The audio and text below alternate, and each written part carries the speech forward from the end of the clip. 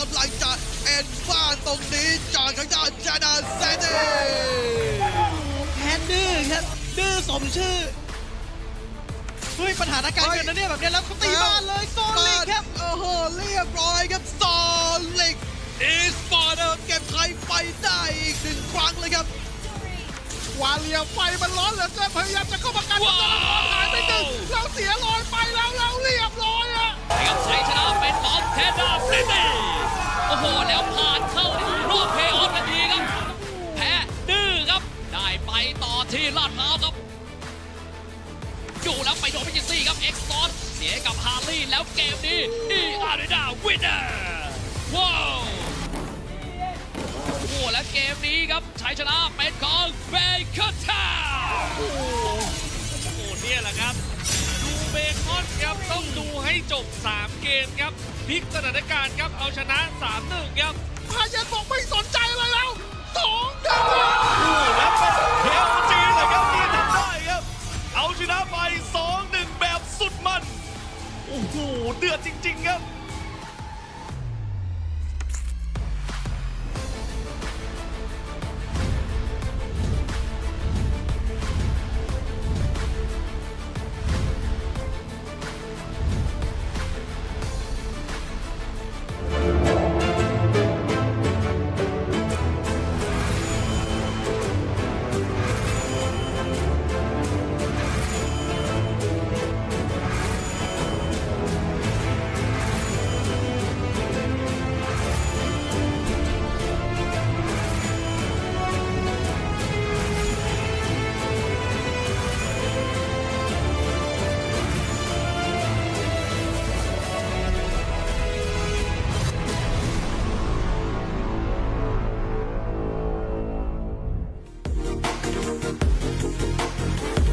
การแข่งขัน MSL Thailand Season 1 Powered by Moonton Official Telecommunication Partner True 5G Official Gaming Phone by Infinix Official Sponsor by Richman Shop Official Gaming Chair Partner DX Racer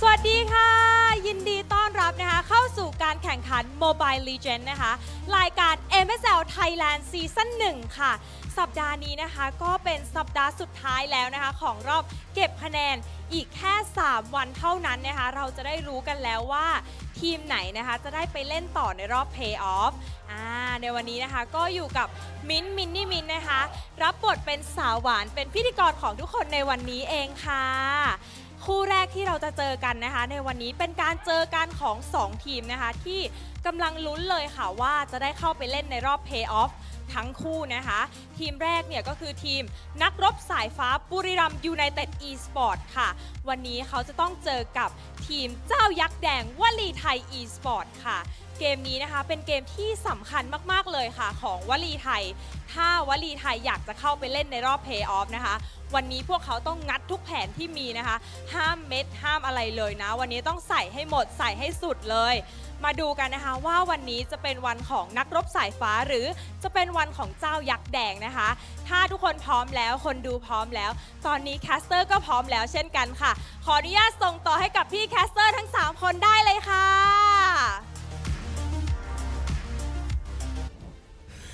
The finest MLBB athletes in Thailand are running out of time to prove if they can make it to the playoffs or not, as we are now in the 5th and final week of the regular season of MSL Thailand Season 1. We're going to be your casters for today. My name is Renmar. Joining me here is Husky. Brother, welcome to MSL. How are you feeling? I'm feeling great, you know. I've been keeping up with MSL, and even since week 1, I've been saying when we promote MSL Thailand on our domestic broadcast, I was like, we got some great teams, we got some great players, some familiar faces, but most importantly, we get to see the Thailand spices, the way that they play the game, the ingenuity, some of the heroes that they bring out that we usually don't see. I want to see more of that today.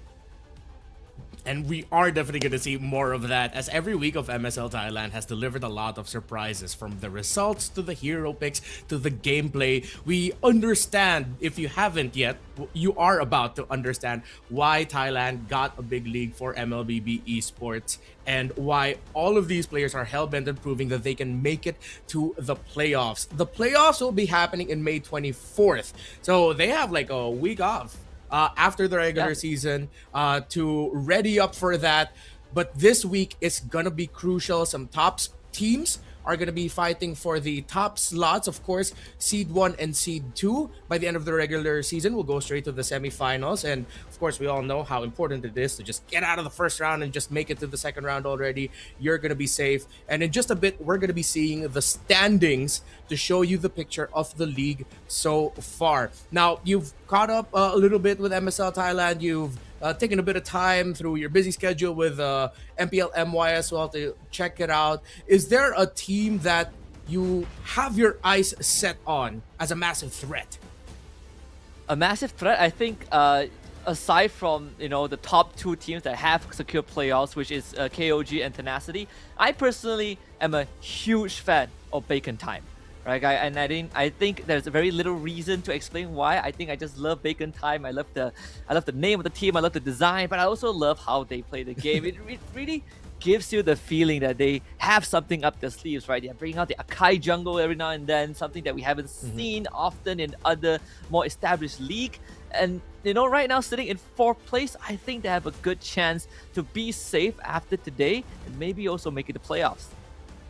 Yeah, Bacon Time, one of the two teams going into week 3 undefeated alongside King of Gamers, but KOG ended that and they stand as the sole undefeated team in the league so far. VLTH isn't out of playoffs contention. They still have a shot to make it in there. They have 2 more matches this week, but it's going to be up against teams that are above them in the standings, and they are going to be opening it up today against Buriram United, who have some legendary names and who also have 3 series that they're going to be playing. So every series counts for VLTH. In terms of the specific conditions, we might get a better understanding of that as the day or week goes on. But as Husky said, KOG, Tenacity look healthy right now, while ACT, Bacon Time, and Solix looks like they're going to be playing a little bit more for just better placement. Right now, it looks like Tenacity, with the 1 series that they have this week, they might be way too difficult to just take out of that top 2 spot. Yeah, and I think, the bottom 3 teams, the scores, they don't look too well, right? So realistically, only VLTH has a chance to knock someone out from that top 6, and it could very well be BRU. And you did say that this is a team with a pretty stacked roster. When I first saw them unveil their roster, I'm like, these are players that we have seen on regional stage. They've played in cross-nation tournaments, and the fact that now they get a second, third chance to play in the first official league for a slot at MSC is quite surprising that they are now sitting in that 5th and 6th spots and having a chance to not make playoffs. Yeah, Buriram United, not the smoothest season that they've had. They have secured some important sweep wins against teams such as Hydra and E-Arena. But if you're doubting if they could challenge teams that are above them in the standings, well, they do have that 1 sweep win against ACT. They've been swept by Full Sense and Tenacity, though. However, they were able to take a game off of King of Gamers Club. So surprising, yeah, I agree. It seems like this team, with the DNA that they have, the history that they have the DNA to be able to make a threatening run in the higher or the top portions of the standings. While the members of VLTH, they are one of the top 2 teams from the open qualifiers. If you're a team coming from the open qualifier and you're going up against some big names in Thailand, to be safe, or to be fair, I feel like not a lot of people are expecting a lot of them, but not expecting a lot out of them. However, they are in this spot where you still gotta watch out. They have wins against Full Sense, Hydra, and E-Arena, clearly separating them from the teams in the lower portions of the standings. They've been swept by teams such as KOG, Tenacity, and ACT, but they do have that 1 win against Solix. So it's interesting that these 2 teams, with very close in the standings, very somewhat similar records of, hey, one side, a lot of expectations. The others, it seems like we're just coasting. I feel like this might be one of the few 3-game series that we'll have here. Yeah, and I think, there's a bit more pressure on VLTH just because they have 1 lesser series to play, right? BRU, they have 1 series each day for the rest of the week up until Sunday. For VLTH, they're not playing on Sundays, so every win is going to matter a lot more, carry a lot more weight. If they can take down BRU today, preferably if it's a clean sweep, they put themselves in a way better position and put that pressure onto BRU. So we are technically starting off the last week of the regular season for MSL Thailand with one of the most important matches to determine who might make playoffs. Yeah, and you know what? Even though I mentioned like we might be getting 3 games here, I agree with you. The Valley Tie, if I'm them, I'm looking to just sweep BRU here because their last opponent for the regular season is gonna be Bacon Time, a team that you appreciate and everyone knows there's a lot of eyes on Bacon Time. But let's look at BRU. We have Naracorn, Lois, Agi, Izzy, and of course their roamer. Give me a second there. It's in my notes. I saved it up. It's MZ, the captain for BRU. Now, we know MZ, Agi, Lois, they are quite familiar names to us in the scene. They've been here for quite some time.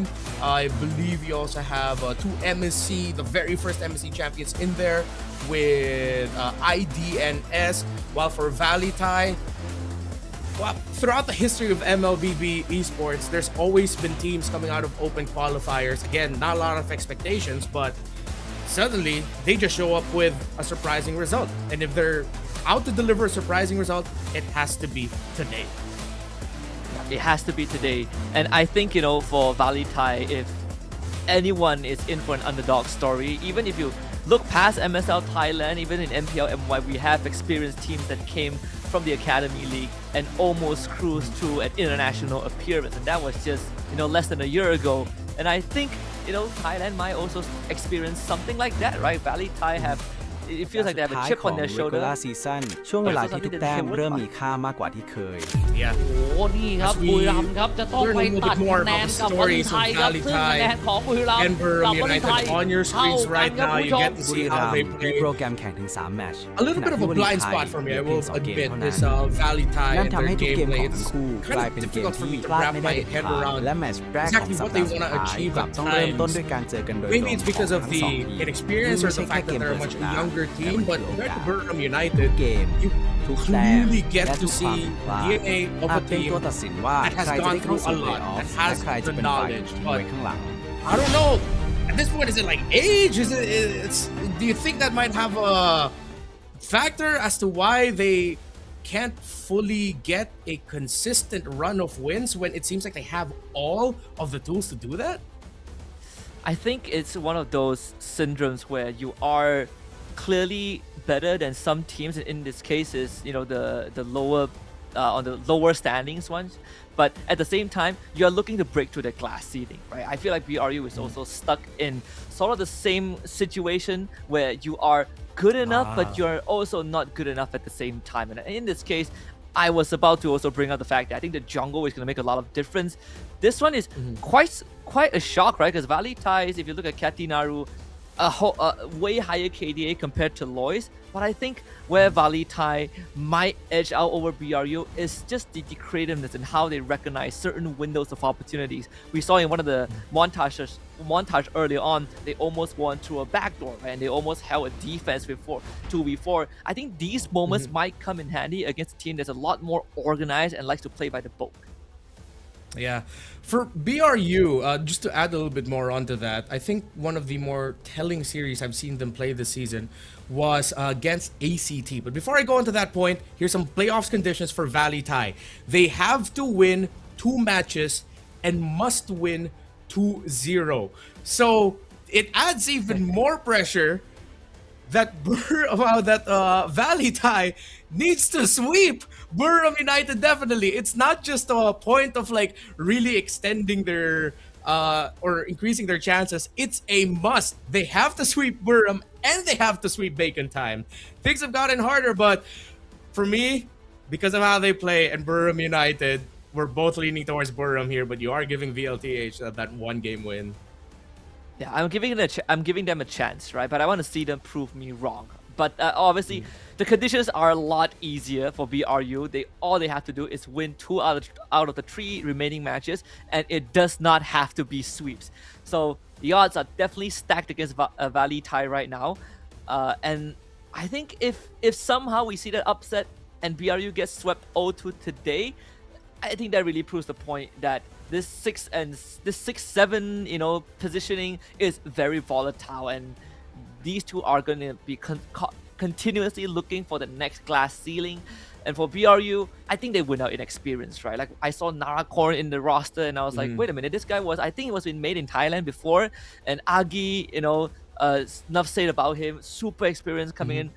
from the Laos region, has played with Leon Esports. That's probably where they're going to edge out over VLTH. Yeah, they are comfortable in this spot. They know what it takes to get out of a very difficult situation throughout their careers with some of these more experienced players that we've mentioned. They've gone through a lot, so they know if it's time to show something different. So let's try to put ourselves in the mindset of these players. Starting first with VLTH. Are you gonna try to win this fast and shock the Unks? You know, you're up against veterans, you're up against Unks here who might not expect that you're just gonna come right out of the gate aggressive. Do they lean towards that, or did they go for something more conservative in terms of the picks and the strategies? I think you pick your best heroes, best possible heroes, and play to win. And for me, I think is to push the tempo, right? I feel like one of the ways that teams give respect to opponents that they feel are stronger than them is that they start to play a bit more safe. But I think true respect comes from really pushing your opponents to their limit. So I would like to see VLTH really push the envelope, really come out swinging, draft something that allows them to play fast. And they have drafts that allow them to do so even in losing games, right? We know that they played things like the classic Jusin Leomord. They have ran with the Guinevere Khalid. So there are good options there for VLTH.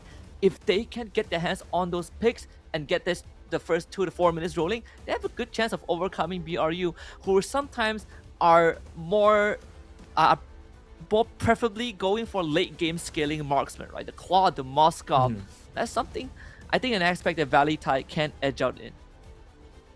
Yeah, I think that's something that they tried to do against Tenacity when they went up against them in week 4. There's a specific draft here that I like. They rocked up a lineup with Khalid, as you mentioned. They can play Guinevere in the jungle. That's one of the picks I had in mind that might be good for them here. They can play Freya in gold. But if you look at the drafts from VLTH in week 4, a lot of the roamers are ones that are commonly associated with constant pressure. We mentioned the Khalid, the Hilda's there also, high loss if you're playing it for a little bit more of aggression. They can even pack a glue as well if you ask them to.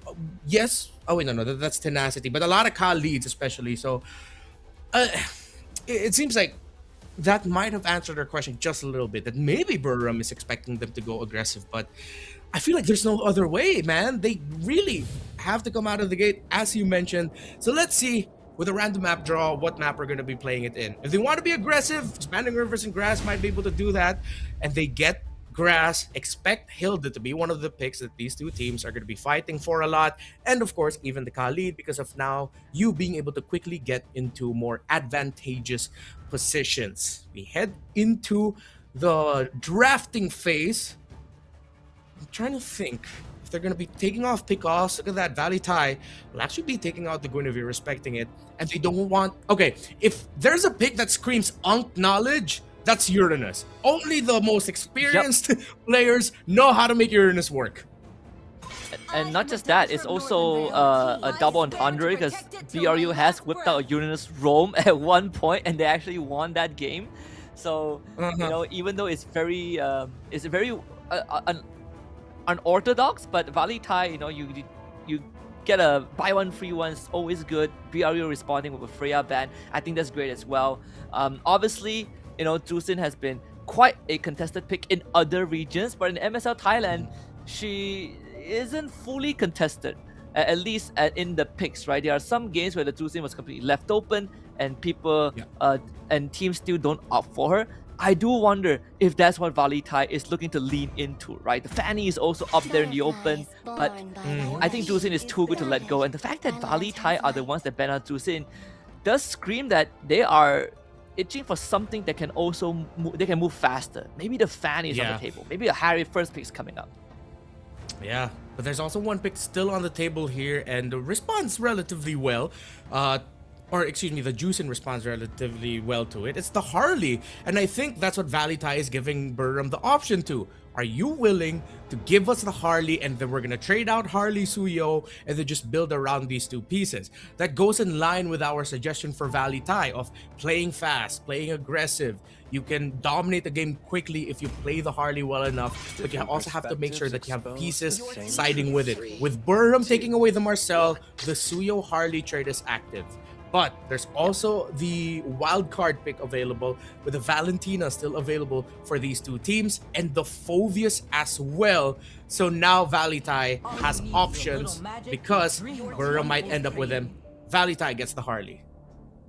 But this not just gives the Suyo over to BRU, but at the same time, there's always the Hilda that you didn't mention that is available if they want to apply pressure, right? Hilda and Khalid are great heroes to really disrupt the rhythm of the Harley. Sure, he does a lot of damage, but he's also sort of made of paper, and it's pretty easy to kind of stifle his tempo if you can cut through him in that early game. So I'm looking for BRU to respond with those kind of picks to make sure that this Kadinaru never really comes online. But they also have this Harith pick, which is just a late game beast. And honestly, till today, I still do not understand why our kind game dev not only reverted the Starlim side changes, but also buffed Harith's number. I think that is a bit too much. Yeah. He hurts even more, and I think a lot of us have been on the receiving end of that in our ranked games, especially if we're not going up against a Leslie.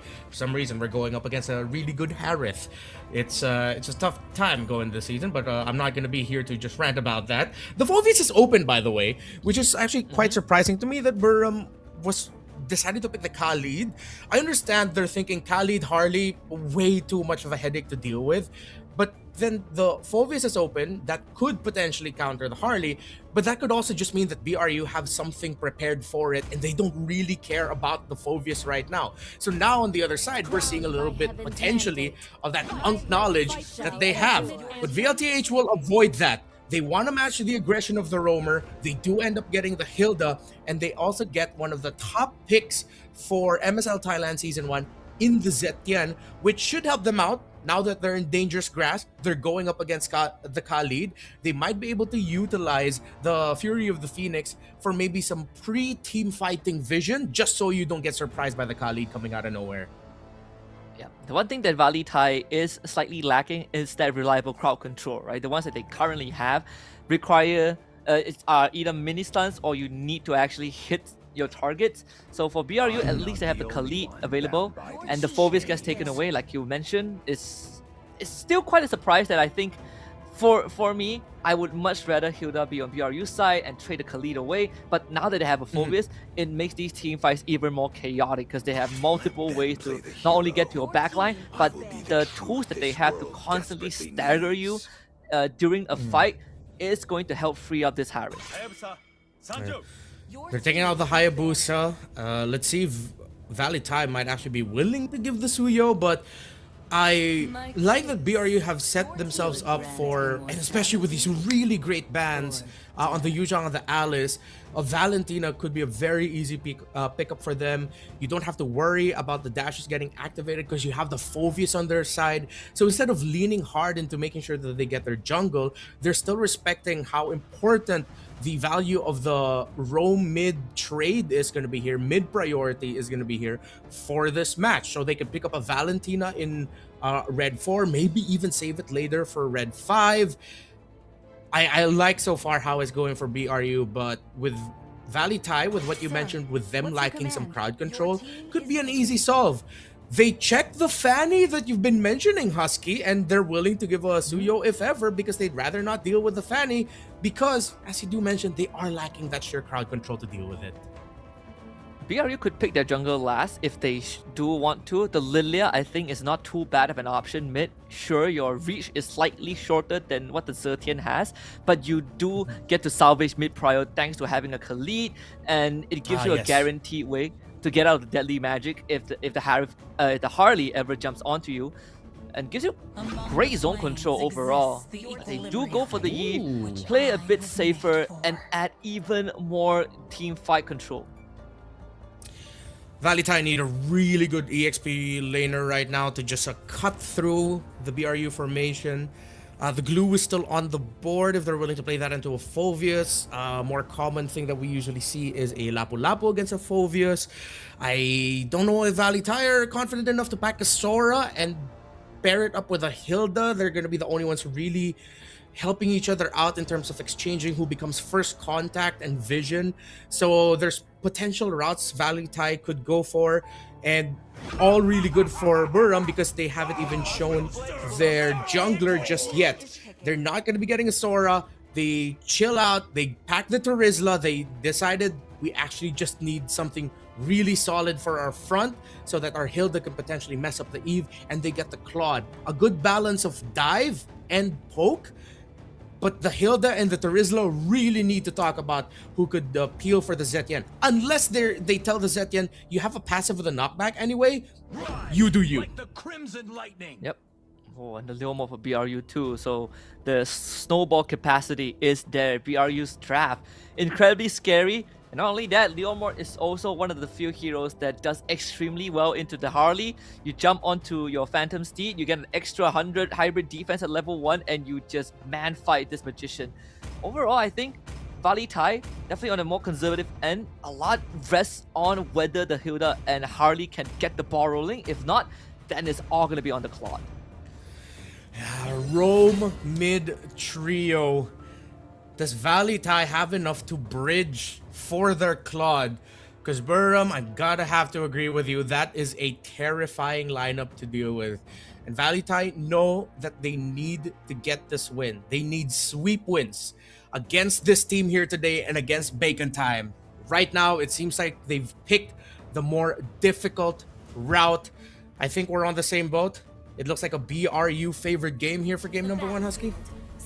Yeah, I agree. I definitely think that BRU's draft is slightly easier to execute, and even matchup-wise, if we just look at like one-on-one matchups, the head-to-head favors BRU a lot more, just in the sense of the hero. The Khalid actually almost went down at level 1, but it's just a Khalid, not a problem. He's gonna be fine once he hits level 2. I'm also worried, like, if the game goes late and both teams are even, I think it would still favor BRU because your Claude into Harif, there's no way you win 1v1 against a Harif in his current state right now. He's just a bit too powerful. Yeah, it's going to be really tough for them. So it's an awkward window for VLTH, wherein it seems like their early game window is really small.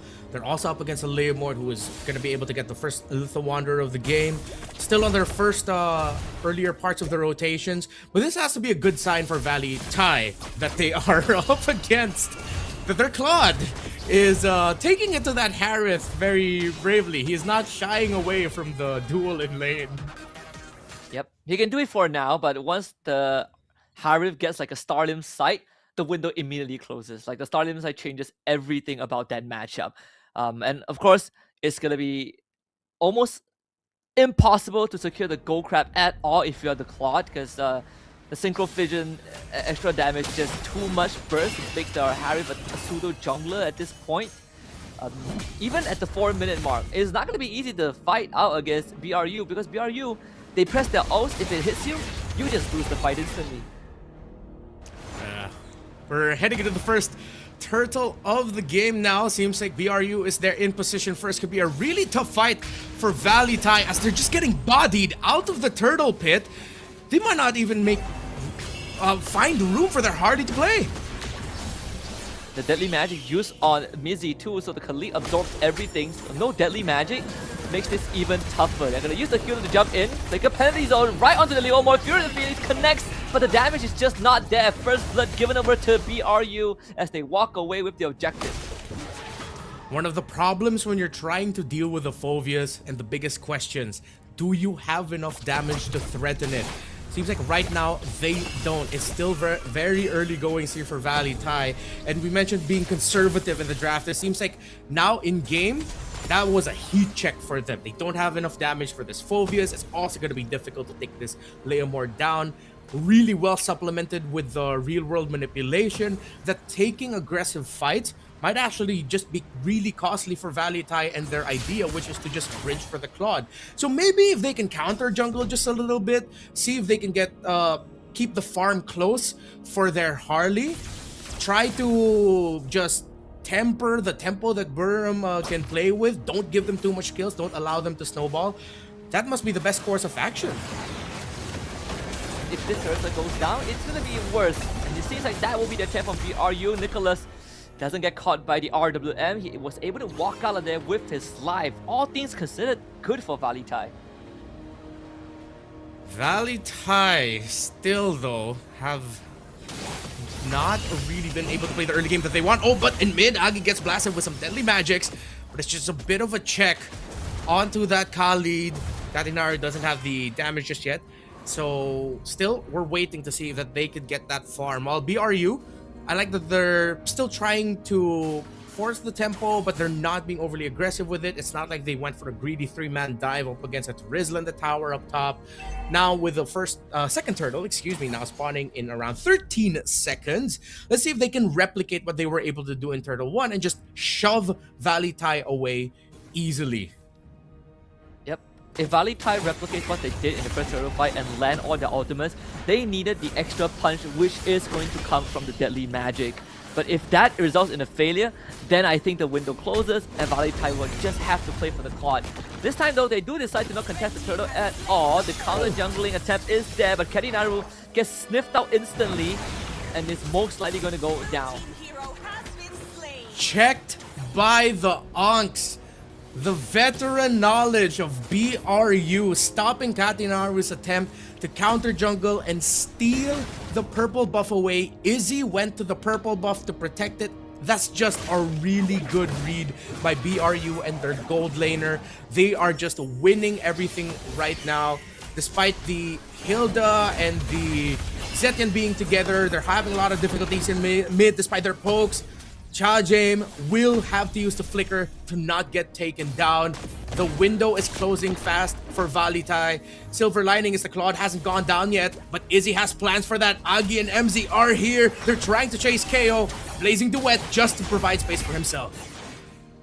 He does have the flicker to get out, but BRU have done enough damage. They now free up the bottom lane. Izzy now gets to do a lane swap to where Nicholas is and get even more free farm.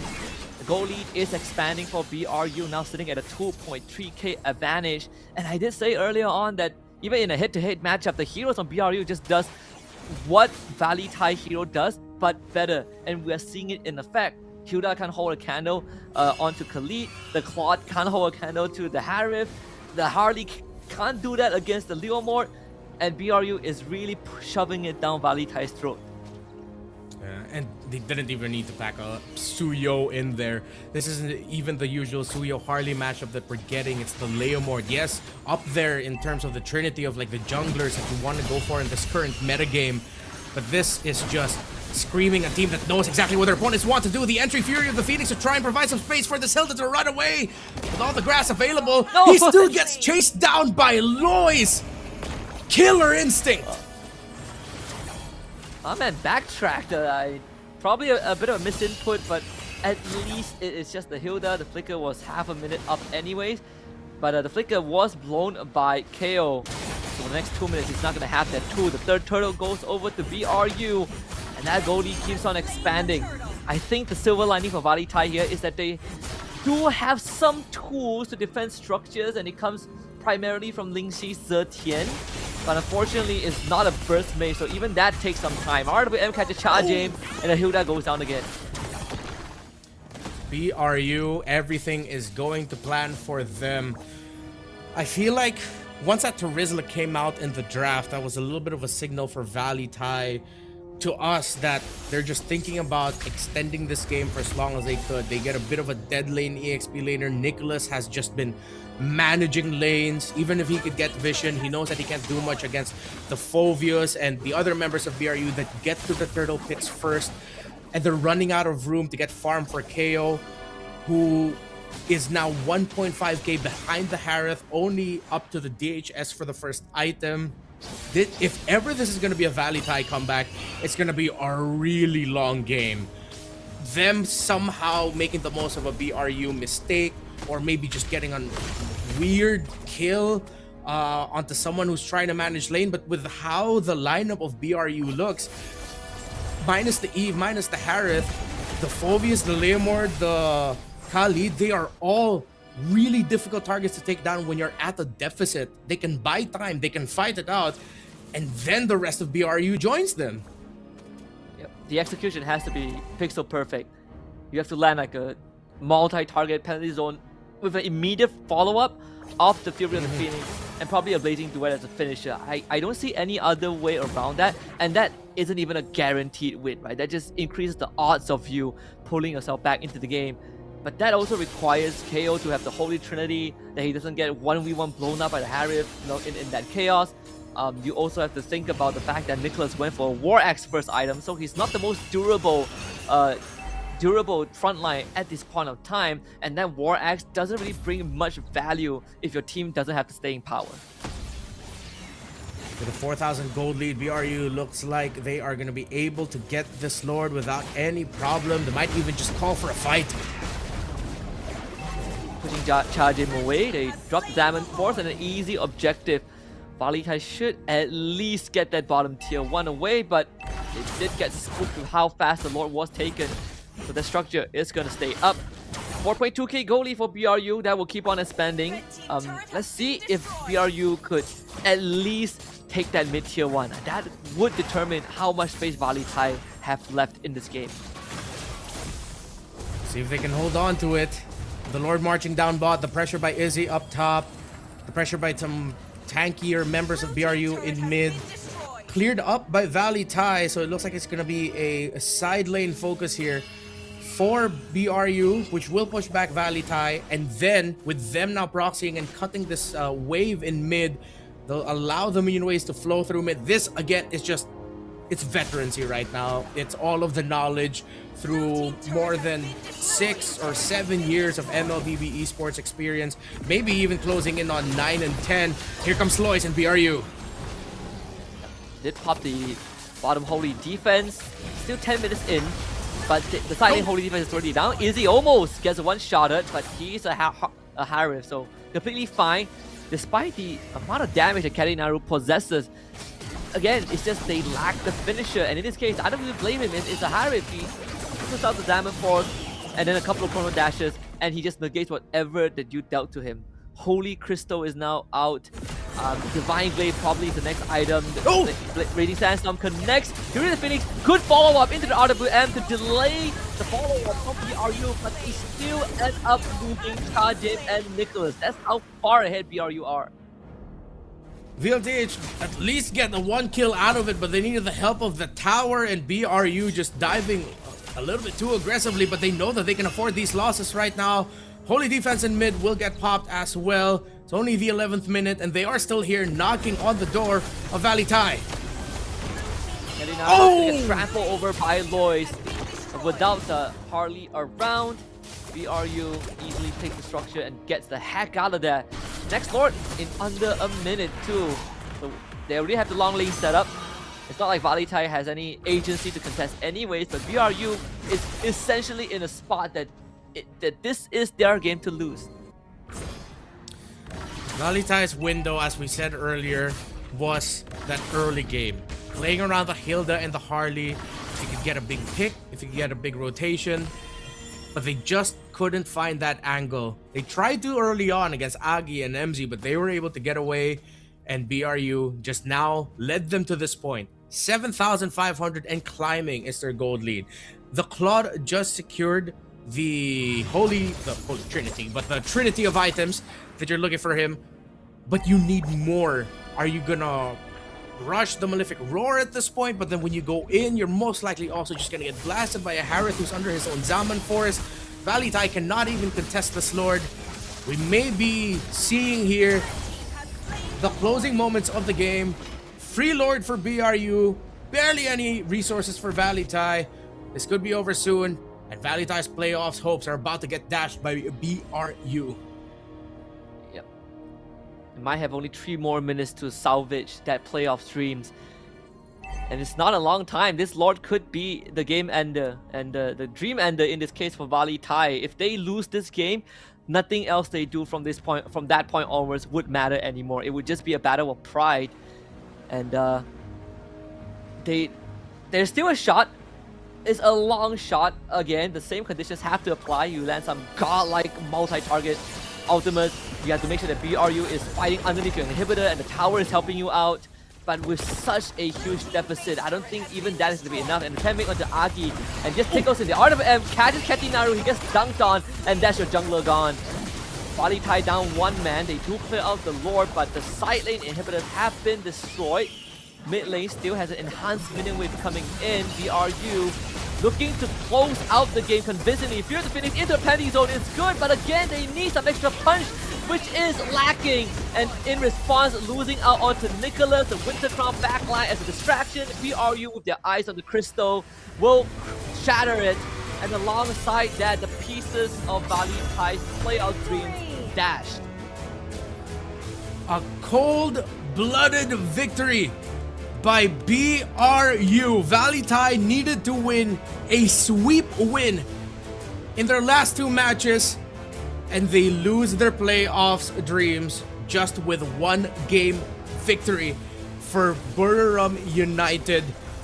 I really can't help but think that maybe the coaches, the players might be looking at the draft and thinking we could have played some things better. They could have taken the Phobius for themselves, but it still ended up in the hands of BRU. The Khalid and Harith were the first picks of BRU, and I was thinking usually how it goes in the big three regions. If you see the Harith on the other side and you can pick up Phobius for yourself, you want to pick up that Phobius. But then they ended up closing their draft with a Terizla that really didn't get to do much in this game against a more aggressive focused Phobius. That's just a tough L to take after the season that you've had, the wins that you were able to secure, the hope was still there that you can make it to the playoffs, and then now you still have to play the rest of this series and one more series to close this out. VLTH, I feel for you, but let's look at the victors in Buriram United. Congratulations to them. This is their moment. It's only game number one, but this is already a big win for them. Yeah, a big win for them, and on top of that, most likely safe in the playoffs, because this does push them up in terms of points. If they close out the series, it's going to be 4-3 matches, and then it's a matter of standings, because the other three teams, the Full Sense, E-Arena, and Hydra Esports, they already don't have playoff chances, and BRU just knocked out the last contender, so they are 100% safe in the playoffs. But again, the draft that they had is just so much easier to execute. Great scaling, in fact, I think stronger scaling than what VLTH has, and basically just shuts down all the game plans, right? They have all the counters that can basically ignore VLTH's game plans, and once they get a lead, it is very hard to pry it away from them. And their MVP is going to be Agi, very experienced player, as we've been mentioning.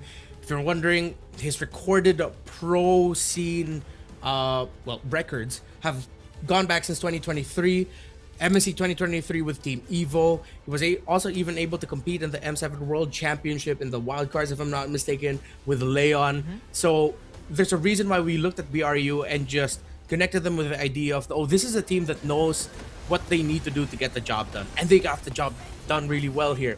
I love their drafting, love their execution. Agi's real-world manipulations really stopped a lot of the ideas, I feel like, that VLTH had. Where just when you'd see them posturing and setting up, next thing you know, with a real-world manipulation brought up, most of the time, even just to focus onto one player, they know that they have to respond to it. And then that changes their idea.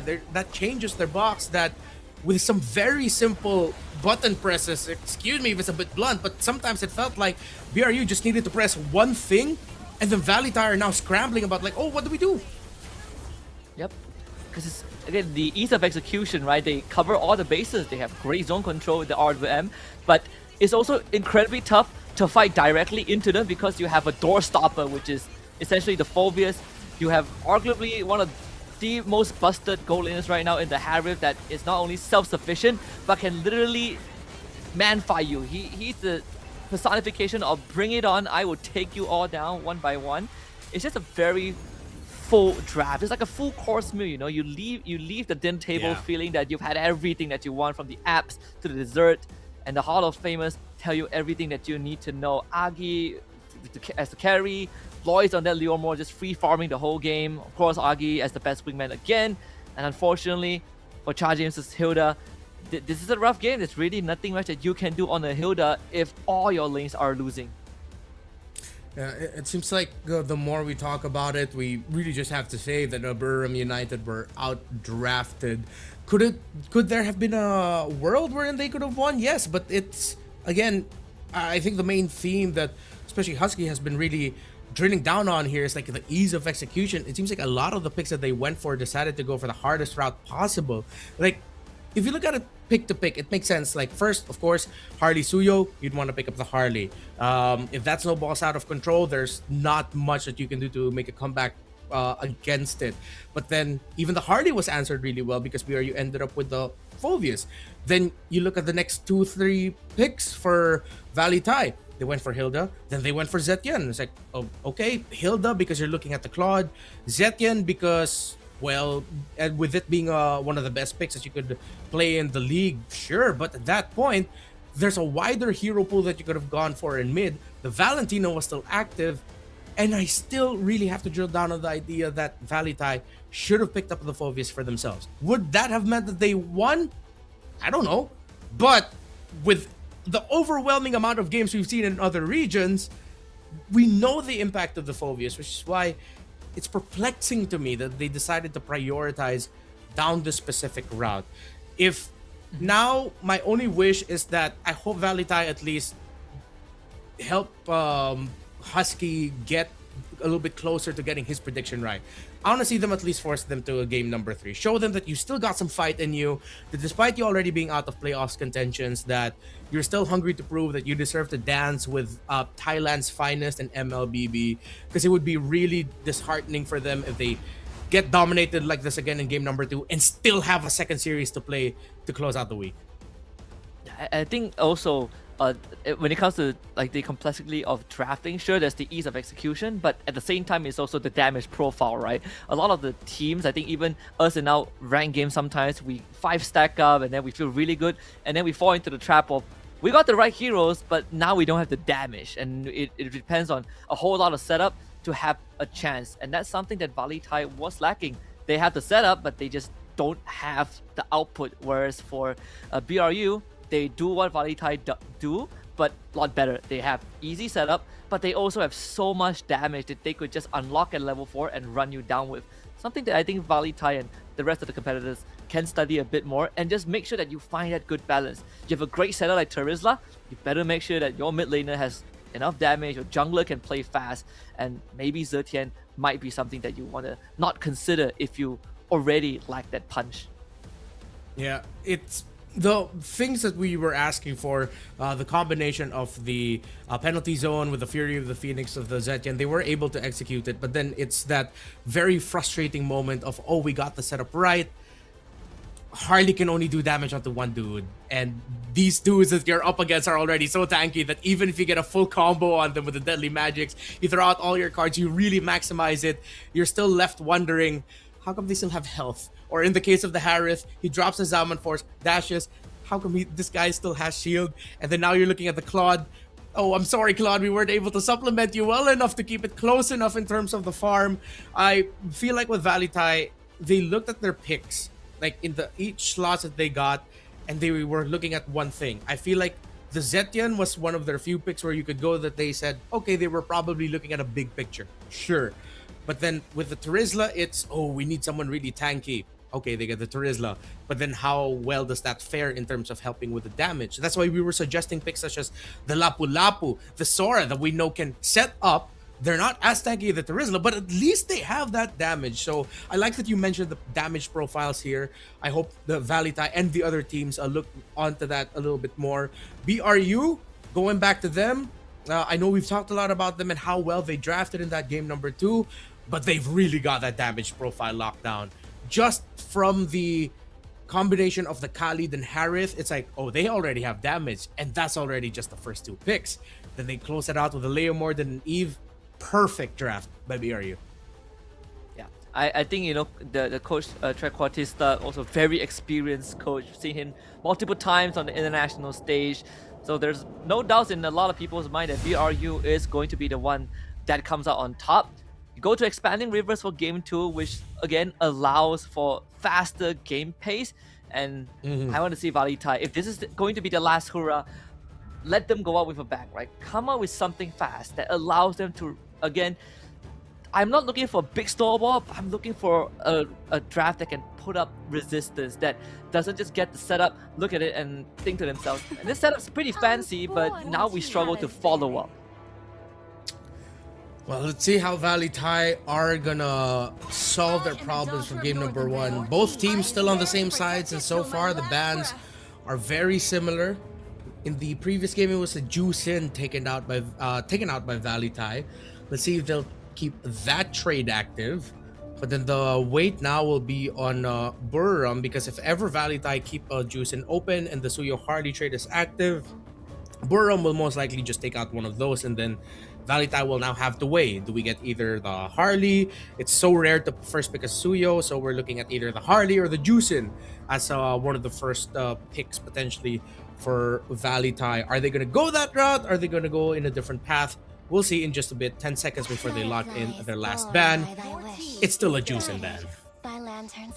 This is sort of the pain points of being on blue side too, where you have priority over really strong openers, but because of the ban sequence or because of the heroes that they chose to ban, you sort of lock yourself out of certain options, right? Like they are forced to ban the Uranus because BRU is very proficient on it, and it's also quite a wacky flex pick that they have. And VLTH probably thought to themselves that there's no answer for the Uranus, but the fact that they're not willing to trade the Juicin also says a lot about what they're looking at. Now, the problem right now is if you omit the Harley and you go for something else, do you have a way to stop the Harley, right? Like they could probably look at the Khalid or the Hilda as an answer again, but I think you go for the Harley and then you make sure that you take something that can help facilitate the Harley. Yeah, it's just try to correct what you made the mistakes from game number 1.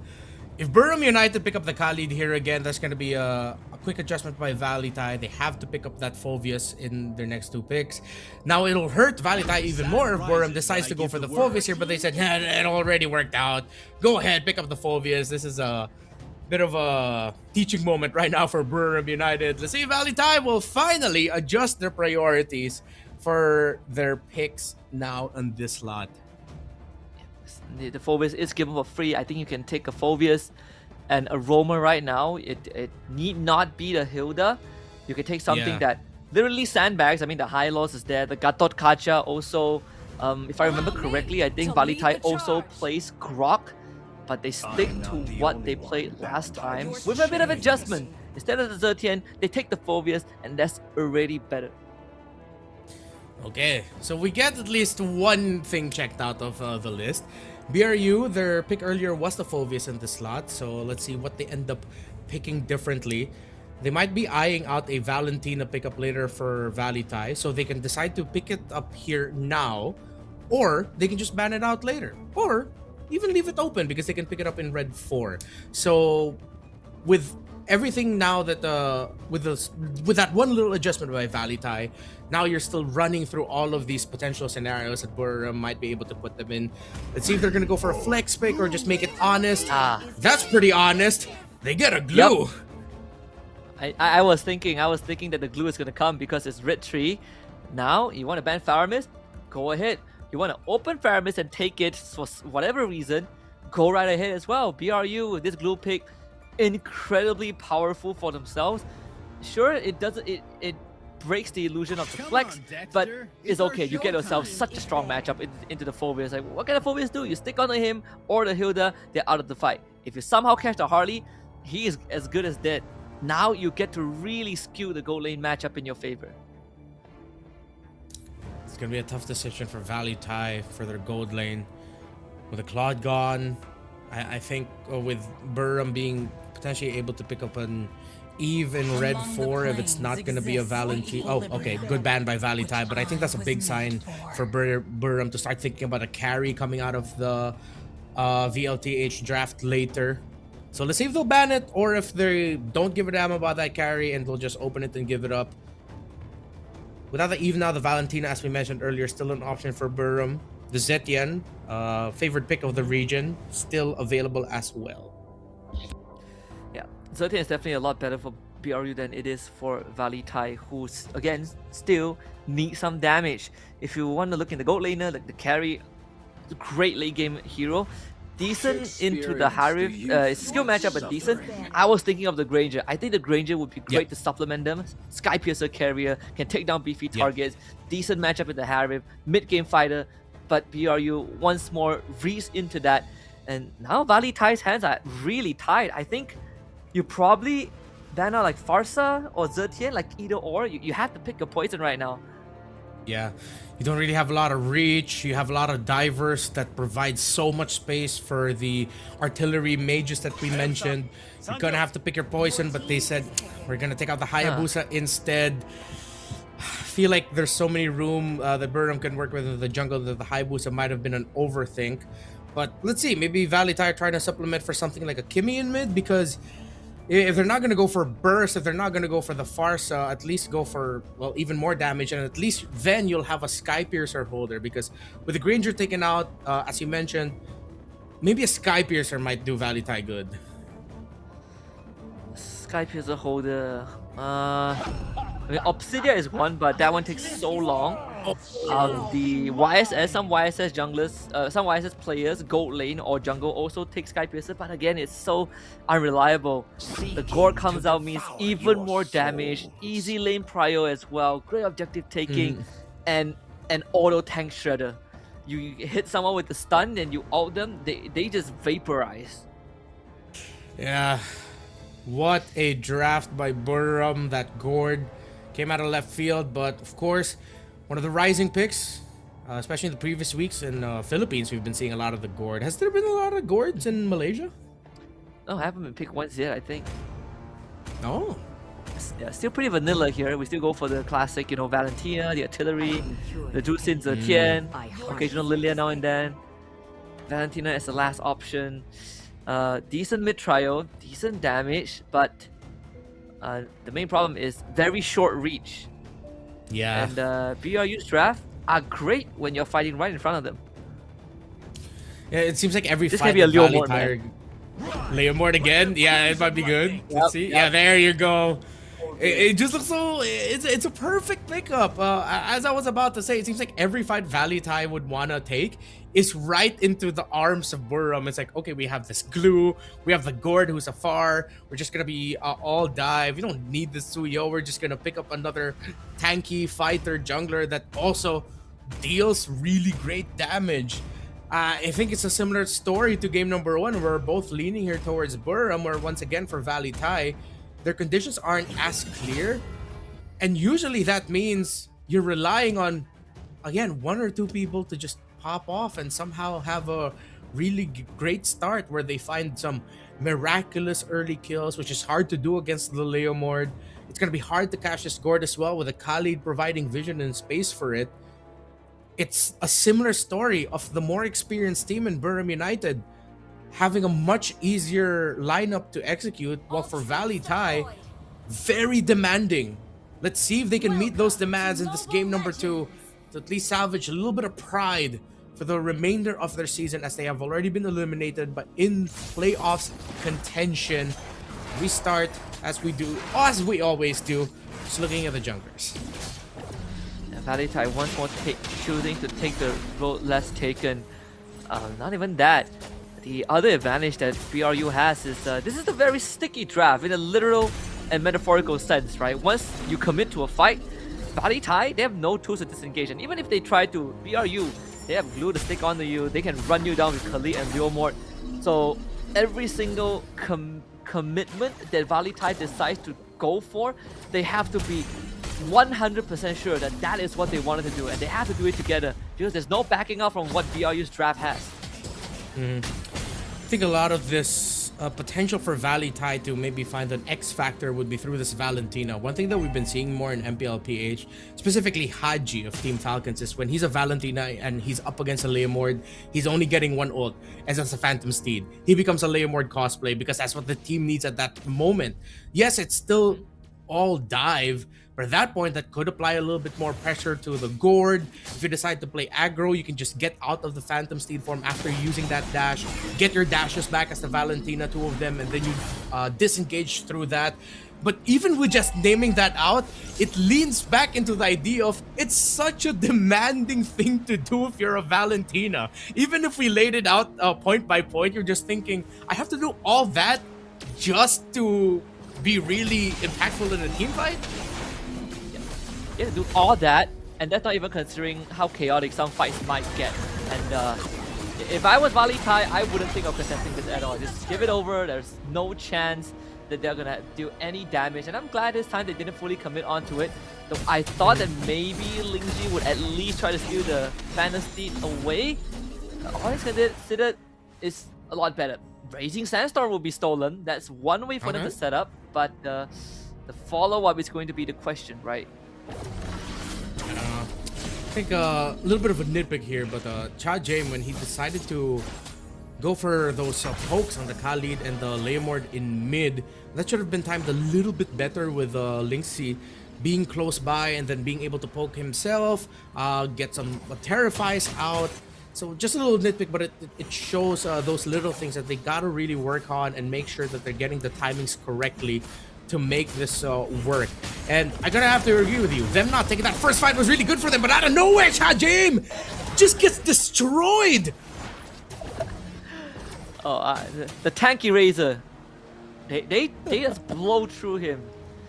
And if you just watch your Hilda get deleted like that, you gotta start worrying, because Moskov is not winning against Harif anytime soon, so that lane is a bust. Glue into Phobos is a dead lane, but you know, on paper, Glue wins regardless, and your roam just literally got freaking disintegrated. Yeah. So now that locks VLTH out of any jungle invade, and they just have to eat it. He might be dead again. He has to flicker. Why is he putting himself in such a dangerous spot? It's like after that first kill onto him, Cha James said, I can go again, I can do this. But you got your flicker burnt out, that's not good for you. Oh, but Agi gets his flicker burnt out. Here comes Nicholas, entries, finds the gourd. Great rotation by this Phoveus. Good stuff. Needed to spill its presence somewhere, because if you're fighting against the Glue, it's a wet noodle fight. You will never win that. So I like the initiative that Nicholas made. The Raging Sandstorm hits an air ball, which is good. There's no Raging Sandstorm, but I don't know if they have a way to deal with the Glue though. Lingxi flickers away. KO on another angle. Hard to join the fight, and Nicholas might be sold out. Has to bounce around with the ult to stay alive. They do lose the turtle and Nicholas at the same time, but at least they take the Khalid with them. Katinaru missed his retry, or I think was just shocked by the sudden burst of damage that he didn't have enough time to quickly respond to just pressing his retribution. It's still off a cooldown. That has to hurt for VLTH. I think they should have just went for the turtle rush a little bit faster, because once that Glue shows up in a team fight, it is gonna be a better looking win for Buram. I think VLTH were thinking about, what if this Leomord is hiding in that bush by the beetle? What if he's close by?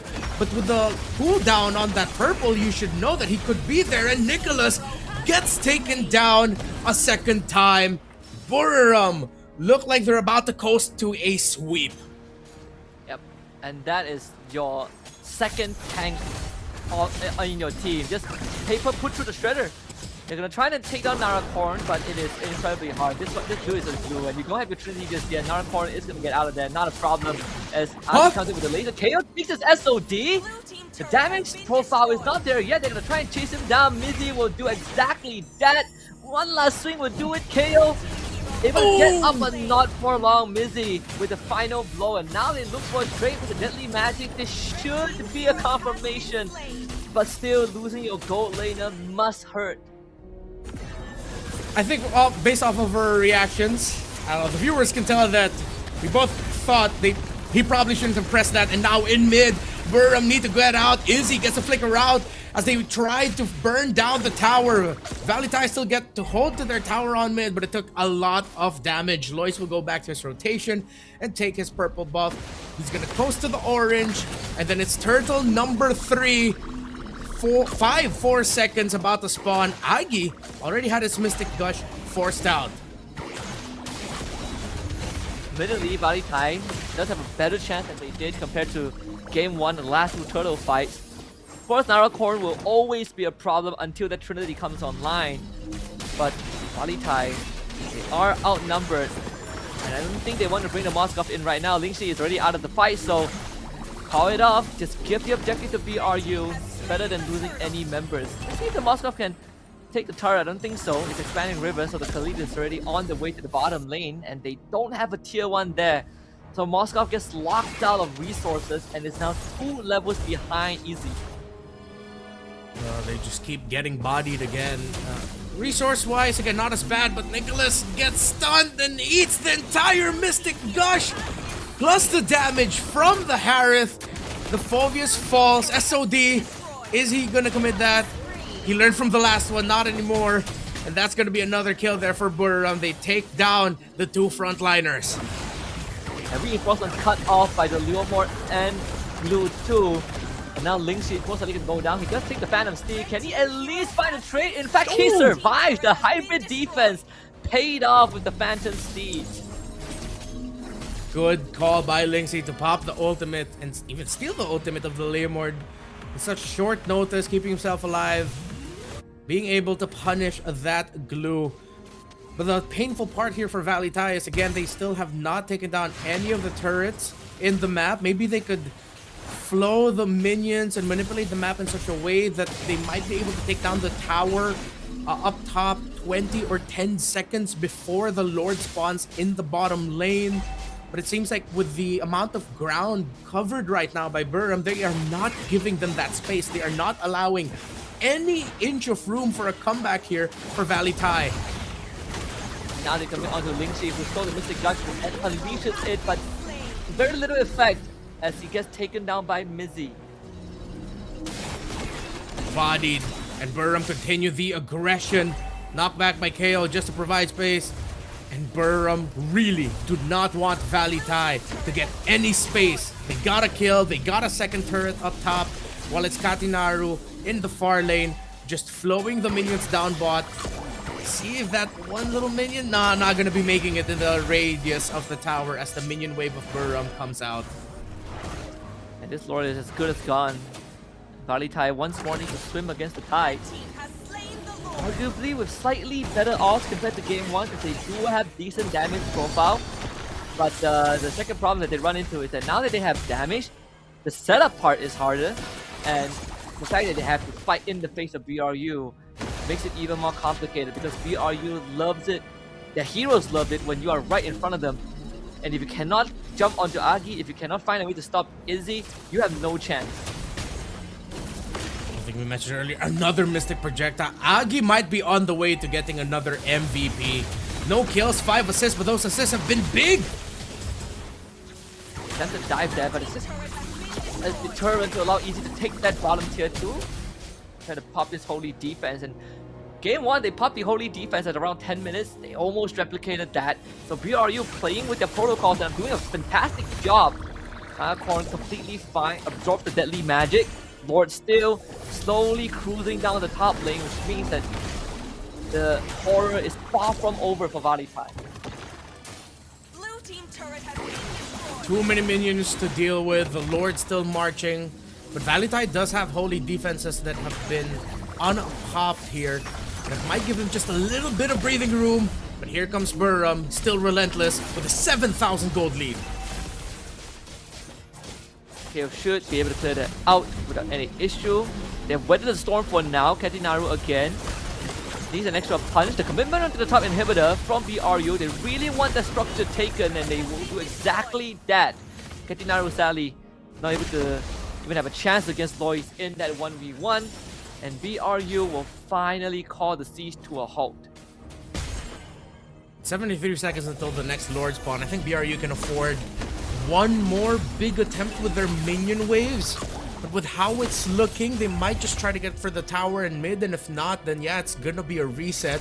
With them staying in the base here of VLTH right in front of it, it gives VLTH just a little bit more farm each time, but they're making them work for it. Nicholas really wants to get some things done, but it's so hard. The Mystic Projectile lands on the KO. It clears the minion wave again, and BRU now officially calls off the siege after almost 2 minutes just sitting in front of VLTH's base. Yeah, I think they realize with them constantly pushing into the base of VLTH that a lot more minion waves are coming in closer to them, giving them just a little bit more farm. No Trinity just yet for this Moskov, but he's getting close to the 7,000 mark, so just a little bit more and he should be able to get the DHS Karinaru. Thought he'd get taken out there by MZ, but it's an easy space escape for the Harley. Next door coming up in 5 seconds on the top side. This time the long lane happens to be where VLTH still has their inhibitors. But Agi just got his Divine Glaive. And you add that on top of the true damage that he already deals VLTH's front lines. And not just front lines, whoever gets hit by my Mystic Projectile or Mid-Grading Sandstorm is going to again disappear. SOD attempt, but insane. BRU will get the second. 4 seconds without catching out. This is gonna be tough for him. Yeah. BRU now at the cusp of victory. Lord marching in on the way to a big sweep win. Buriram United, they are just melting through every single member of VLTH. 10,000 plus, dominant yet again, and Buriram secures the sweep they are looking for. Big win. VLTH, thank you for their efforts this season. You still have one match to close it out and end the season on a high note. This is Buriram's time. It is Buriram's time.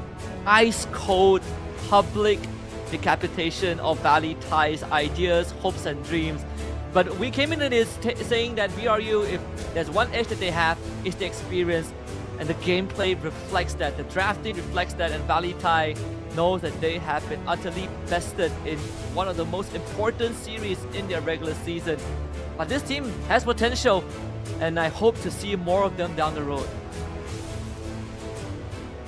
BRU talked about their veterancy, and I think the series just really proved that point with how they drafted, played everything.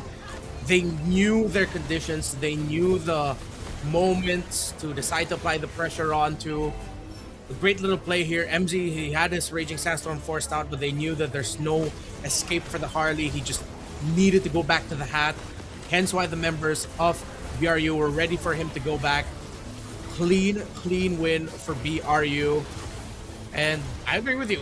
I hope that we get to see more of VLTH in the future and more chances for them to make a comeback. ตอนนี้นะ Really คะ show เรา off. ก็อยู่กับ Let's go to the stage with Mint. ตอนนี้นะคะเราก็อยู่กับผู้ชนะทั้ง2คนนะคะจากบุรีรัมย์ยูไนเต็ดอีสปอร์ตนะคะขอแสดงความยินดีด้วยนะคะโอ้โหเกือบหลับแต่กลับมาได้จริงๆนะคะทีมนี้เป็นยังไงบ้างคะความรู้สึกที่เรากลับมาได้แต้มเนี่ยโอ้โหส่งมาอย่างไวพูดคำให้แนะนำตัวก่อนแล้วกันให้แฟนๆเนี่ยได้หายคิดถึงกันหน่อยสวัสดีครับสวัสดีครับฮัลโหลสวัสดีครับชื่อในเกมชื่อ MT ครับเล่นตำแหน่งโลมให้บุรีรัมย์ยูไนเต็ดอีสปอร์ตครับโอเคด้าน สวัสดี นี้ ครับ ค่ะ ชื่อเอจิครับเล่นตำแหน่งมิดเลนครับผม เป็นยังไงบ้างคะความรู้สึกที่เรากลับมาได้แต้มเนี่ยโอ้โหส่งมาอย่างไวพูดคำถามยังไม่ทันจบเลยก็รู้สึกโล่งอกไปเยอะครับเพราะว่ามันกดดันด้วยเพราะว่าแมตช์นี้ก็เหมือนเป็นแมตช์ตัดสินว่าแบบจะได้เข้าเพลย์ออฟหรือไม่ได้เข้าเพลย์ออฟแมตช์ชี้ชะตา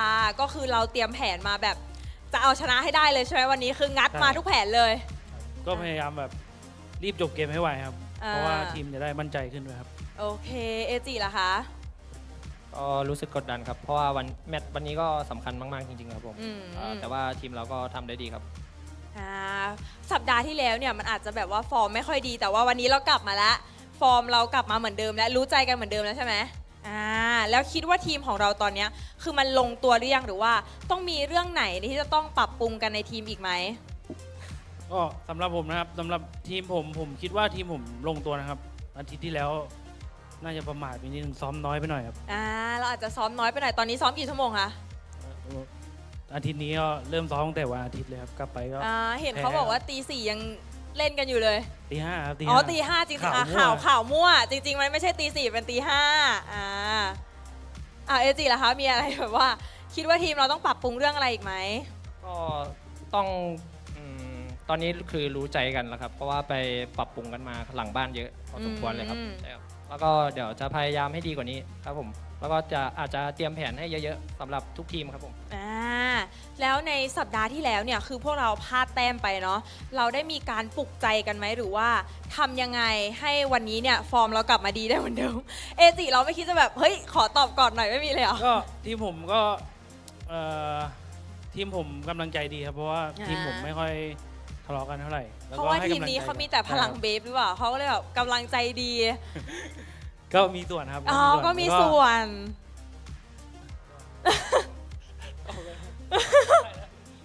ไปปลุกใจกันยังไงหลังบ้านหลังจากอาทิตย์ที่แล้วเราอาจจะรู้สึกว่าแบบเฮ้ยเราต้องแบบงัดทุกแผนออกมาแล้วเพราะว่าวีคนี้มันชี้ชะตาแล้วอะไรอย่างเงี้ยแบบปลุกใจกันยังไงบ้างหลังบ้านเรา ก็พยายามเตือนกันครับ แล้วก็ให้กำลังใจกันเยอะๆครับ อย่างเช่นคือ เวลาว่างก็อาจจะทำกิจกรรมด้วยกันบ่อยๆครับแล้วก็เวลาซ้อมไม่ได้ ทำกิจกรรมอะไรคะ ไปตีแบดตีแบด ตีแบดไม่ได้เกี่ยวกับเกม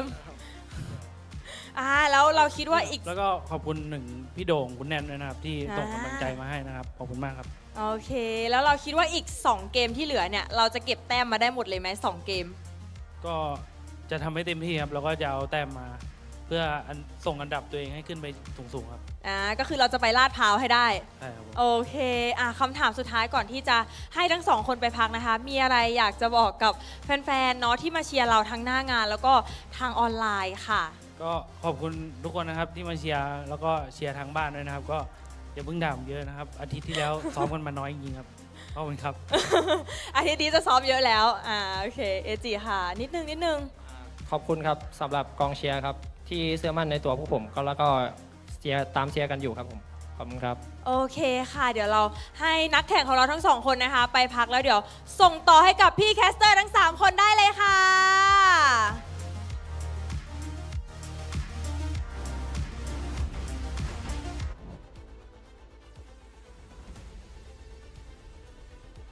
victory here and making the playoffs picture look really interesting. This also allows them some room to maybe bump themselves up a little bit higher in the standings. Now, Husky, I want to give you a moment here to speak your truth, King, because you called the impact of that Granger ban. You even called the impact of the Leomord last pick. Why was that Granger such a bit of a death knell or like a final nail in the coffin there? Gives them mid-game damage. Natural Sky Piercer builder is the only way to go through that glue and stay away from the front line so you don't have to fully commit into it. And it's a form of artillery. I think Granger fits the bill in matchup wise and the team comp wise and what they need. So when the Granger gets banned and Leoma gets picked up, it was basically lights out, sadly. When we saw the impact of that, it seems like for the majority of the series, Durham United were just in the heads of their opponents. That's it for the first series. We still have a second one coming up. It's going to be Bacon Time versus Tenacity. And in just a bit, I think we're going to revisit just a little bit more of the stats. There you go. MVP of the game. It's going to be Lois this time. Just realized he throws up an L because that's the first letter of his name. It's not just him like taunting the opponent of like you're gonna take an L. It's literally that's his name. I just realized that. I'm kind of embarrassed about that. Or is it a 7? Oh, seven? Oh wait, no, isn't it supposed to be flipped if it's a 7? That's a thing now. Oh, you're right. Yeah, if you didn't mention it, I would have thought of that. That is actually his name. I thought it's like L for Leomord or something. Well, yeah, it seems like he's built into it. Like in this series, he played 2 Leomord games and were just really great all throughout, great timings. And I think with the Leomord showing up yet again in the second game, it really was just to push the idea and narrative even more that Durham United know that they can outplay and outdraft, out-execute everything that VLTH wants to do. Again, it really feels like I was just watching a team that knew exactly what their opponents want to do, how exactly they want to draft. That it never really felt like there was a threat to Burham's control. Yes, VLTH were much better off in this game compared to game number 1, but it still felt like a very similar story. Yeah. It's like a ship with too many holes, right? Like you plug some of the holes, but the structure of the integrity of the ship still compromised due to various reasons, and it's eventually the holes are gonna start leaking again, and your ship will sink. This time it felt like it took longer. It felt like VLTH put up a slightly better fight, at least in the early game. But once we got past the 6 to 8 minute marks, once the third turtle was taken by BRU, we start to see the exact same scenario happen again. Lack of damage, your front line can engage in a fight. You have no way to disengage from a fight, sadly. And I think most notable of all, there's just no way for you to safely fight into BRU, because every single time VLTH throws a punch, they get hit by 3 more, and those 3 punches are even harder. Yeah, and we were talking about damage profiles. Looking at the item builds that we saw a little bit for VLTH, you appreciate their approach. It seems like a lot of their itemizations had a lot of the damage profiles of BRU in mind. But there's one damage profile that you can never take into account of, and that's true damage. And those little bits of procs of true damage that came out of the Gourd. Of course, when Leomord has the orange buff with him, there's a little bit of true damage on there that he could dish out as well for a few moments at a time. There's only so much you can do, and at that point you're looking for sure damage, that burst, that, as you mentioned, that Sky Piercer. Hence why you really have to look at that Granger band that BRU dished out and appreciate what they did, checking that, knowing that it's gonna be that pick that could give them trouble, and they took it out. Once again, congratulations to Burham United. Before we close out this very first series, any general thoughts that you want to share, or any last thoughts about that first series that we saw?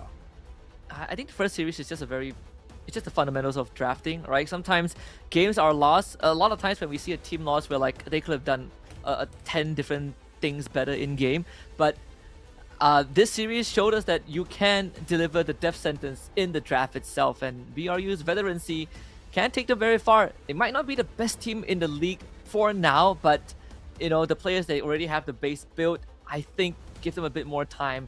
They are definitely going to be one of the longer standing teams, if anything. Yeah, with so many strong teams, especially on the top side of our standings, with King of Gamers still undefeated, with Tenacity, young team that have a very aggressive playstyle, shocking the league. Maybe it's a team with experience like Burham United that could shock everyone else in the upper echelon. Coming up next, we've got Bacon Time versus Tenacity as our second series of the day. Once again, my name is Redmar. Husky, still, we're going to be back after a short break. MSL Thailand, see you in a bit.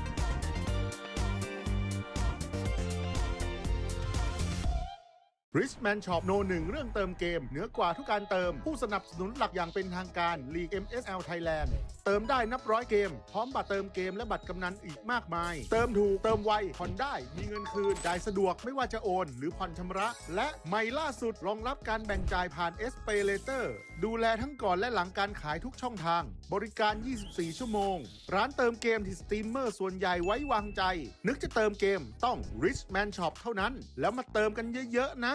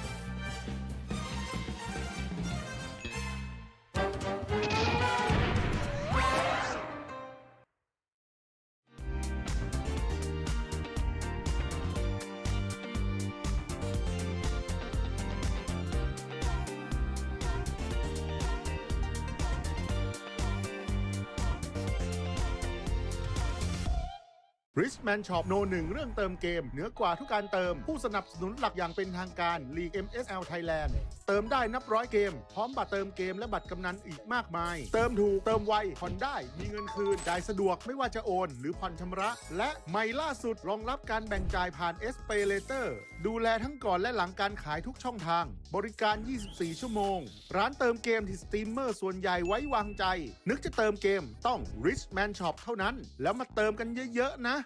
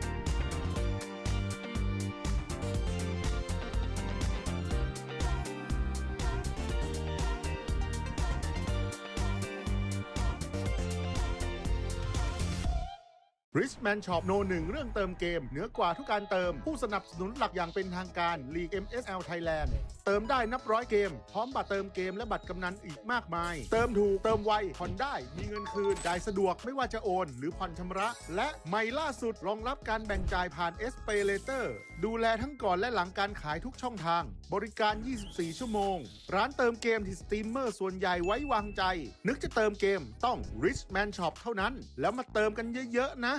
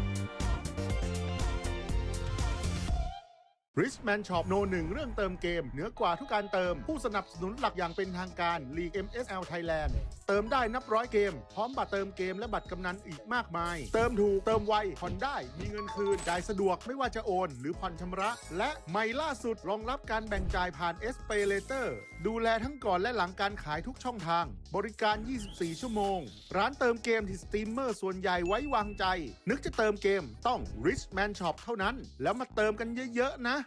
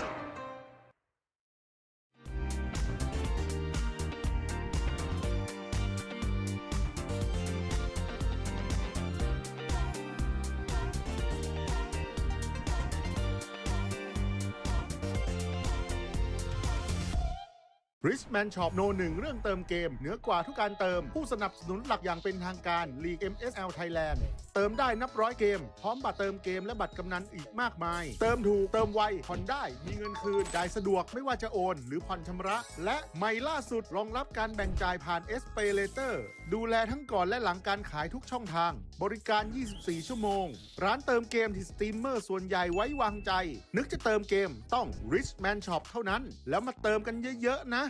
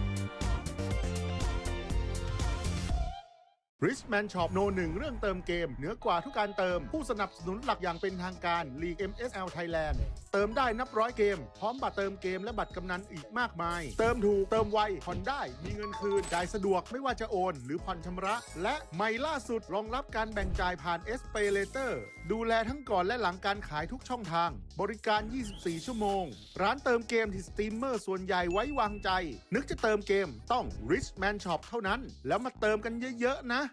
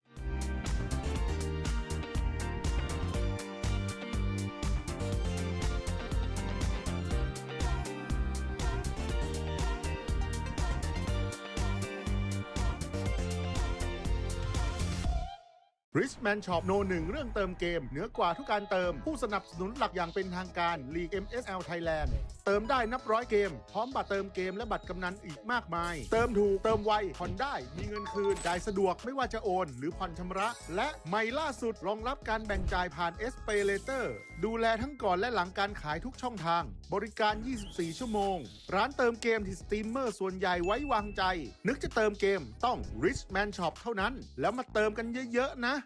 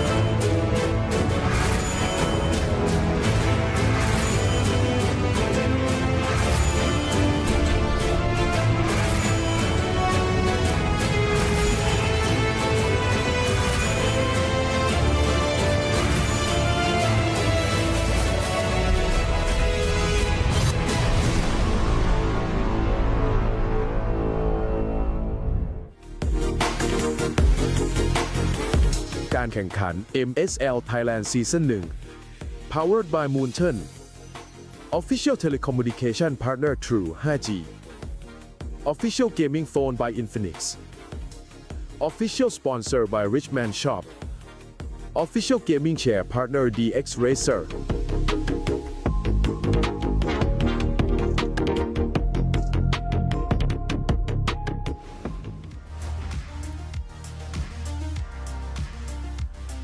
กลับมาดูกันต่อกับการแข่งขันของเราในคู่ที่ 2 ในวันนี้ค่ะสำหรับแฟนๆ คนไหนนะคะที่อยากมาดูการแข่งขันนะคะสามารถมาได้เลยนะคะ Lido Connect ชั้น 2 ฮ 3 ค่ะอยู่ติดกับสถานีรถไฟฟ้าสถานีสยามนะคะเดินทางสะดวกมากๆเลยค่ะและสำหรับใครที่อยากมาตอนนี้นะคะก็ยังมาทันนะคะเพราะการแข่งขันของเรานะคะยังเหลืออีก2คู่เลยค่ะสำหรับท่านใดนะคะที่ไม่สะดวกเดินทางนะคะสามารถดูผ่านช่องทางออนไลน์ได้ทุกช่องทางเลยค่ะส่วนการเจอกันในคู่ที่2ของเรานะคะจะเป็นการเจอกันของทีมเต้าหมูเบคอนไทม์ค่ะเจอกับทีมที่กำลังมาแรงสุดๆเลยนะคะในตอนนี้อย่างเจ้าแพะดื้อเทนาซิตี้ค่ะต้องบอกได้เลยว่าห้ามพลาดเลยนะคะสำหรับ2ทีมนี้เพราะว่าตอนนี้นะคะจากเจ้าแพะดื้อเนี่ยได้กลายร่างเป็นเจ้าแพะดุไปเรียบร้อยแล้วสำหรับใครนะคะที่มาขวางทางทีมนี้เนี่ยก็ระวังแพะตัวนี้ชนกระเด็นนะคะเดี๋ยวเรามาดูกันค่ะว่าวันนี้นะคะทางเบคอนไทม์ปีบอสเนี่ยจะใช้วิธีไหนนะคะมาหยุดความร้อนแรงของไอ้น้ำกับกิฟฟินนะคะก่อนจะไปดูการแข่งขันเนี่ยทุกคนคะส่งกำลังใจนะคะพิมพ์มาทางออนไลน์ได้เยอะๆเลยนะคะเดี๋ยวทางแคสเตอร์ของเราเนี่ยจะพูดให้กำลังใจนักแข่งแทนทุกๆคนทางออนไลน์เองค่ะและหน้างานเนี่ยก็มีแฟนๆนะคะคอยให้กำลังใจนักแข่งของเราอยู่แล้วด้วยเพราะฉะนั้นนะคะตอนนี้ถ้าทุกคนพร้อมแล้วนะคะขออนุญาตส่งต่อให้กับแคสเตอร์ทั้ง3คนได้เลยค่ะ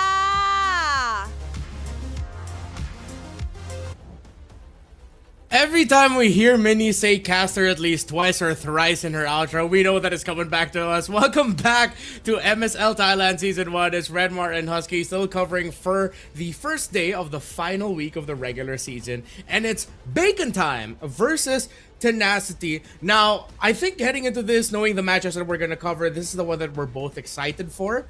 I think in our both of our predictions, we might have gone both for 3 games, or at least we have our very own ideas of how aggressive and entertaining this game is probably going to be. Yeah, and I'm not gonna sugarcoat it. Ever since Bacon Time announced the team name and the roster, I've been a big fan for them, right? It's just something that sticks with me. But I've also gone through the records of what Bacon Time has been cooking up over the entire regular season, and I'm starting to notice a bit of a pattern in the style that they like to bring to the table.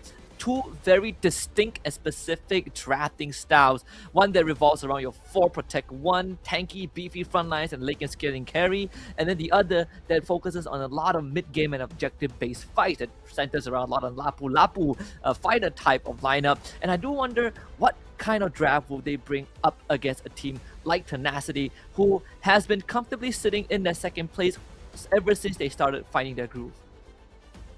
Yeah, Tenacity live up to the name. If there is one thing that stuck to me seeing them play, being able to cast their games, it's 2 members that really personify what it means to play for Tenacity in this season of MSL Thailand. Song Jinwoo in the EXP lane, Water in the jungle. They live up to the name. They are tenacious. They keep going for it. But it's not just a messy engage over and over again. You can really see the gears turning in their heads, calculating. On the other side, one of the reasons why a lot of people were on the same boat as you, Husky, is because of heading into the season, Bacon Time announced that they would have 2 imports from the Philippines in Spider, Miles, and Exort, just controlling the center of the map, and those 2 are so good, and they personify the gameplay of Bacon Time. Now, updates for you all. Because of Valley Thai's loss earlier, they have now been eliminated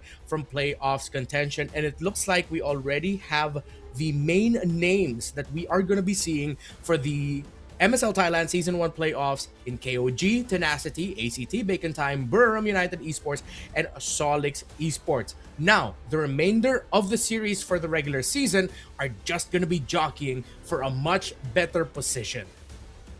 Yep, and it all comes down to the remaining matches. That, for example, between Bacon Time and Tenacity, there's Tenacity should feel slightly comfortable in second place for now, but there is a universe where Bacon Time, if they are able to take down Tenacity and affect that net game with, or the aggregate points a little bit, then there is a chance that ACT can use the remainder of their regular season matches to catch up and get that bye in the playoffs. The only team that is truly safe is KOG, because they have been undefeated so far, and it's very unlikely that they will be overtaken unless the stars truly align. So we're really looking at the 2nd to 6th place just so, where KOG is just waiting to see who joins them in that upper bracket.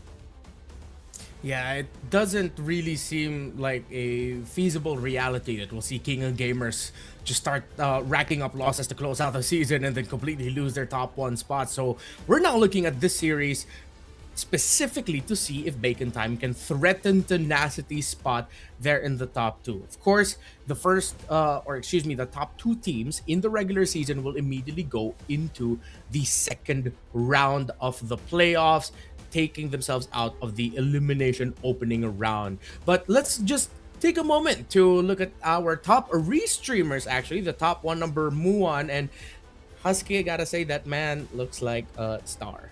He's got that look. He does. He can. You can fit him in a lot of roles. He can be a pop star. He can be the greatest player that's ever played games in history. He can be anything, right? He has won in life. But again, huge appreciation to the restreamers of Thailand that really help shine light onto the game itself and the league in its inaugural season. I remember on different platforms too, like Lammy Snacks. I've seen this guy since many years ago, and it's such a pleasure to see him still being active and on a more unconventional platform, especially for MLBB. So keep it going, boy. Yeah, and thank you once again to all of the restreamers and of course the Thai community. The global community is still catching up on what Thailand has to offer, but ever since the big announcement, especially during the M7 World Championship, you really see the fervent love of the Thai community for MLBB esports, the support that they're showing for the teams, and you can't help just but look at a region that similar to, I think I can liken them very closely to MPL Cambodia, who, yes, outside of their bubble we don't really hear a lot of noise, but when you look at Cambodia, there is a lot of noise for MPLKH. So thank you once again to everyone in Thailand who keeps our community growing in our newest region. Gang Gang, B-Boss, Exhort, Guns, and Spider Miles is the lineup for Bacon Time. Yeah, Bacon Time. Again, they have a chance to become a piece of the cogs that shift the standing for Tenacity, and I do want to see what they are going to bring up to the table against a team that, true enough, having Song Jin-woo, one of the greatest MC in history of animation in the team, it's going to be a tough cookie to crack, but I'm pretty sure that there's something up on Bacon Time's sleeves that they still haven't reviewed yet. There are two players in the Tenacity side who have 6 MVP awards apiece in games. That's Grift and Water. They're going to be leading the charge for Tenacity, while Guns is up there in that list as well, but with 4 for Bacon Time. So a lot of very prolific players for both sides, whether as personalities or just really good players within the game. Week 4 MVP is Water of Tenacity, and let's see if he can make it flow today against Bacon Time as they look to protect their slot in the upper echelon, while Bacon Time will look to see if they can threaten and return to their, what they believe, the rightful place for them in the top 2. Regular Season ช่วงเวลาที่ทุกเกมเริ่มมีผลต่อเส้นทาง Playoffs โดยตรง 10 ทีมฟอร์มแรงที่การันตีการเข้าสู่ Playoffs นะครับชัยชนะเป็นของเทนดาซิตี้โอ้โหแล้วผ่านเข้าสู่รอบเพลย์ออฟทันทีครับ แต่แม้10จะผ่านเข้าสู่รอบต่อไปได้สำเร็จเพราะอันดับในเวลานี้อาจเป็นตัวกำหนดเส้นทางทั้งหมดในรอบ Playoffs โดยเฉพาะตำแหน่งบนหัวตารางที่หมายถึงความได้เปรียบในการเริ่มต้นบนสาย Upper Bracket และนั่นทำให้เบคอนต้องกลายเป็นกำแพงสำคัญโอ้โหและเกมนี้ครับชัยชนะเป็นของเบคอนทาวน์ดูเบคอนครับต้องดูให้จบ3เกมครับเพราะหากพลาดในช่วงโปรแกรมโค้งสุดท้ายนี้ตำแหน่งที่เคยดูมั่นคงอาจกลายเป็นสถานการณ์กดดันทันทีนี่ไม่ใช่แค่เกมของ2ทีมฟอร์มแรงแต่มันคือเกมของการรักษาตำแหน่งและการหยุดเส้นทางของอีกฝ่ายเพราะในช่วงเวลาที่ทุกแต้มสำคัญที่สุดของฤดูกาลไม่มีใครอยากเป็นฝ่ายเสียโมเมนตัมก่อนเข้าสู่ Playoffs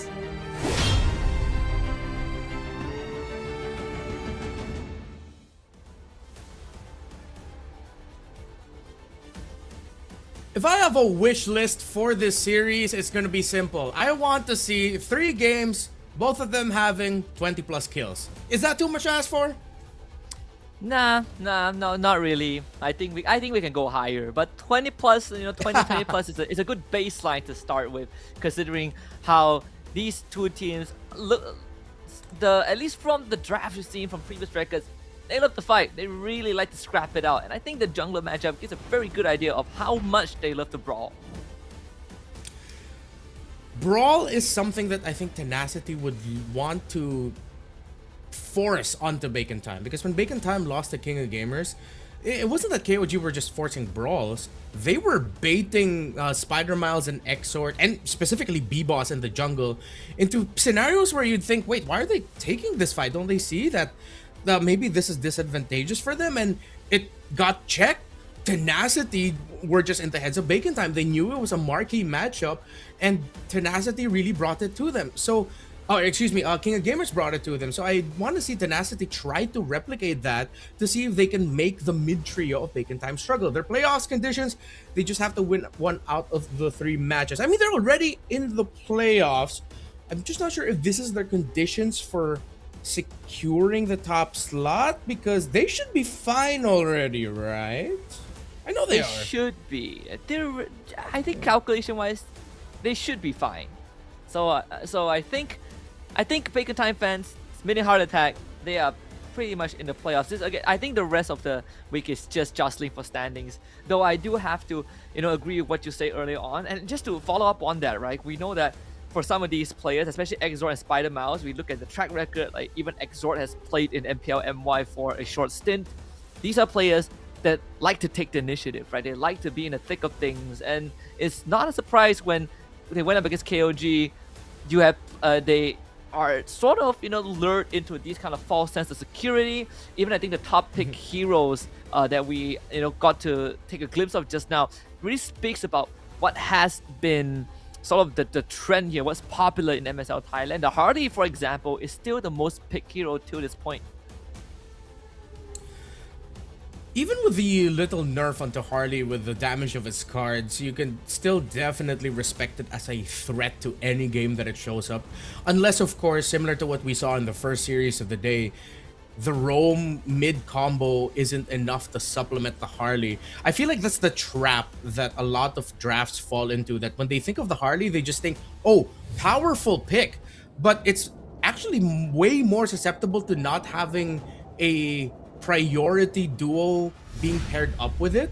So whoever's gonna get the Harley in this game really need to make sure that the roam mid can help bridge for the Harley. Even with that little adjustment, that's still a nerf that you have to consider, but the snowball factor for the Harley is definitely gonna be there. So Tenacity is gonna be on the blue side this time, with Bacon Time on the red, and you see some respect coming out of Bacon Time, taking away Water's Fanny right out of the gate. Yep. And for Tenacity side, banning out big bulky sandbags like the Phobius and Uranus, which has brought Bacon Time some degrees of success. The Juicin also getting taken out. Again, another Juicin ban on the blue side. It's been quite interesting so far, seeing some of these teams really having a different approach to what they consider as priority. The Harry gets banned out. I like that one. That means the Harith is now open. The Guinevere is now open. Couple of choices. The Freya is also open, and Tenacity will go for the Valkyrie. And this is a flex pick. If I've ever seen one, you can put it in the gold. It's very rare that it goes into XP these days. There's just so much value that you can get out of a Freya in the gold, considering that the Harith is taken out. Let's see if Bacon Time will rush out of the gate with a carry right away. One of the few picks that you could actually use to help manage it if ever in the gold lane. But with it being a potential flex pick, even though it's quite rare, but not in MSL Thailand though, might be a little bit too early. You still have Suyo and Harley both still open. I think because of the presence of the Freya and the picks that were taken out, a Kaleo wouldn't be too bad a little bit later in the draft, most likely in the first phase, either red 3 or one of the first picks on the blue side. Bacon Time goes for the Suyo and the Zetian. Thailand really loves the Zetian pick. Right out the gates too. So we still have big ticket picks that are up on the table. The Guinevere is still there. Harley maybe not 100% favorite anymore, although it is still one of their favorite picks over in the league. The Leomord is always another option. Man, I think the Gwyn is still not too bad here, right? Like, you have technically double flex picks, but it gives a lot of flexibility over to Tenacity. If they want to go for... they could go for the jungler here too. Yeah. Considering that they're about to go into the second phase without their jungler just yet. Will it be a Suyo or will it be a Leomord?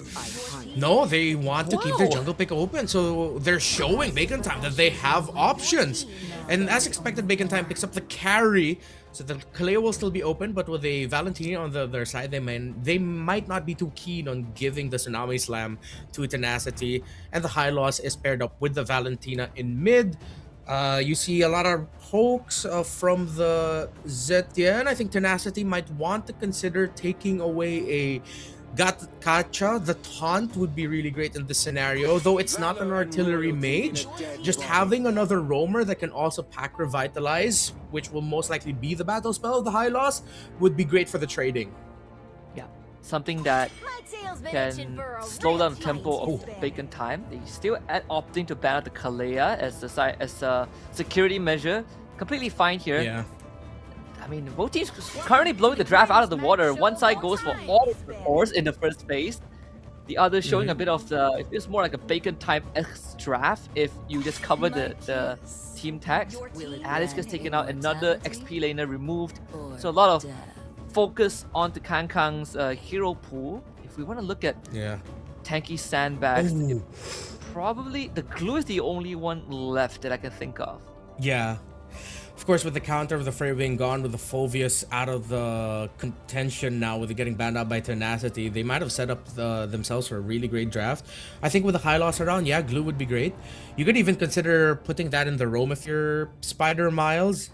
Help manage that a little bit more. You're just as annoying to deal with, but it could also be an EXP option. But nope, it's going to be the Lapu-Lapu in the EXP. Let's see where this Freya is going to be going.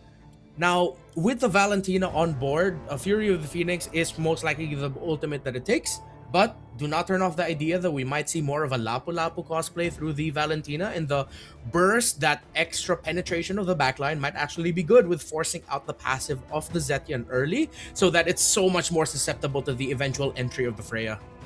Yep, anything that allows you to morph is always great, and Bravest Fighter is one of them. And most of the time, it's pretty hard to steal the Fury of the Phoenix because the Zetian can opt to never show herself on the map, at least within range of the Valentina ult.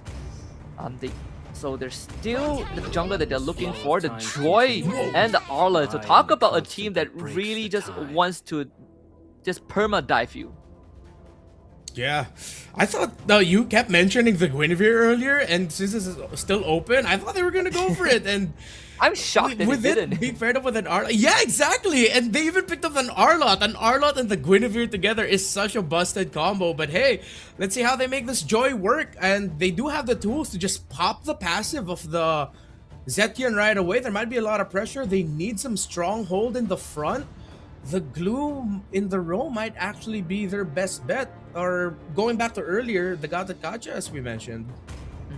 Glue got thought. The Badang is actually another option to look at. They lay down the carpet, the Badang can stop them with a fist crack, but they go for the Cho.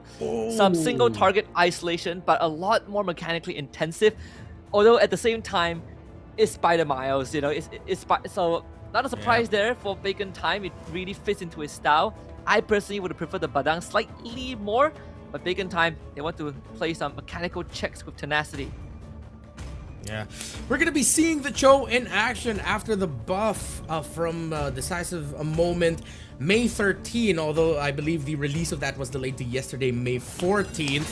Longer basic attack range, no delay after skill 1, and stronger ultimate, more damage plus better cooldown. Maybe Bacon Time saw something in the adjustments to Cho and saw it as a pick to watch out for. But the problem is, we've seen this time and time again, lineups that field roamers without a revitalize against a roamer that does have, just lose it out in the early trades. Considering one of the most fearsome trading heroes in the game is in the hands of Tenacity, that Freya, that might end up becoming a factor. Welcome to game number one, excuse me, welcome to game number 1 of the second series of the day. And yeah, we're both I'm expecting 3, but you are all Bacon Time today, Husky. Yeah, I'm all Bacon Time. Bacon Time, day in, day out, all the way. But like you said, the early trades should favor at least the side of Tenacity. Unfortunately, even though Zetian has long range, the early game damage not as impressive. She does need some items to work with, and it's very dependent on how long you can stay in the fight with your abilities. And V-Boss actually gets the goal with the DOT. But Spider-Mouse not really much help to work with, unfortunately, thanks to the early trade, and having to contend with this Valentina burst. A lot of respect has to be shown. Spider-Mouse a bit too close for comfort. It looked like Spider Miles just baited out Lord Guys and BS to go a little bit closer to the tower, just so that the Exort could get a little bit more damage in. Even for the town predictions on the Thailand broadcast side, very split. The Dr. Marks is like you, Husky, except that he's more of a Tenacity guy. Wait, Dr. Marks? He's also one of the top re-streamers for the league. Look, that's dedication. He's doing 2 things at once. And MSL Thailand is blessed to have talents like this. So now getting the recall out, we are on broken walls for this map, which makes heroes like Joy and Suyo even more mobile. So B-Boss is going to be hovering on this top side. There shouldn't be any threats to Griff since he does have the Purify as well. But I am interested in how that turtle fight is going to go. Ooh, B-Boss gets marked by Lord Guys. MBS getting to get a fair amount of damage on that Suyo. This might be a tough turtle for Bacon Time to contest. The Bravest Spider available. Kang in with the Bravest Spider. Starts swinging. Song Jin-woo, a two-man final slash. Through the Phoenix slightly late as Kang swings away, but objective is already lost, and unfortunately Bacon Time will suffer 3 casualties on top of that. This is why I was wondering why Bacon Time looked like they were gonna aggressively contest this turtle. Your Suyo already took a lot of damage. The river flow is still there for the Freya to take, and it's expected that for most gold lane Freyas, they will join Turtle 1. So why they heavily contested that is perplexing to me. Water even gets to steal away the purple buff of Bacon Time. But let's see if they can sense that B-Boss is looking to balance it out there. Beautiful final slash, by the way, from Song Jin-woo. And again, it's one of those few situations where, like you said, it feels very weird that Bacon Time fully committed to the fight. I think it's also sort of a bit of overestimation of what Zertian actually provides with the Phoenix. Sure, if you land it, it's good, it's a good tempo breaker, but the damage, actually not that high. It's more of a utility than it is a damage dealing spell unless you have violence, but we're talking about mid to late game, and a lot of it has to be supplemented from the rest of the team, and in that case, Kang and B-Boss, they just don't have enough.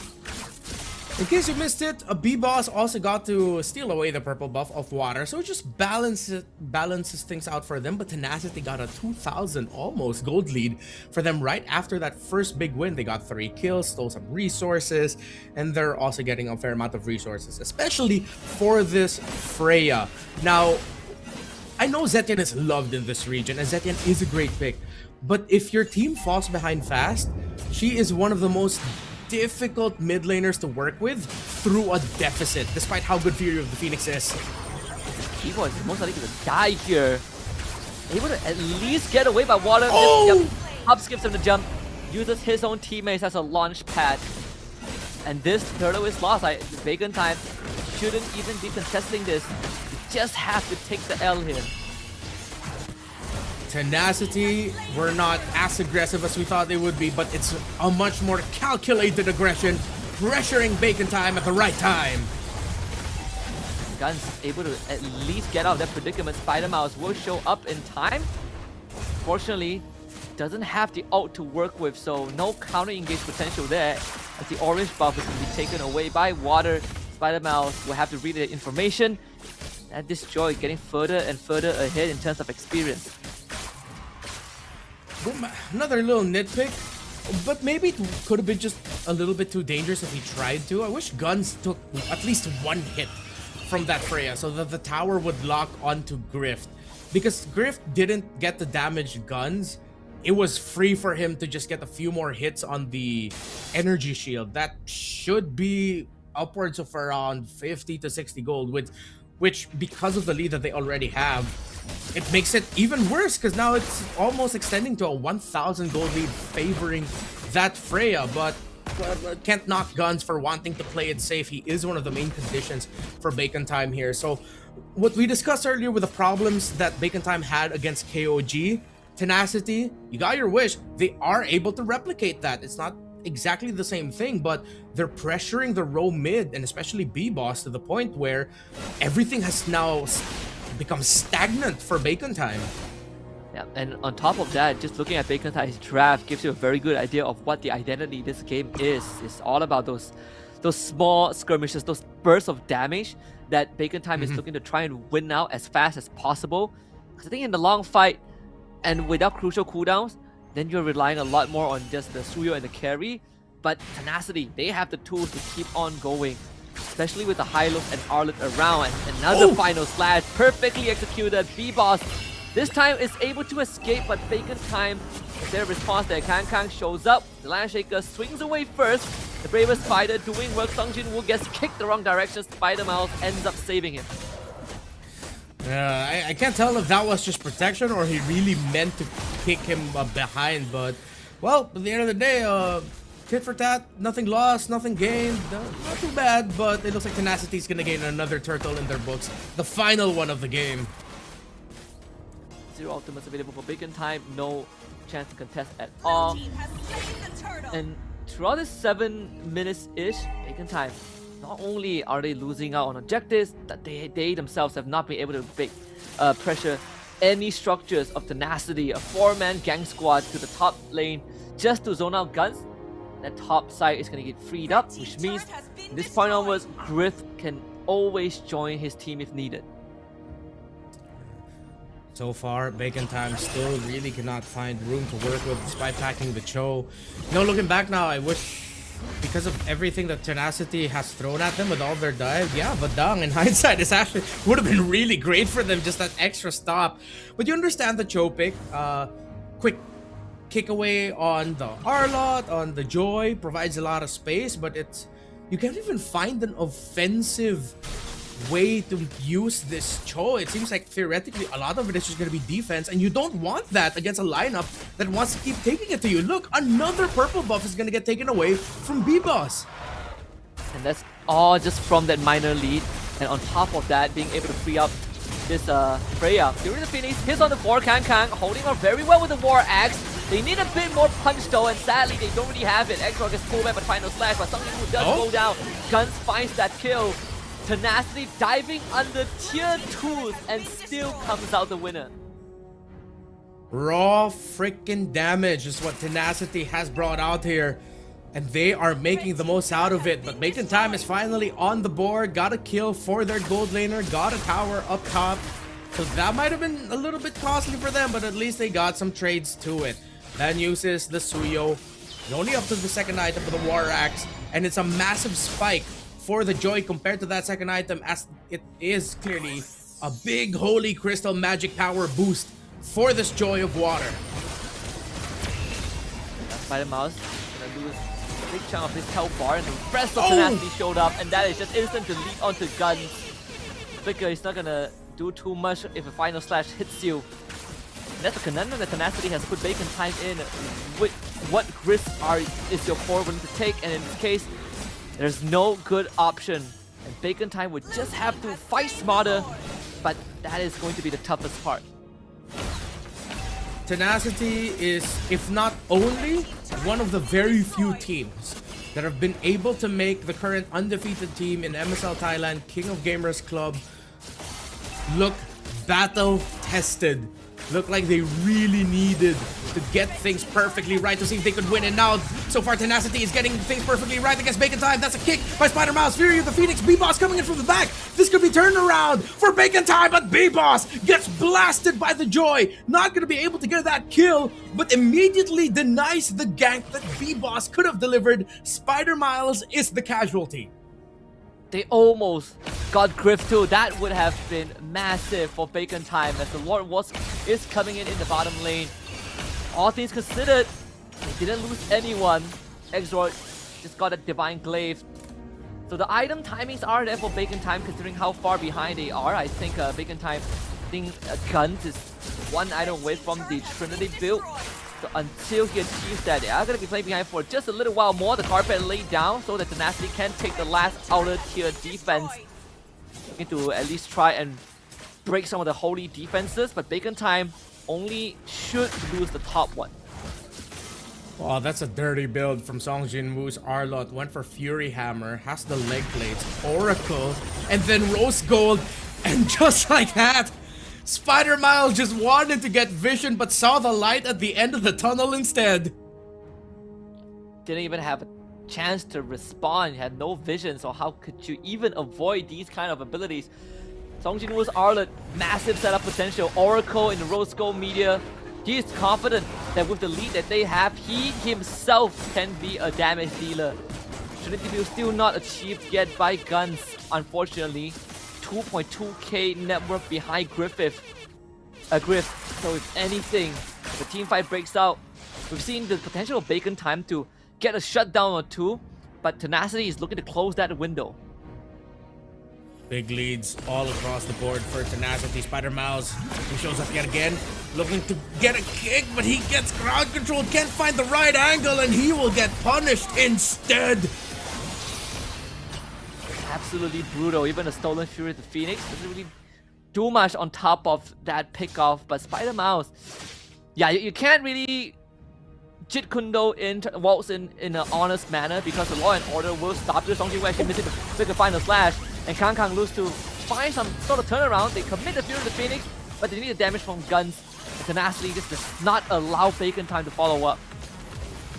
Yeah, despite the error in execution there by Song Jin-woo, the flicker final slash way off the mark, Bacon Time couldn't commit that fight. They couldn't dive. They knew that if they do, even though they're under tower, Water can easily come in and just burst them down. Water and Lord Guys alongside BS and Grift, all deathless. Song Jin-woo the only casualty in the game so far. And Bacon Time have no resources, no more space. It could be on the way to this Lord being the winning one. If not this, then maybe the one after this. Yeah. Even though Bacon Time is almost 10,000 behind, this is not entirely hopeless. They do have one of the best late game carries on their team, and Guns should have his Trinity by now, and that will be more than enough to shred through anyone on the side of Tenacity, providing that he doesn't get clipped by a final slash or has Water on top of him. Now, the secondary condition that they need to make is they need to layer their skills properly. The Fury of the Phoenix, the kick, and even Kang will have to throw his body and get a good land shaker just to buy time and space. Easier said than done with a Lord barreling down mid, but Bacon Time should be able to manage the defense. Here comes the Lord. Guns, even a -1 or a -2 would be big for Bacon Time. But so far, the only minuses are the tower. Tenacity look to end it here. Kang to get crowd control. Still has the ult available, using to escape through the Phoenix. This on the 5, and that's the opportunity that we've been talking about. The flicker forward into a land shaker. Now Guns just need to stay alive, and they will have a chance. The Lord already taken care of. Bacon Time, they lose 2 inhibs, but they did find a shutdown on the Joy, and this repel of the attack is good enough for them to live another day. That momentary knockup from the Jeet Kune Do gave them the time to take Water down. Lord Guys was close, but maybe we're just waiting to see if B-Boss would end up hacking the Sky Piercer, or is this gonna be the classic Suyo? I believe that's a 3rd item, Queen's Wings. So is there actually gonna be a Piercer holder for Bacon Time? Because with the deficit, maybe that's why they're hesitant to pack that item, but they really need that finisher. And with a more sustained focus Suyo, it might not be it unless they really just want to put all their eggs in the Guns basket. It really does feel like that, right? As long as the front lines can survive and Guns can do damage, we saw the impact that it had just now. More spells rotation from the front line means more staying power. Water right in, looking for X-Zord. Oh my just disappears! And Water even finds the double kill. Sure, he goes down, but the main damage dealer from Bacon Time is gone. And this is gonna be tough for them to hold on. The final slash into a stolen land shaker there from Lord Guys, as Tenacity finds the final blow in game 1 as they take first game over Bacon Time. Add that to the long list of moments that I wish we had contractually obligated expletives. Because holy sheesh, Water, what the hell was that? He found the angle, he found the play. That was nasty. Insane stuff. Just perfect understanding of how far you can push the limits of a hero when you're that far ahead. And not to mention taking down both the win conditions of Bacon Time in one fell swoop. But this is also one of those, that was also one of the moments where step down would have been so nice. Really felt like that, that could have made a difference. Water truly winning the game off of that one engage, and I bet you Bacon Time did not see that coming. I feel like they probably didn't even thought that that was possible. Yeah, I mean, it's not like they were greedily pushed out of don't worry, we didn't transform into the Thai broadcast here. We're still here. They weren't even greedily outside the base, man. They were safely in their base, close enough to the turret. Water just realized, wait, yeah, no, I can burst them down now. It's all good. Yeah, this is pretty much over. No passive, no passive. Okay, pretty good. And then even with a passive there, I believe if you just time the electrifying beats well enough, you do get some semblance of like CC immunity. That maybe that's why we didn't get the knockback, or maybe he really did just mark that the Zetian didn't have it. Still crazy stuff here from Tenacity. I think this is why we were leaning hard on the idea that the roamer needed to be a tempo breaker. Cho, with his great kit, I believe he's more of a tempo setter. He's the guy constantly getting into bushes faster. He does have that mobility, and he wants to be first initiate. If you use his Way of the Dragon as a defensive tool, you're taking out a lot of the potential that he could have. Yes, he still has Jeet Kune Do, but it doesn't compare to if you had a big fist break come out, you have that little wall set up by Badang that sets up another way for Tenacity to commit a dash. Or if it was the glue, who is of course one of the biggest tempo breakers that we know, I feel like that could have been really good as well. But no point crying over spilled milk. I hope Bacon Time acknowledged that that's what they were lacking in the last one. Still, we have to look more at the insane game that Tenacity played. The aggression, the calculated takes, water on this Joy. I'm not gonna say he's as good as King Kong, but you gotta put respect on the name of a performance like that. Truly natural.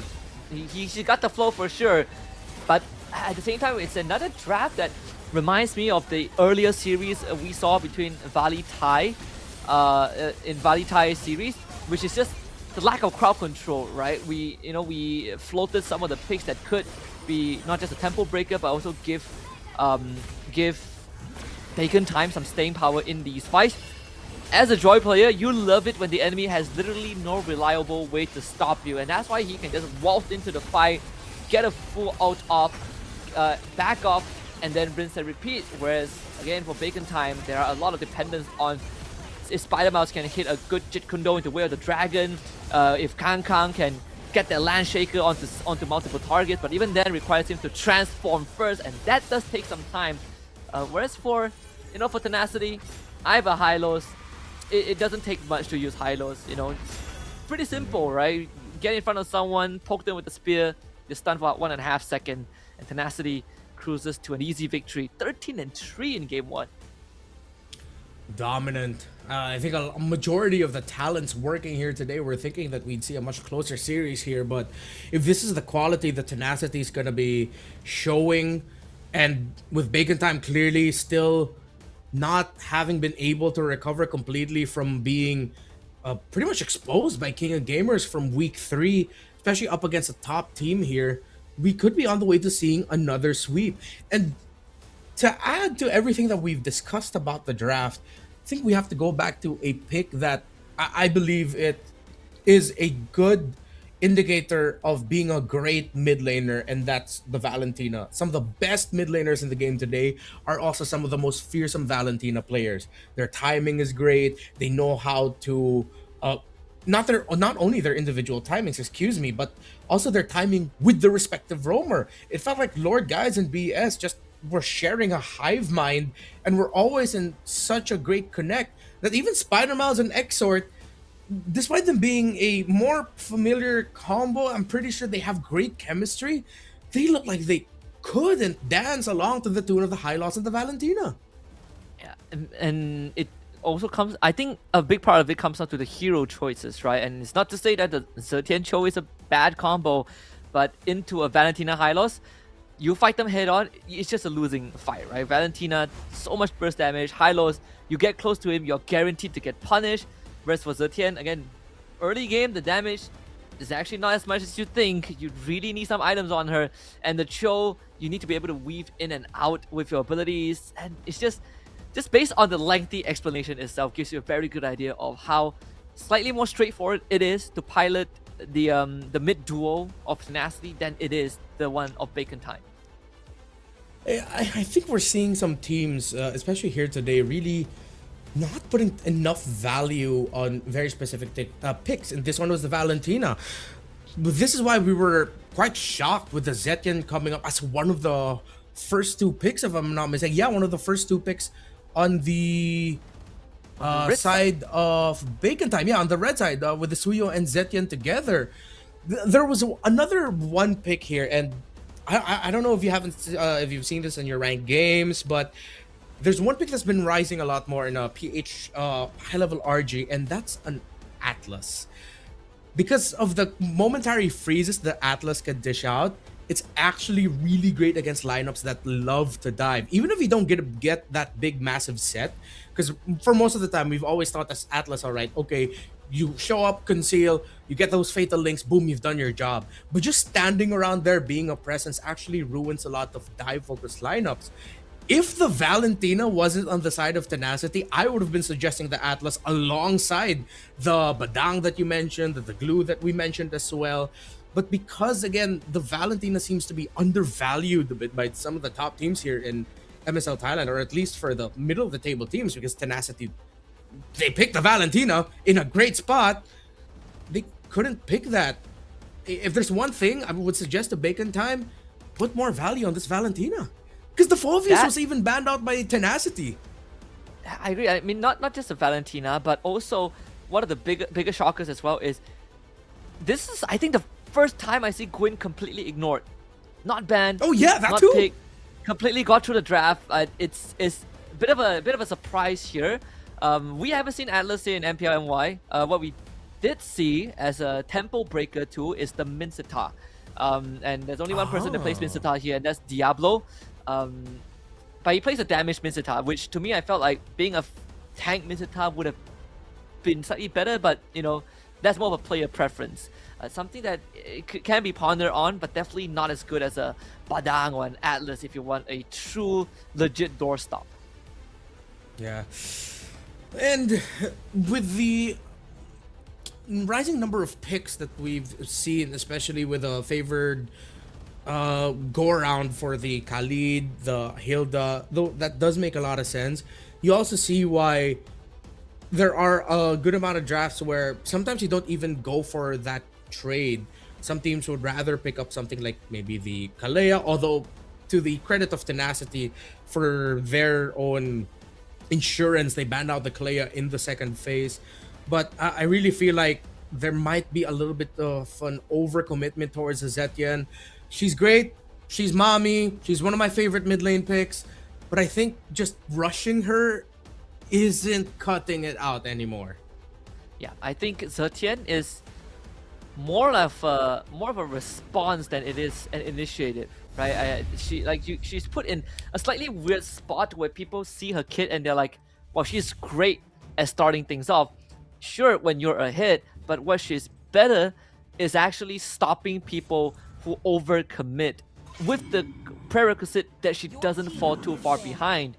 Bacon Time, they themselves banned the Zetian on blue side in game 2. Tenacity with the Marcel and Freya ban. So Harley still up, Suyo still up, Gwyn still up. Some big picks on the table. The Phoveus was banned out in game 1, but there's a chance it goes through too. Could be one of the things to watch out for. Even a surprise rush pick on the Phoveus blue 1 would be alright, considering that the Suyo Harley trade is active. You're gonna get one of those. With the Freya taken out, with Harith being a really great pick, some of the best picks in the game have a lot of dashes. You're thinking about a Valentina as well. Bacon Time, it wouldn't be criminal for them to actually just rush the Phoveus and just try to handle whether or not Water's gonna end up with the Suyo or Harley. Because at this point, with him showcasing that Joy game, I think just trying to take heroes away from him isn't gonna be enough. You're gonna have to start thinking ahead and trying to answer it. So my suggestion would be just pick the Phoveus now. There's precedence for that as well. Thank you. There you go. Right on the money. I was thinking of that Phoveus opener too, because sure, it's not your prime S tier pick, but it does solve some problem. It's a very safe opening. There are picks that the Phoveus are going to struggle against, you know, for example, the glue. But guess what? You can still do the Harith. Although arguably now the Drusin is going to be a problem that you don't really have too much of a solution to, and there's still space to fit the glue in onto Tenacity's side. but at least for Bacon Time, you have a decent skeleton to build up from. You can still opt to go for the Harley if you want. You can still opt to go for the Suyo or the Leomord. Wait a minute, the Baxia is also still open. Yes. Ooh. But they don't want to go for the Baxia. They get the Harley instead. Yeah, just when you mentioned the Baxia, I was thinking too, that would have been a great point of pressure to try and invade water a little bit more. You don't have to worry about B-Boss losing jungle so much. They get the Kali, they have the Phoveus in the EXP. They just really need to pair it up with a great mid laner that could provide some space. The Valentina most likely won't get picked up. Oh wait, no, yeah, because they already have the Juice in. Tenacity might eye out a Valentina ban. If they really want to set the tempo here and be aggressive, I wouldn't mind if they went Kimmy for Exort. Or let's see, maybe Exort will fall back into an old favorite in the Kadita Petrify. Yep, that works to any. Or if you go for something like a Kimmy, is a natural purify carrier, so should be able to deal with the Tsunami Slam. If does get banned out, I think that is a good ban for Tenacity. Bacon Time already has plenty of setup. You give them that Yiv, it really ruins the Harif and the Drusin's game. Like Drusin sure is quite strong, very strong utilities, but she also prefers to stay in the fight to actually make the most out of it. And a lot of times against teams that just remove your front line, it becomes exponentially harder to do your job. So for the bans, you're still looking at EXP and gold for Tenacity that is yet to get picked up. Maybe they will end up with something like the Lapu Lapu this time. So it's just another Lapu Phoveus trade. With the Valentina still available, Sora is still not on the board and should be okay. You get a Sora Kalea together. Okay, so they're eyeing out the Sora, I think, now. Yep. Valentina ban. In fact, Bacon Time have another pick in the mid lane that they can go for. The Lilia. Right? Good against the Drusin. Yeah. Great zone control. If there's a Zaman Force laid down, if the Lilia is piloted well, the Zaman Force becomes a minefield. Natural Purify Carrier too, so Tsunami Slam has 0 effect on you, and you even have the insurance of the Black Shoes. That would be a great pickup. I think I'm on that. I think I'm on that boat more than a Kimmy mid as well. Finally, Guinevere shows up, but it's respected. Taking it away as an option from Tenacity, and it would have paired up really well for them. Suyo still active though. And let's see if Tenacity is just going to lock their jungler and adjust their EXP lane pick for later. Yeah, Suyo feels like the best option for Assassin now. I'm not going to go for that. For water this game. We are on expanding river, so it's going to allow Suyo to navigate faster. But then again, into like Harley, Khalid, it's not going to be easy. Bacon Time is looking for a mid laner that can really utilize the prio that the Khalid gives you. If they want to go for Lilia, I think sure that's completely fine. If not the Lilia, then someone that can take Purify ideally, and it would be the Farsa. Yeah. You also do need that burst. Although if they pick up the Farsa, yeah, they don't need to worry about a Moskov showing up. Great call on the Lilia. Gets picked up by Bacon Time. And they have the Claude. As long as this Khalid and Lilia can be the ones dictating the tempo in the center of the map, then this Claude pick would be great. But if they lose mid again, this Claude pick is going to look terrible because Guns will not have room to farm. So the call is on Song Jinwoo. What is he going to pick up in the EXP lane? If they want to get annoying, they can actually pick up an Hilda EXP just so that you have another sure source of a crowd control that would make Guns think twice about entering with a Blazing Duet if they're looking at that. But they said, screw single target, we're going for group, and we're going to be annoying. They pick up the glue. The bad thing is, Bacon Time's damage profile, not that great for glue in the early game. That's why all the more pressure for Spider Miles, Exort, and B-Boss to dominate the center of the map for Bacon Time if they want to force game number 3.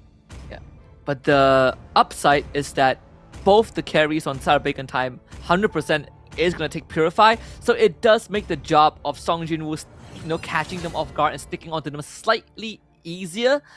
So you are trading that Kalea utility for what the glue can give you the later the game goes on. Because if you stick on the Claude or Lilia, they're both almost guaranteed to be rendered ineffective for quite an amount of time in the game. This is a more balanced approach from both sides, but this Lilia and Claude, they are going to be monstrous if left unchecked.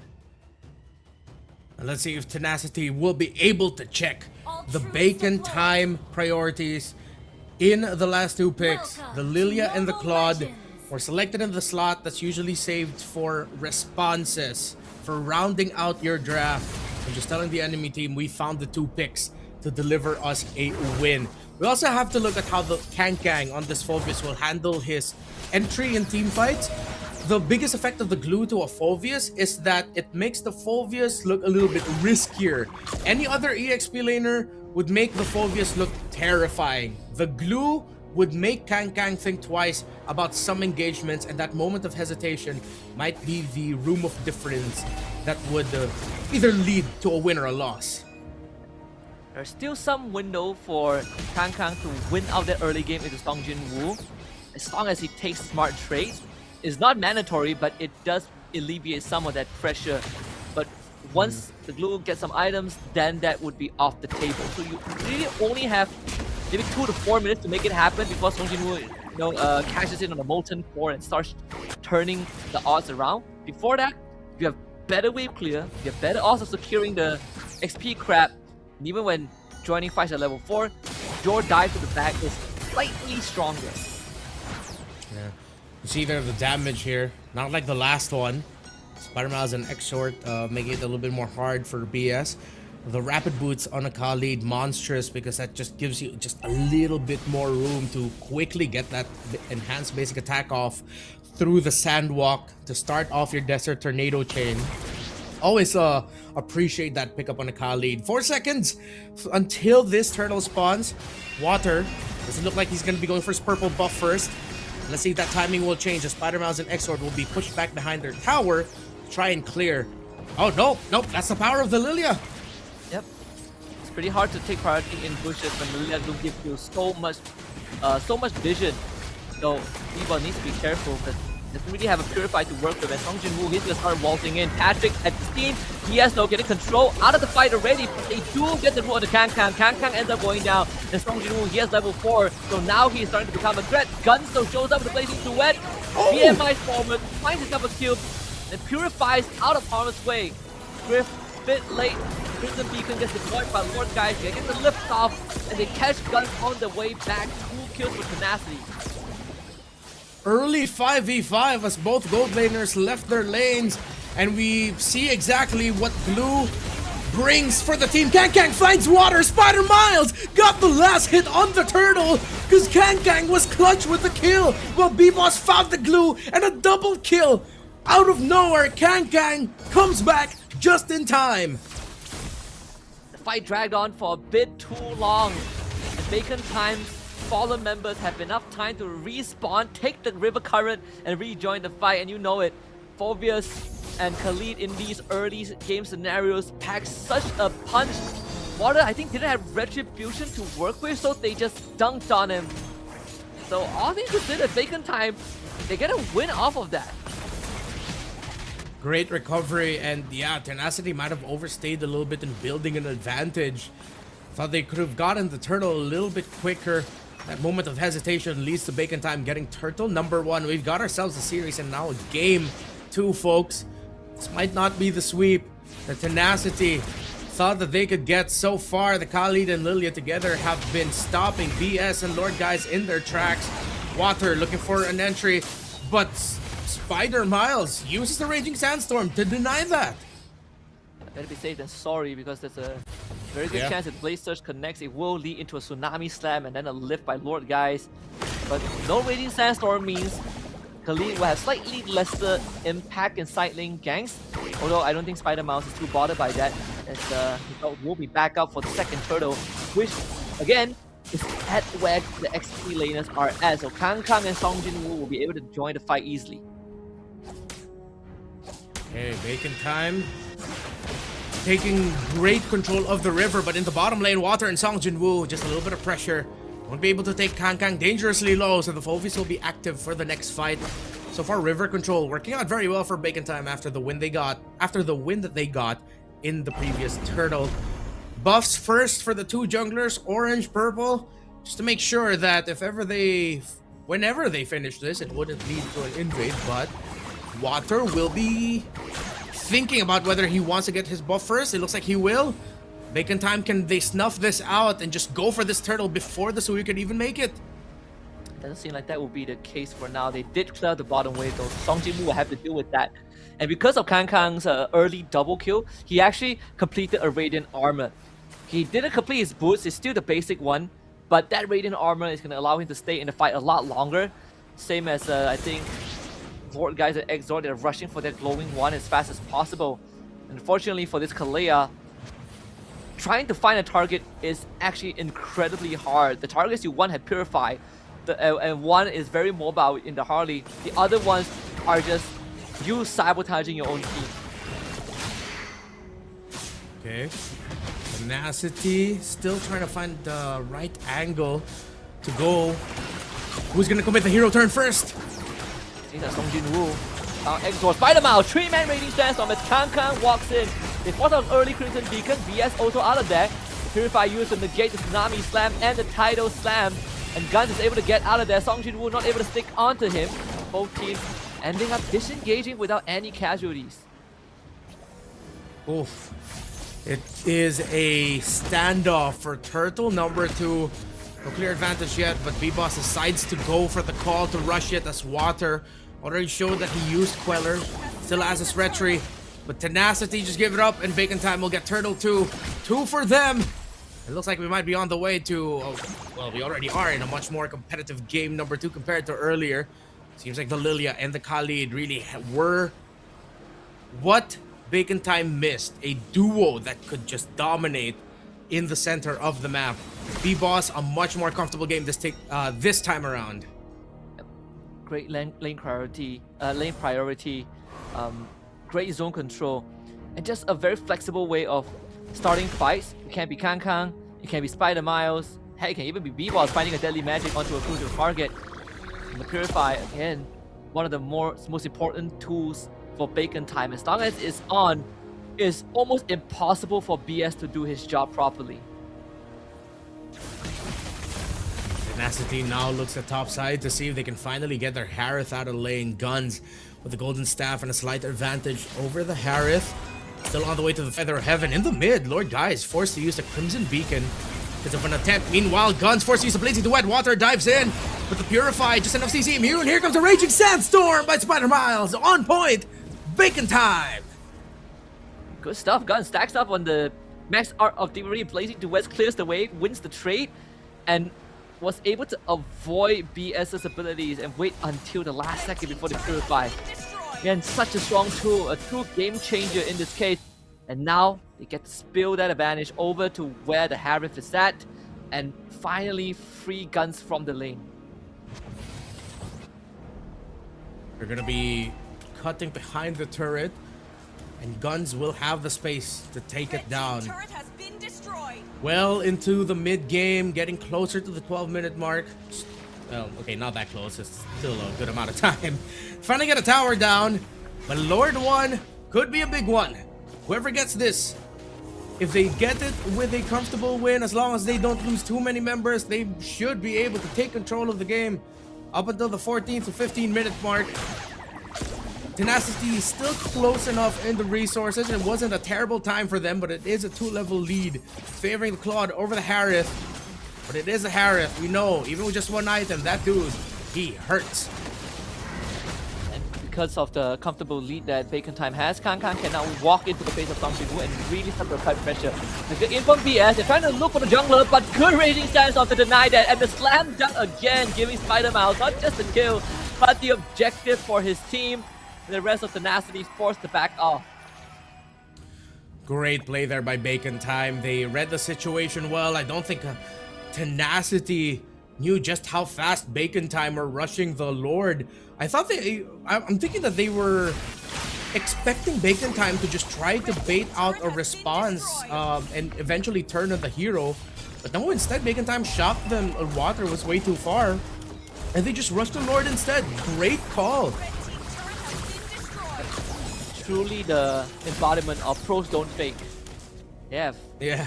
Full-on commitment onto the objective.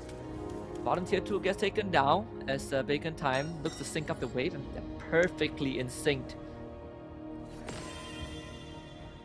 6,000 plus the Lord. Everything has exploded in favor of Bacon Time. Concealed by Spider Miles. Just to get a little bit quicker to zone. And this is going to be a really tough comeback for Tenacity. Their minion wave clear. Not that great. Especially since Lord, guys, doesn't have a lot of damage just yet. Oh, and it's a brute force breastplate for this Harley. Excuse me, Harley. Usually you only see this build if he decides to go for the bloody retribution, but pairing it with a flame retribution is interesting. Not as tanky as the bloody retribution brute force breastplate Harley, but at least he doesn't sacrifice the damage. Yep. Not only that, but also allows him to stay in the fight if needed and keep on fighting for longer and longer. And he knows he's not the main character. They already have more than enough late game damage output. He's just gonna be there as an addition, a good supplement on top of the fact that if he does get grabbed by the Kalea, there's a good chance he gets 2-tapped by a Water 2. Especially the Sky Piercer available. Water still looking for his first stack. Bacon Time did take away all the outer tier defenses of Tenacity. But this is going to be an uphill battle for the red team. I think, I wonder if BS is going to be the only holder of the Chastise Pauldron here, because it seems like he's really just going to be more for an entry. If they can, I think Tenacity should look into trying to get a little bit more items on Song Jinwoo, because he's going to be your main first contact. If they can readjust their approach and allow BS to be the later response, let him be the peel, wait for the Harley to go in if ever, or maybe the Claude, use the Tidal Strike as a way to just force out the Purify or send the Harley back much quicker would be good. But I think even that adjustment, again, the priority for that is they need to get items first. They need to get farm first, which they're running out of time and space to do, because Bacon Time, they're going to be hell-bent on getting this Lord and just making sure that they win it so that they could go for the end game push. Because this lead is going to balloon closer to 10 or 11k once they get that Lord if they don't suffer any losses. And Tenacity's defense is not going to be great on the second Lord approach with this damage profile and with the lead that Bacon Time has. This objective is most likely gone. Tenacity are still thinking about making a play happen, but the positioning is just not ideal for them. And that's Divine Glaive for B-Boss.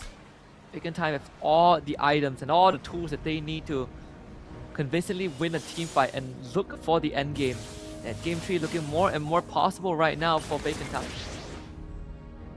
It's one of our favorite scenarios we love to say. Bacon Time can just throw bodies, but it's Tenacity throwing bodies right onto Spider Miles. They want to build an advantage, but Spider Miles gets to flicker out just in time. Song Jinwoo picks up the Chastise Pauldron as members of Bacon Time are chasing him. No deaths. Oh, but the Crimson Beacon by Lord, guys. They're gonna need that for this push.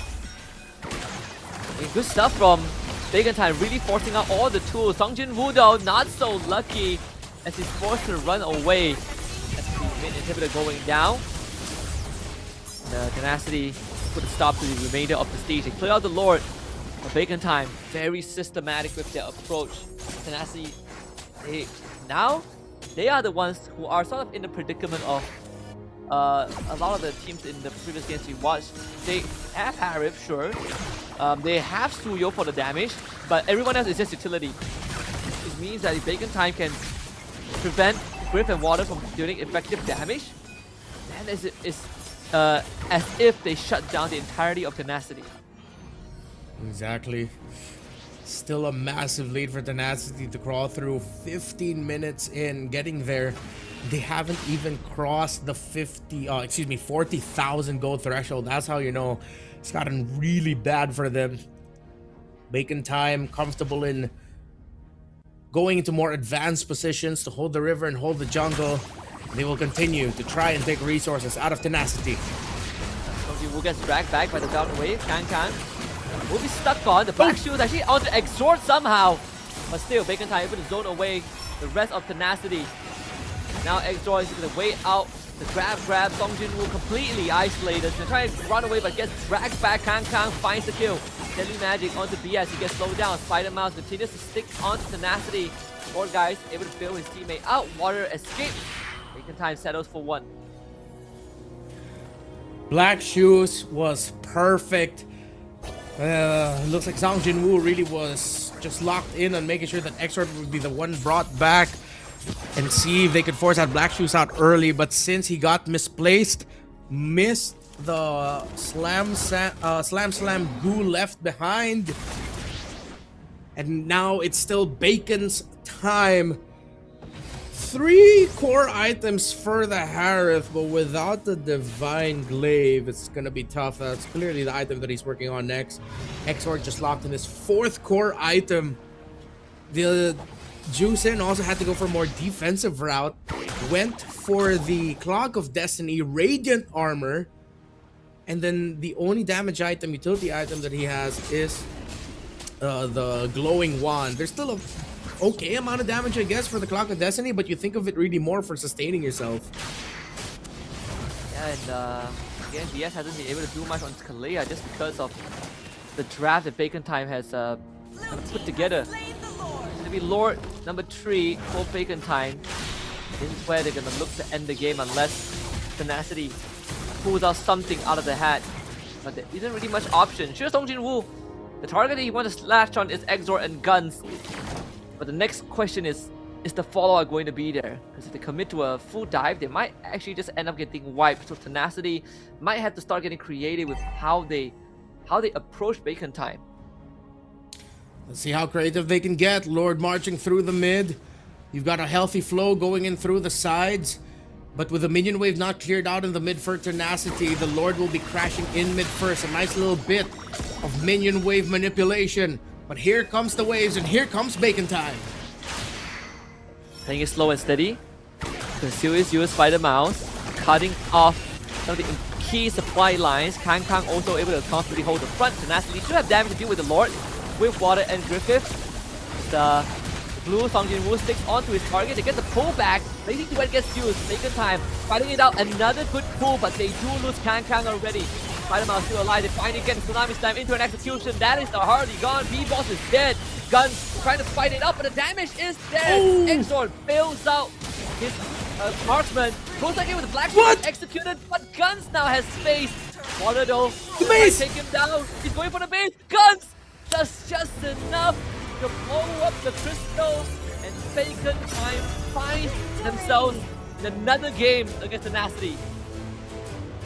Great understanding of the situation by Guns. If he backed off, if he didn't commit to that base lock, this could have been the start of a Tenacity comeback, but we're not getting that. Instead, we're getting a game number 3. Great eye for opportunity at the very end. And the fact that the team willing to throw their lives for this Water and Lord Guys were just about to save the game. This was the best case scenario that could have happened with a Sky Piercer in hand for Tenacity. But the fact that Spider Mouse and Exort bail out Guns, who was literally one hit away from dying, changed the entire situation. That BMI that Guns waited until the very last second to take back. Insane awareness. It's like they drew Water out, they baited him in, and the result was him being able to just lock into the base. Great little bit of flair there from Guns. That has to be up there in the top place of the week. It's a little moment, but you gotta admit, man, that was just really cool. Congratulations to Bacon Time. We're going to game number 3. What a lot of us wanted to see and expected from these two, and what a big tonal shift. What Bacon Time got to do to adjust was huge. After what I felt like was a little bit of a collapse in the draft in game number 1. Yeah, they took out the Zetyan again in the bans, but maybe that's a little bit more of a respect. Maybe they really just understand what Zetyan does for Thai teams and Thai players. And with that gone, they had more room to work with. The Lilia that you called worked perfectly alongside the Khalid for that pressure.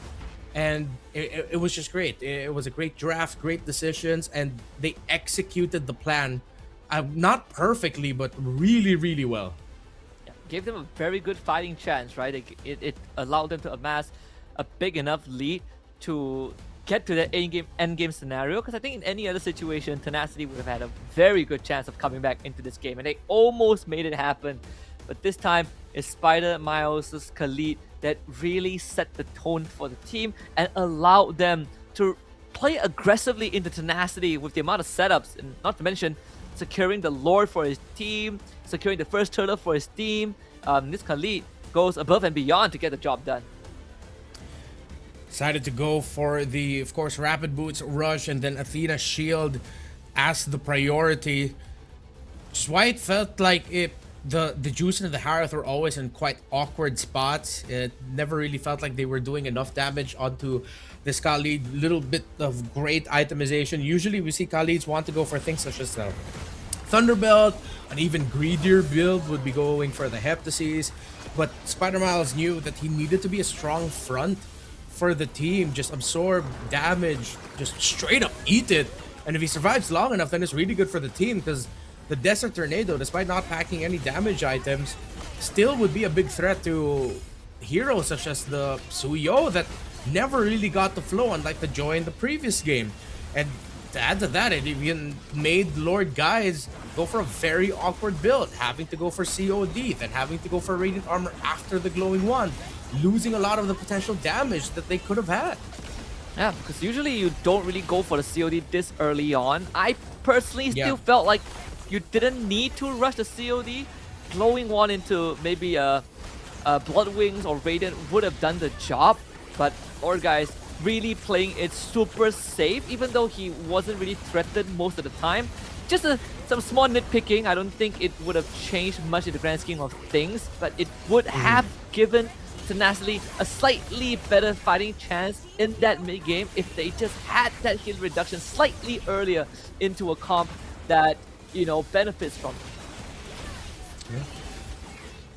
It's an outdraft in the sense, not like game number 1 where it was clearly they were left into a corner. This time, because of the priorities of Bacon Time, they got their pick for Spider Miles earlier in the draft, got in the first phase, then they adjusted their carries. If not the Harith, they also added 2 more carries to that. But the threat of the Lilia, especially against lineups with Juice, and ironically enough, the one other time that I saw Lilia in this exact same scenario where it felt like it was dictating the tempo in the mid is because of how it played against a Juice in as well. Not to say that maybe we're looking at the Lilia as the counter to the Juice in, but it stops it from being able to have the impact right away. You're gonna have to get a little bit more creative with it. But it was tough. BS was taking a lot despite having his own heal. Khalid and Lilia together, I think now has to be in the back of the heads of Tenacity to think about, because if Bacon Time have room to pick it up again, I wouldn't be surprised if they just went for it. You don't usually think of Khalid and Lilia together as something that you need to respond to right away. It might just fly over their heads again, or they might not even be ready to answer it. And I think, right, the only time that the Kalia got like a impactful Tsunami Slam was literally the last fight where he was able to be patient enough to catch B-Boss. But the other times, it's always a Purify that deals with it, whether it's the Claude or the Lilia. So unfortunately, the overall impact just wasn't there. And I think that's also why the appeal of a Kalia pick has gone down, because you have so many heroes that can take Purify and, you know, and sort of brush off the Tsunami Slam. There are still teams, I'm not sure in MPL PH its entirety, but in MPL MY, I think the only team that is actively willing to Kalia earlier on is probably SRG, but under very specific circumstances. Most of the time, you just get denied by Purify carriers, same as the Guinevere in the roam. So it's a lot more situational than it was back then. Yeah. Really great showcase here by Bacon Time. I felt like they really dug deep in the how to hat of tricks, I guess. I think they fished out a Lilia from Harith's own hat there and found, hey, this pick works out really well for it. And they paired it up with a really great roamer. So now I feel like the ball is on the court of Tenacity to see if, with the knowledge that they have, with what they've seen from the draft of Bacon Time, if they can respond to it well. Because, again, I'm going to double down on the idea that if they're not ready for it, they're just going to get shocked and awed yet again. We might even see a return of a pick that popped up a little bit more earlier in the season for MSL Thailand, which is the Kaja, if it's available for them. We've seen Kaja. I'm not sure if we've got to see it in MPL MY, but the time she got to see it in MPL PH was just impact right away. It's strangely enough one of those picks that does a really good job of maintaining tempo, especially after hitting level 4, because now you're so worried about trading so heavily because you might just get pulled and bursted right out of the gate. Things like that now Tenacity will have to think about. So far, despite it being a little bit of a trade of some very dominating performances, but I feel like the game too salvaged it a bit because it was a little bit more close. Let's go to the stage with Mint and the others for an interview. คือตอนนี้เนี่ยเกมกำลังดุเดือดแล้วก็สูสีกันมากๆเลยนะคะระหว่างเบคอนไทม์และเทนาซิตี้เพราะฉะนั้นเดี๋ยวเราเบรกความดุเดือดนี้สักครู่หนึ่งนะคะมาถามคนดูที่มาเชียร์หน้างานกันดีกว่าว่าตอนนี้เนี่ยความรู้สึกเขาเนี่ยเป็นยังไงบ้างเดี๋ยวให้คนดูของเราแนะนำตัวก่อนเลยดีกว่าเดี๋ยวเอาด้านนี้ก่อนได้เลยค่ะสวัสดีครับชื่อเกณฑ์ครับมาเชียร์เบคอนครับผมด้านนี้ได้เลยค่ะชื่อแม่แอนนะคะมาเชียร์เทนาค่ะแพะดื้อโอ้โหชุดแม่แต่งชุดมาเต็มมากโอ้โหประหนึ่งนักแข่งท่านหนึ่งคุณแม่เชียร์ใครเป็นพิเศษไหมคะในทีมเทนาจริงๆเชียร์ทุกคนลูกๆรักลูกทุกคนโดยเฉพาะไอ้น้ำไอ้น้ำโอ้โหขวัญใจคุณแม่เลยใช่ไหมคะไอ้น้ำน่ารักมากด้านนี้ล่ะคะเชียร์ใครเป็นพิเศษไหมคะในเบคอนไทม์ผมชอบลีลาของสไปเดอร์แมนสุดครับแต่ว่าก็ชอบทุกคนในทีมครับส่วนใหญ่สไปเดอร์แมนนี่มาแรงมากเลยนะคะสัมภาษณ์แฟนคลับเบคอนคนไหนก็โอ้โหเชียร์สไปเดอร์แมนแปลว่าต้องเก่งมากจริงแล้วเนี่ยมาดูในงานบรรยากาศแตกต่างกับที่เราเคยดูออนไลน์ไหมคะในงานก็สนุกกว่าแล้วก็ได้เชียร์นักแข่งแบบใกล้ๆได้ฟังคอกันด้วยครับผมก็คือมันได้อารมณ์มากกว่าคุณแม่ล่ะคะคุณแม่ไปทุกงานเลยใช่ไหมคะก็เกือบนะแต่ว่าอยู่ที่นี่เงียบถ้าอยู่ที่บ้านดังกว่านี้เราเชียร์แบบถึงเลยเข้าเส้นเลยอันนี้อยากทราบว่าตอนนี้มาดูกี่ครั้งแล้วคะที่ลีโดเนี่ย2 วันครับผมมา2 วันแล้วคุณแม่ล่ะคะ2 วันเหมือนกัน2 วันเหมือนกันนะแล้วตอนนี้คือมัน1-1เราคิดว่าเกมต่อไปเนี่ยทีมเราเนี่ยจะเอาแต้มมาได้ไหมคะได้แน่นอนครับผมได้แน่นอนคุณแม่ล่ะคะเราสู้ไหมคะได้แน่นอนเพราะไอ้น้ำแม่ซาเวตอีกแล้วไอ้น้ำเอาให้นะคะด้านนี้คุณแม่บอกว่าได้แน่นอนโอ้โหกำลังใจแน่นหนาเบคอนล่ะคะมีเสียงแฟนคลับไหมเอ่ยขอเสียงแฟนคลับเบคอนหน่อยได้ไหมคะโอ้โหด้านนี้ก็ไม่แพ้กันค่ะโอ้โหนักแข่งเราต้องเอาชัยชนะมาให้ได้แล้วก่อนที่เราจะให้แฟนคลับของเรานะคะไปนั่งพักกันเดี๋ยวให้เขาบอกอะไรนักแข่งสักหน่อยดีกว่าว่าแบบมีอะไรอยากให้กำลังใจนักแข่งที่เราเชียร์ไหมรอดูในที่ลาดพร้าวตอนรอบชิงเลยนะครับแปลว่าต้องเอาแต้มนี้มาให้ได้นะคะเพราะว่าแฟนคลับเดี๋ยวรอเชียร์แล้วคุณแม่ค่ะตามแน่นอนเพย์ออฟที่1โอ้โหโอเคค่ะเดี๋ยวตอนนี้นะคะเราจะให้แฟนคลับของเรานะคะกลับไปเชียร์เบคอนและเทนากันต่อค่ะขออนุญาตส่งต่อให้กับพี่แคสเตอร์ทั้ง3 คนได้เลยค่ะ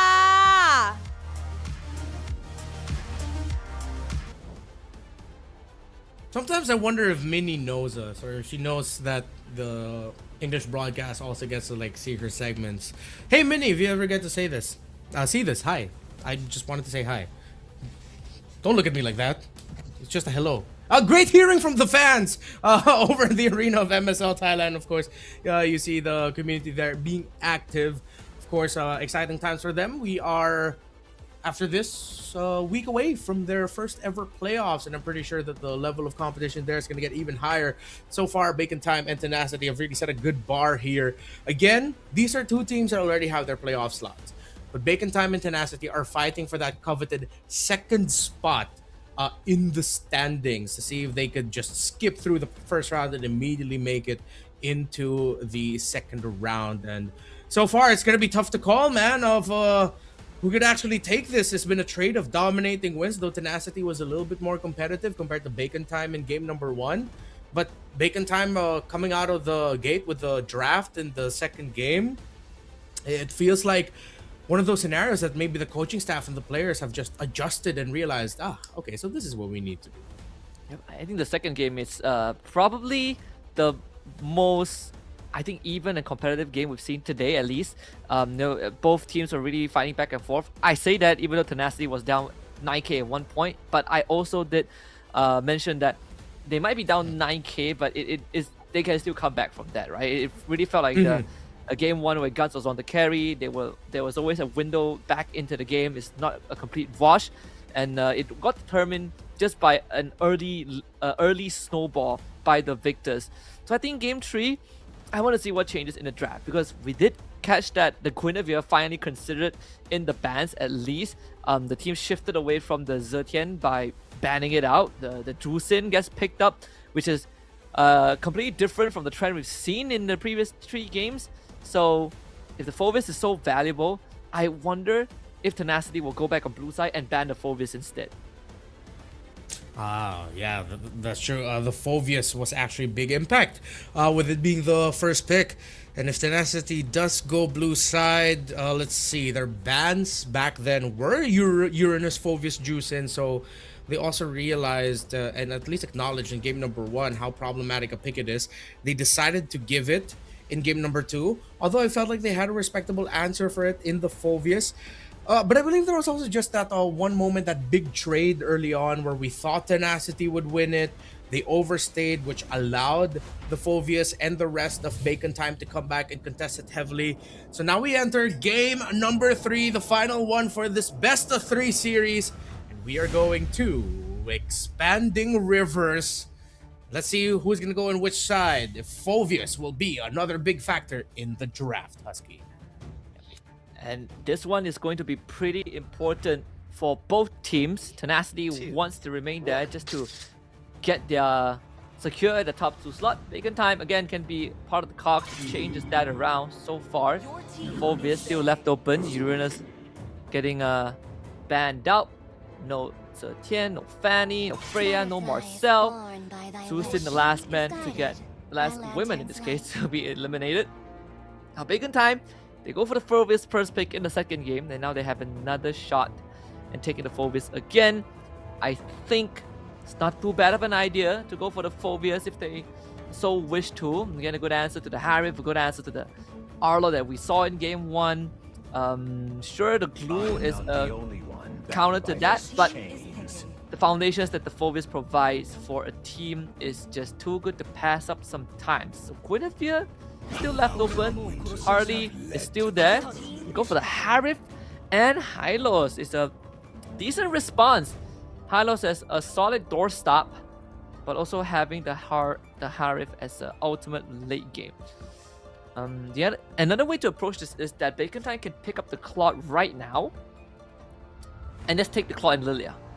Take the Claude and Lilia, you open up the jungle. If B-Boss is comfortable enough to second phase his jungle, then at least you give your cores the best chance in carrying the game. I think the Claude Lilia, like the previous game, is just as good. But they picked the Valir and Quinn instead. So Valir was one of the picks that in the earlier weeks of the regular season was popping up along with the Kadita, and I was talking about it on NPI, and when I'm like, you have to check them out. These guys play Valir. They are legit, and we see it again. Great answer into the Hylos first of all. Yeah, well, I think universally for anyone who's ever played Hylos, the moment you see a Valir, you're already thinking of, oh man, I think I'm gonna have to cook dinner now, try to come up with excuse to the group as to why I can't play another game. It's not gonna be a fun time here. Although it's not always gonna be the case, but with the fact that it's paired up with a Guinevere and Phovius already, this Hylos is not gonna have a good time. And honestly, there's not a lot of picks right now that Tenacity can show up with that could counter that. If there's gonna be one desperate pick that I will look for that could help change the tides, I'd have to go for something like a Yuzong to threaten the early use of the Searing Torrent, and at least you'll have that Petrify as another layer of crowd control, because I'm not sure if something like a High Loss would cut it in this scenario. Excuse me, not High Loss. Lapu Lapu is what I was thinking of as a potential EXP laner pick for them. Yeah, even like your usual sandbags like Alice isn't that good anymore. Blue neither. If they haven't picked the Hylos, the Diggy would have been the cheesiest answer to it. Yeah. Even then, it's not a means to an end. Bacon Time might have, at least in the first sequence, I much prefer Bacon Time's draft. But I think Tenacity's way out of this is to get themselves a mid laner that can play with range and is not too worried about the Quinn and the Phobius. Do they take the Lilia? If it's banned out now. Lilia, Searing Torrent. One of the RG picks that shows up in scenarios like these is something like a Kagura, but it's gonna be so tough to execute with the Phobius around. I'm trying to run down like the list of mid laners in my head. Even the Gourd would be really risky because it's easy for Phobius and the Guinevere to reach it.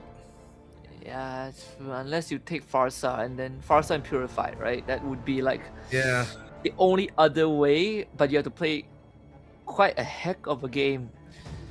Lilia feels like the safest. There are any mid laners we're missing. I mean Valentina, but doesn't feel good. Doesn't feel that good too, because it puts you at melee, almost melee range. Fireman's ban out. That is high chance we see the glue come out. Wait a minute. They can't glue it. Wait, they can. Gwyn can be jungle. Yeah, glue roam. Wow, that's a big check. I wonder if Bacon Time's also trying to bait Tenacity into thinking about picking up the glue. Because now if the glue is gonna go to Bacon Time, so they do end up going for the Lilia. If they get the glue, Gwyn, Phobius, that's such a disgusting lineup. No matter what EXP laner you field there, it's tough. I think they just have to settle for something like a Yuzhong or Lapu. Even, or wait, what do you think about Sora? Ooh, I mean Sora, it's not too bad, but you are going to be an engaged machine, right? Like you are the engaged bot, and afterwards it's up to your team to get the job done. They go to Kaja and carry instead. Okay, this is completely different from what I envisioned, but it does take away the whole, you have Purify, you're saved. Kaja makes you really reconsider how do you take these fights.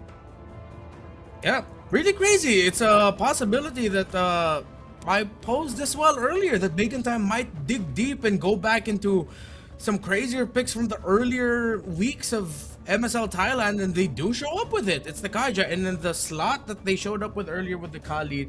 Oh no, they showed it in the first phase, at least. Now in the last phase, it makes sense because the Guinevere and Phobius are gonna be playing first contact here, while the Kaja can just look to see if he can force something out with a big Divine Judgment. They do end up with the Sora as well, but now the presence of the Kaja makes it look even more dangerous to play.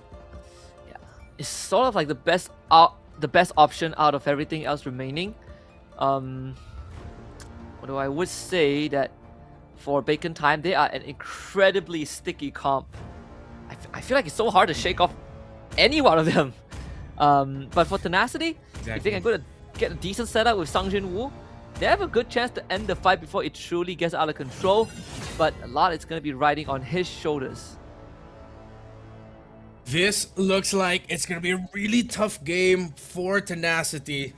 But Sang-Jin Woo Sora is almost already like a stuff of legends in the very first season of MSL.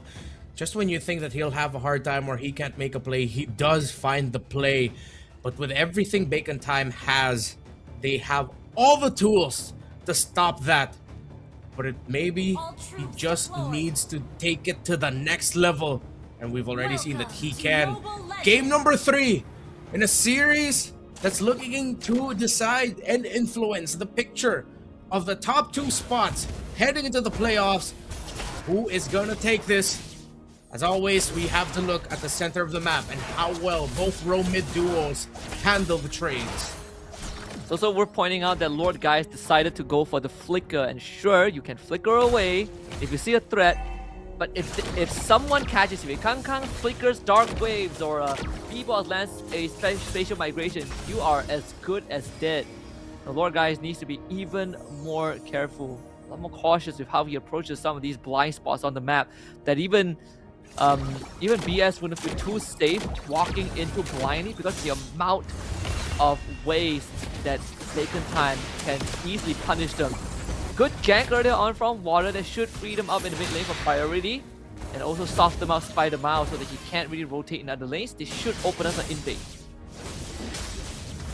Tough boots priority here for Guns to help him trade a little bit better against that Harris, plus with all the control there is on the side of Tenacity. Would need that reduction. Spider Miles going for the rapid boots. Slow reduction is going to be great for him to get into position. To bring Kang in as well to reinforce his position. To flicker forward, Kang catches DS, but he does have revitalized. 2 flickers blown by Bacon Time just as the Lord spawns. Yep, 10 seconds. B-Boss, at least Bacon Time were able to defend their side of the jungle, so that he'll be able to hit level 4. Let's see if we'll be able to hit level 4 once that orange goes down. I wasn't able to get a good look at his EXP bar. It's holding on to it, and it is taking time. Tenacity on the spot. B-Boss is 4. Valet doesn't have priority over Lilia, but both mid laners, they're not even 4 yet. They lost so much XP. Here comes B-Boss in, but Water good on the retribution. Bang Jin-woo keeping the rest of Bacon Time away. Tenacity starts off with an objective. Meanwhile, 1v1 in the top lane. Guns with the flicker, trying to avoid the synchro vision. Griffith gets solo kill, first blood, and the quantum charge for Guns pays off. And you see the frustration from Griff in the lower right. He reacted like anyone would react in that scenario. Sorry, on me. Oh man, that shouldn't have happened. Great duel, but of course, just the quantum charge coming out and helping lead them to victory. B-Boss gets found down, able to spatial migration just in time. He actually missed the retribution earlier, wasn't able to hit it. He wasn't crowd controlled or stunned. It was just a big whiff on his retry. I think he wasn't taken down there. That would have been ruined. That would have ruined the tempo, excuse me, of Bacon Time. The good thing that Chris was able to establish is a lane freeze. And unfortunately, it's just not safe for Guns to walk up without any reinforcement. So Griff might have been solo killed, but this is his way back into the game in terms of network. Song Jin-woo getting the catch on the Spider Miles, and the crowd control is just a bit too much. It forces out the flicker. Exort having to do the same, but Sung Jin-woo in, and the kill delivered to Lord Guy. Big win there, finding Exort. So far this Valier, I mean, we did pose a possibility that it might not be able to dominate or give a lot of difficulty to the high loss, and I think the X factor, you pointed it out earlier as well, was that Lilia. It's difficult for this Valier to trade in the mid and really get a good tempo going with clearing the middle minion waves, because Lord Guys is just a step ahead. And credits as well to Lord Guys, knowing that he's paired up with a high loss, he doesn't really need to worry about getting taken down despite there being the presence of the Divine Judgment. I think it's no go for the turtle. B-Boss probably fat finger his Violet Requiem. So no chance there. Guys, another 1v1. This time, clearly on the losing end. So another flicker blown. Tenacity, thinking about invade, will only set up for the golem. Lord Guys flickers in. And the black shoes away. Gets pulled back, instantly punished. But they do get Guns with the snipe. That is worth it. Great call there by Lord Guys and even the rest of Tenacity to back their Lily up in what is usually going to be thought of as a what the hell are you doing play. It ended up working out really well for the Lilia and Tenacity, that it was the carry of all heroes. Out of all the heroes that they could have gotten there, it was the marksman. Yeah, Tenacity telling everyone, telling Griff that this is his way back into the game, and He's going to be back into the game for sure. He already won in terms of experience earlier on with the lane freeze. And the solo kill didn't matter at all. Water now gets his Sky Piercer after a Fury Hammer. The ambush, Spider Mouse. Has to be very careful to not walk up. Same as B-Boss. Whoever gets caught here is going to end up going down. Spider Mouse, unfortunately, will have to do the job of just scouting out these blind spots. Still going to be quite some time until the next turtle spawns. But Tenacity and Bacon Time still trading a lot of control of the river. Very even game. Resources and gold very close. Just a little bit of an EXP gap, or this might actually get blown up to a 2-level lead. So maybe a little bit more farm and time for B-Boss, because there have been a lot of plays where Tenacity going in, with Tenacity going into the jungle of Bacon Time. If this 2-level gap retains for Turtle 2, or excuse me, Turtle 3, could be bad. Conceal play, trying to defend. Force out the Purify from Griffith, which is a good thing. They did use Conceal earlier on, and they still have the Flicker Divine Judgment. Don't know Song Jin-woo is in the bush though. B-Boss has to be very careful, and now Song Jin-woo pounces to catches him. That's a dead Guinevere. Fast, decisive, and advantage right out of the bat. No more jungler for Bacon Time. Free turtle for Tenacity. And the Lily continues to be the big X factor, not only in this game, but now in this series. Giving Bacon Time a taste of their own medicine.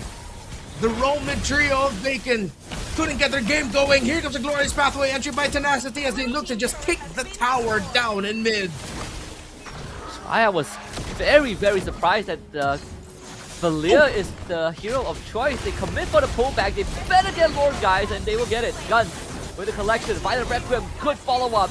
And that's 2 dead for Tenacity. This is Bacon Time's way back into the game. Sung Jin-woo runs away. BS doing the same as well. And Bacon Time instantly finds a punish. Great call by Spider Miles. Knockback Searing Torrent. Kang under tower. Jumping on them. BS still stays alive. Tower getting focused down by guns. They can't take it down. Well, that's the Harith going wild. What? Almost taking down Exort, but the defense. Exort gets to save himself with help from Spider Miles.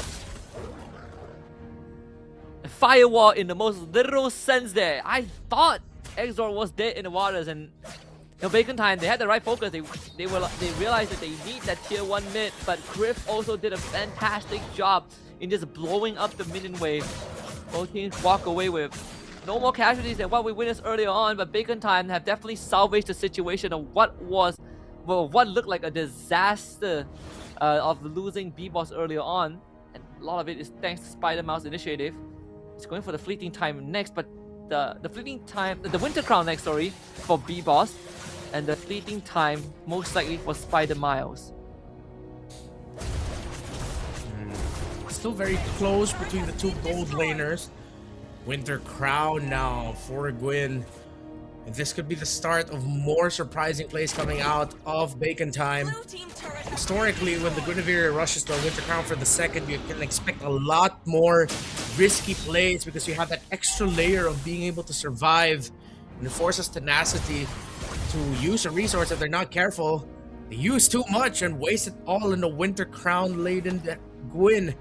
No lane priority, topside for Bacon. They're willing to give it. They're overcommitting a little bit into positioning for this Lord. They're losing a good amount of health from their tower. Tenacity, they don't have to do this at all. In fact, they are the ones that have control over the key areas on the map. And Bacon Time, unfortunately, they are forced to make a choice, and either way, Tenacity will have control. If Guinevere shows up on the top lane, the Lord is gone. Same as the carry. Bacon Time needs to fight together. Sung Jin-woo spots out where Spider-Mao is. Spider-Mao will pull him back. They need the finisher right now, but unfortunately, Sung Jin-woo a bit too durable. They lay down the carpet with the high loss. 2-man Dark Wave with the pull. B-Boss looking for an angle on the off angle into the fight. But so far, Tenacity juggling it very well. Iron Weapon committed. They turn their attention onto BS, and now they're in with the Dark Wave, but it's floored for Tenacity. And Kang ends up falling. B-Boss will be next on the list. Of Winter Crown will only delay his death. Water with a double kill, and Tenacity with a convincing teamfight win. It looked good for the entry for Bacon Time, but Spider Miles committing the Divine Judgment right away onto Song Jin-woo to no avail. Actually, was bad for Bacon Time in the long run. Yeah, Tenacity repositioned a little bit, waited to find the right angles. Beat Boss then just committed the Violet Requiem right away onto that high loss. So 2 big ultimates used for pretty much nothing. Despite the entry there, if Kang and B-Boss work together to utilize the Dark Wave and Requiem combo, that would have been great. Overcommitting on the resources, on their ultimates, that was just... could have gone so much better for Bacon Time, but I think they were a little bit too eager. But here's a pull! Do it again this time. Secure the kill for Guns. Spider Mouse, he does have the fleeting time, so we'll get that cooldown reduction on that Divine Judgment. This is one of the few ways that they can wrestle the tempo back into their hands, but they have to do it a whole lot of times. And without the flicker, that means, at least for the next minute, a minute and a half, it's going to be harder for Bacon Time to replicate that success. The insurance policy is going to be Guns. And for him to have the freedom to do damage, there are a lot of factors he needs to consider. Whether he's stepping on glooms, whether Song Jin-woo is in his face. Because he only has the flicker, so any sort of crowd control is going to end up taking him down in an instant.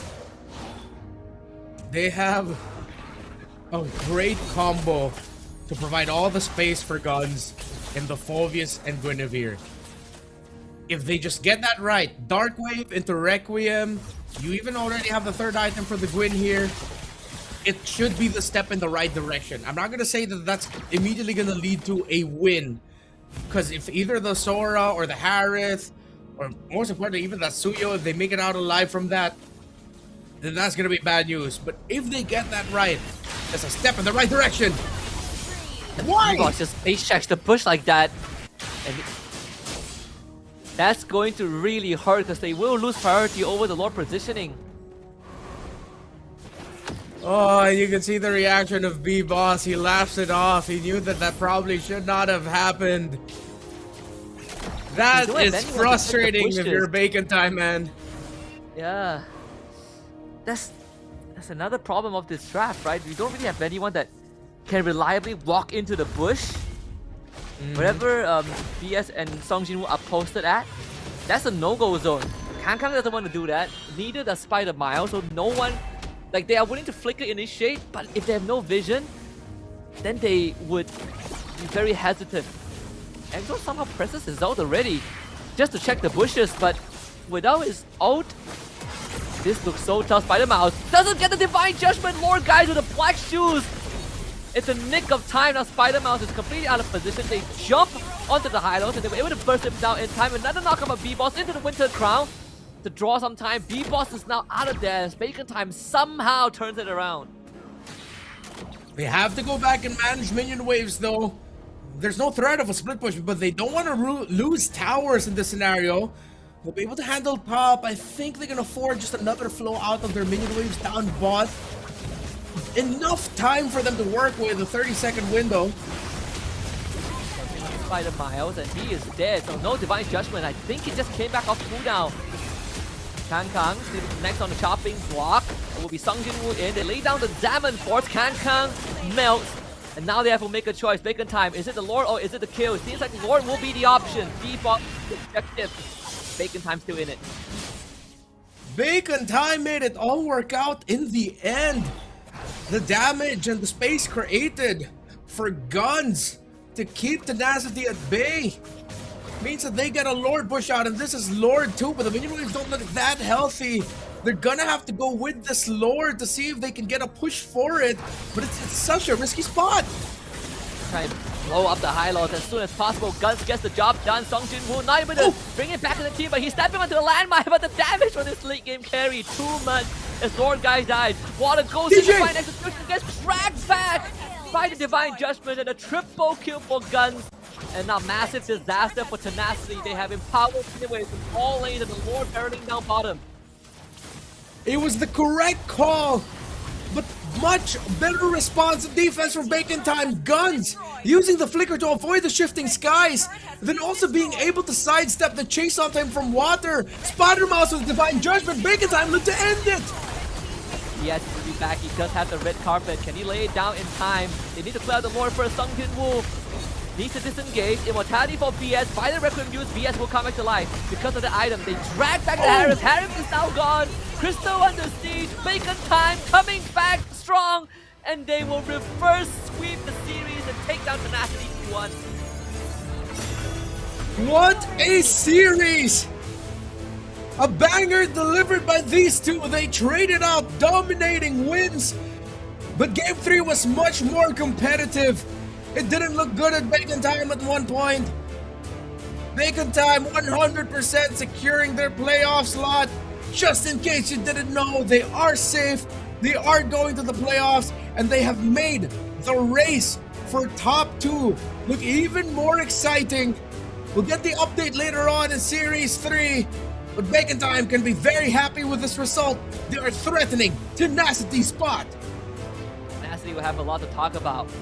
Game 2, forgivable, because the Bacon Time draft was great, but man, Game 3 really felt like it didn't have to go this way. Bacon Time draft was a lot harder to execute in totality, but somehow they were able to make the best out of everything. I gotta say, Guns is my MVP. Mechanically insane with that carry. All those flicker dodges, the 1v1 kill onto Griff in that early game, and the way that he pilots this carry in such a chaotic environment where it feels like to find the smallest window to do damage is hard. He deserves my respect, man. Let's go to the stage right now for an interview. ตอนนี้นะคะเราก็อยู่กับผู้ชนะทั้ง2คนจากเบคอนไทม์นะคะโอ้โหบอกได้เลยว่าเมื่อกี้เป็นเกมที่ตึงมากคือแบบลุ้นตลอดเกมเลยไม่ใช่แค่นักแข่งนะคะทุกคนในฮอลและออนไลน์ก็คือลุ้นกันไปหมดเลยคือขอถามความรู้สึกก่อนเลยค่ะความรู้สึกเป็นยังไงบ้างที่เราชนะและได้แต้มมาได้เข้าสู่รอบ Playoff แล้ว How does you feel about this win Happy. That's it just happy That's it. Okay แล้วกันเอ็นซีอะคะ ก็ดีใจมากครับเล่นได้วันนี้เล่นได้เหมือนในซ้อมเลยครับก็เลยทำให้ออกมาดีถึงแม้ว่าเกมคือเราตั้งใจให้เป็นอย่างนี้ใช่ไหมมันคือแผนของเราแผนของทีมเราที่แบบให้เกมมันตึงก่อนอะไรอย่างนี้ใช่ไหมแล้วค่อยมาเอาชนะที่หลังหรือมันไม่ใช่แผนไม่ใช่ครับไม่ใช่แผนด้วยโอ้โหนึกว่าเป็นแผนมาตลอดเลยแล้วคือความรู้สึกที่เราเอาชนะทีมที่แบบฟอร์มกำลังมาแรงเลยอย่างเทนาคือเมื่ออาทิตย์ก่อนเนี่ยแบบแทบจะไม่มีใครล้มเขาได้เลยนะเรารู้สึกยังไงบ้างที่เราเอาชนะเขาได้ในวันนี้ก็รู้สึกว่าดีใจมากครับแต่ผมก็รู้อยู่แล้วว่าทีมเราชนะอยู่แล้วอ๋อก็ดีใจแต่เราก็รู้อยู่แล้วว่าเราฝีมือดีกว่าอย่างนี้เหรอใช่ครับโอ้โห How does it feel after you beat the Tana City because they like performance is so good right now no one can beat him How does you feel Happy. Happy? That's it? There's a high chance that we can get the upper bracket, top 2. So happy. Oh, you're so happy, but you already know that you're gonna win, right? Yeah. ก็คือสำหรับสไปเดอร์มายเนี่ยก็คือเขารู้อยู่แล้วว่าเขาจะชนะมาได้เนี่ยก็คือมันเป็นไปตามที่ทีมวางแผนไว้อยู่แล้วก็เลยรู้สึกว่าก็ดีใจปกติแล้วตอนนี้คือมั่นใจแล้วใช่ไหมว่าแบบว่าไปเพย์ออฟได้เราจะแบบว่าไปสู้ทีมอื่นๆได้ด้วยแผนของเราแน่นอนตอนนี้ก็มั่นใจแล้วครับมั่นใจแล้วเดี๋ยวไปเอาคืน KLG เดี๋ยวไปเอาคืน KLG ในรอบเพย์ออฟโอ้ KLG ตอนนี้ต้องแบบฟังไว้แล้วนะเขาไปหาแผนมาแก้เกมแล้วนะเดี๋ยวคำถามสุดท้ายก่อนที่จะให้นักแข่งของเราไปพักเนาะก็มีอะไรอยากบอกแฟนๆเนาะที่มาคอยเชียร์เราหน้างานแล้วก็ทางออนไลน์ so can you tell your friend that always support you like tell them something Thank you for coming here in the venue. Thank you for supporting Bacon Time. ขอบคุณครับโอ้โหก็สำหรับสไปเดอร์มายนะคะก็ขอบคุณแฟนๆนะคะที่คอยซัพพอร์ตเบคอนตลอดเนาะการ NC ค่ะก็ขอบคุณที่คอยเชียร์เบคอนครับก็ดีใจมาก ตื่นเต้นยังดีใจกับชัยชนะอยู่ก็คือขอบคุณ Well, We're back. Didn't expect to come back out of nowhere, but we are back. I was looking at the table actually, and as it stands, the threat is actually real for Tenacity to lose their spot. So Bacon Time is tied with them in points, but the differential favors Tenacity. They're +7 because of their game record. So there's a +2 differential that Bacon Time needs to work through. So they need to try and, well, first sweep their final opponents later on this week, which is VLTH, and then hope that Tenacity completely whiff the rest of the week and don't extend that point differential gap. But also, ACT Esports Club is one of the biggest threats to Tenacity because they are at +6 in differential, but they are 1 point behind. So the race between Tenacity, Bacon, and ACT Esports Club for this second slot is way too close to call right now, and it could completely swerve in a different way. Yeah, and I think for Tenacity fans, from this point onwards, you gotta pray hard, really hard, because Tenacity has played all of their series. This is as far as they will go in terms of point differential, which is +7.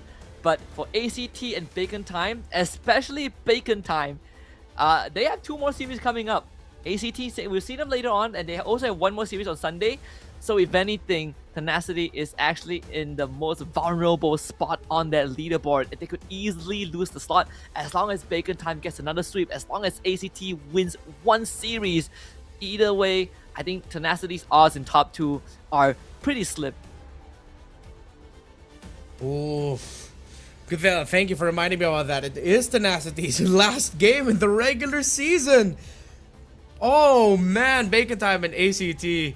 Well, you also got your call there right. Guns is gonna be the MVP of this game. It was clear.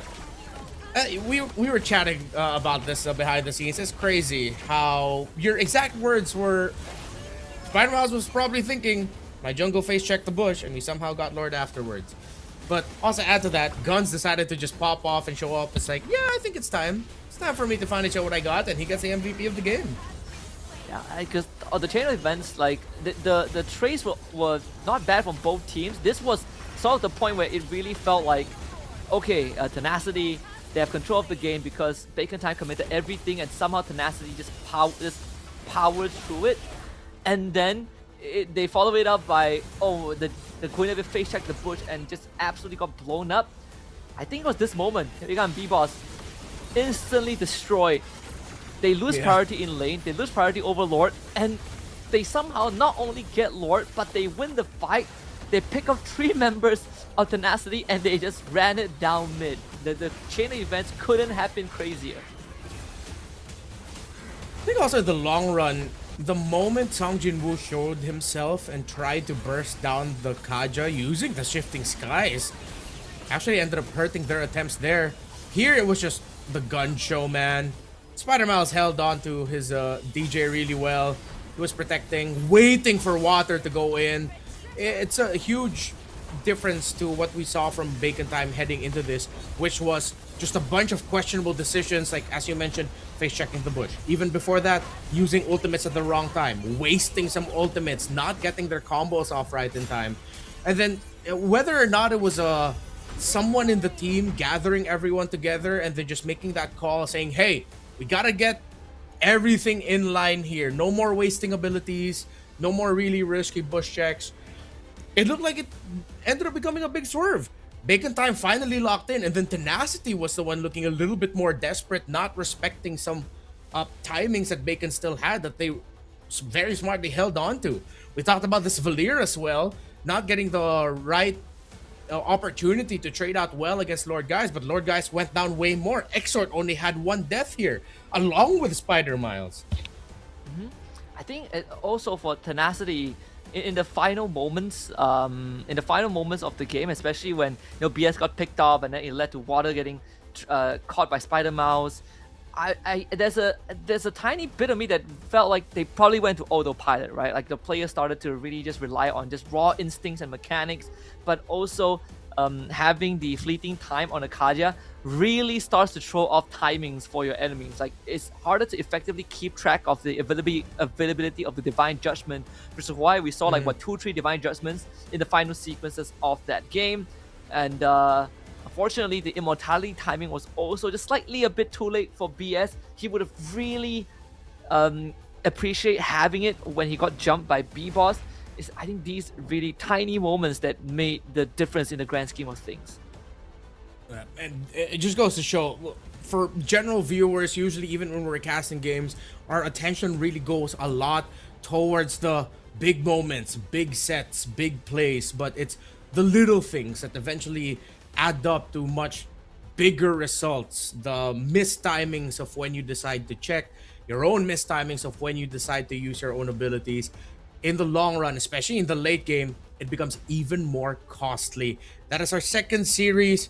The spot of tenacity is threatened. And now we go to our last series of the day. Coming up next, we've got King of Gamers and the other team that is looking to threaten the position of tenacity, ACT Esports. They're going to close out this day number 1 for the final week of the regular season of MSL Thailand. Redmore and Husky, we will be right back.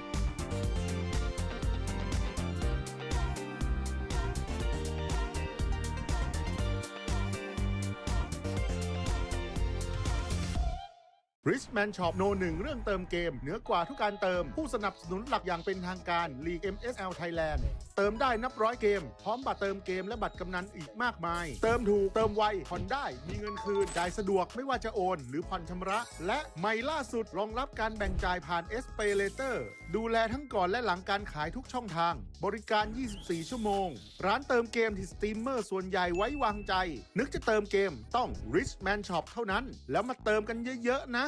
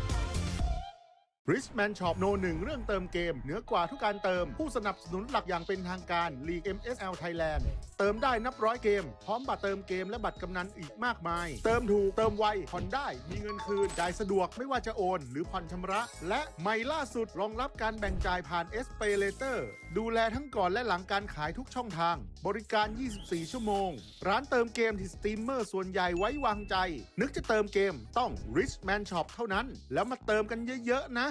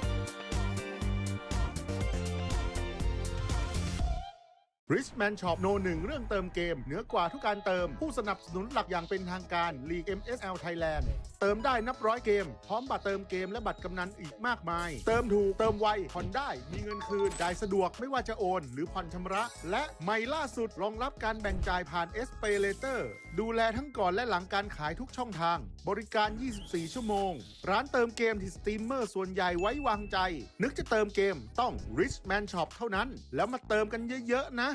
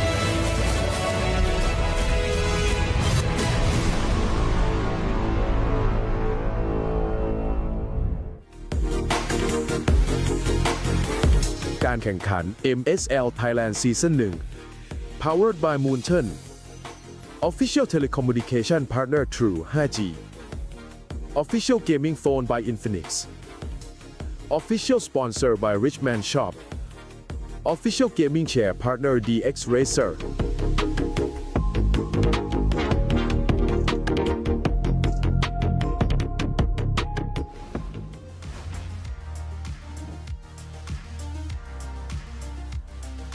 มา ถึงคู่สุดท้ายของเราในวันนี้แล้วนะคะ เรียกได้ว่าเป็นอีกหนึ่งคู่ไฮไลท์ของวันนี้ที่ทุกคนรอคอยกันเลย เพราะว่าเป็นการเจอกันของ2ทีมที่แข็งแกร่งแล้วก็ฟอร์มเนี่ยกำลังมาดีทั้งคู่เลยนะคะ คู่นี้จะเป็นการเจอกันของทีมไร้พ่ายอย่าง KOG King of Gamer Club ค่ะ ต้องมาเจอกับงานยากนะคะอย่าง Phoenix เพลิง ACT Esport Club ค่ะ อินซีดำปะทะธาตุมืดโอ้โหอาจจะเป็นฟีนิกซ์เพลิงก็ได้นะคะที่จะทำมาหยุดความร้อนแรงนะคะของ KOG โอ้โหบอกได้เลยว่า ACT เนี่ยเขาจะต้องงัดแผนเด็ดนะคะมาสู้กับ KOG ในวันนี้แน่นอนค่ะ เพราะฉะนั้นนะคะทุกคนใครที่ไม่ได้อยู่หน้าจอคอมนะคะรีบกลับมาเลยค่ะพร้อมน้ำพร้อมขนมนะคะเพราะคู่นี้บอกได้เลยว่า 2-1 เนี่ยมีให้เห็นแน่นอนนะคะเพราะว่าฟอร์มของเขาเนี่ยกำลังดีทั้งคู่เลยเดี๋ยวเรามาดูกันนะคะว่าวันนี้ใครจะเก็บแต้มนี้ไปได้ค่ะถ้าทุกคนพร้อมแล้วนะคะ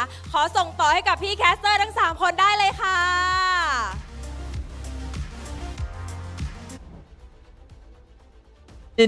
For the introduction, yes, ladies and gentlemen, we are back with MSL Thailand Season 1. This is the last week of the regular season, and we are on day 1 out of 3. We're done with the first 2 best of 3s, and now we're heading into the final one of the evening. It's King of Gamers versus ACT Esports Club. One is sitting at the top, KOG, undefeated so far in terms of series in the regular season, whereas for ACT Esports Club, the other team that came to the qualifiers, they're sitting in 4th place on that leaderboard at this point of time.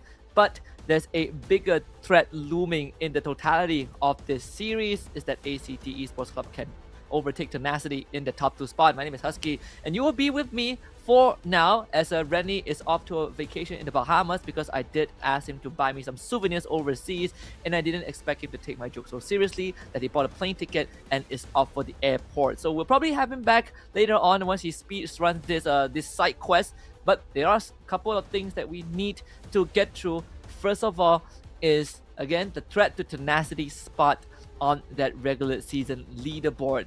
They did lose out, unfortunately, to Bacon Time earlier on in a 2-1 reverse sweep. And the bigger problem for them is that they have exhausted all of their games in the regular season, which means that whatever standing that you see them at right now is going to remain this for the rest of the weekend. And for ACT Esports Club and Bacon Time, they have a lot more left in the tank. And by the end of this weekend, there's a high chance that Tenacity will lose their 2nd spot and miss out the upper bracket semis and miss out the opportunity to get that bye in the playoffs. Of course, in terms of how we look at the standings, we'll look at the total points first before we consider the match win-loss and the net game win. And in this case, ACT Esports Club, all they need to do is to win the series, and they'll have a very, very good chance in taking over Tenacity and Bacon Time. ACT and Bacon Time both have 2 more series left to play, with their 2nd one on Sunday. So this is going to be incredibly entertaining to see if ACT Esports Club can leave a dent in the legacy of KOG.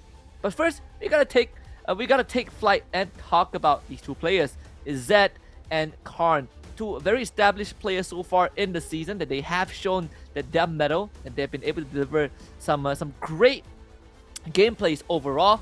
But the more important thing is, how is ACT going to hold a candle onto KOG? Because when we look back at some of the ACT games, one of the things that truly stands out is how ACT plays these kind of front-to-back lineup. It's sort of what we saw from one of Bacon Time's variation, and how they like to draft is a very late game centric, I would say, composition, where you have very beefy front lines like the Hylos, but you also have late game scaling heroes, for example, like the Claude and the Harith. So it's something that is definitely worth kind of studying into, because when you look at the previous draft of ACT, the Uranus, the Baxia, one of the few teams that also utilizes the Baxia and the Valentina, whereas for KOG side, they have been absolutely crushing it, and they've brought up some picks that you don't see often, for example, the Iratel as well. And I think KOG, they only lost like 2 games so far in the regular season.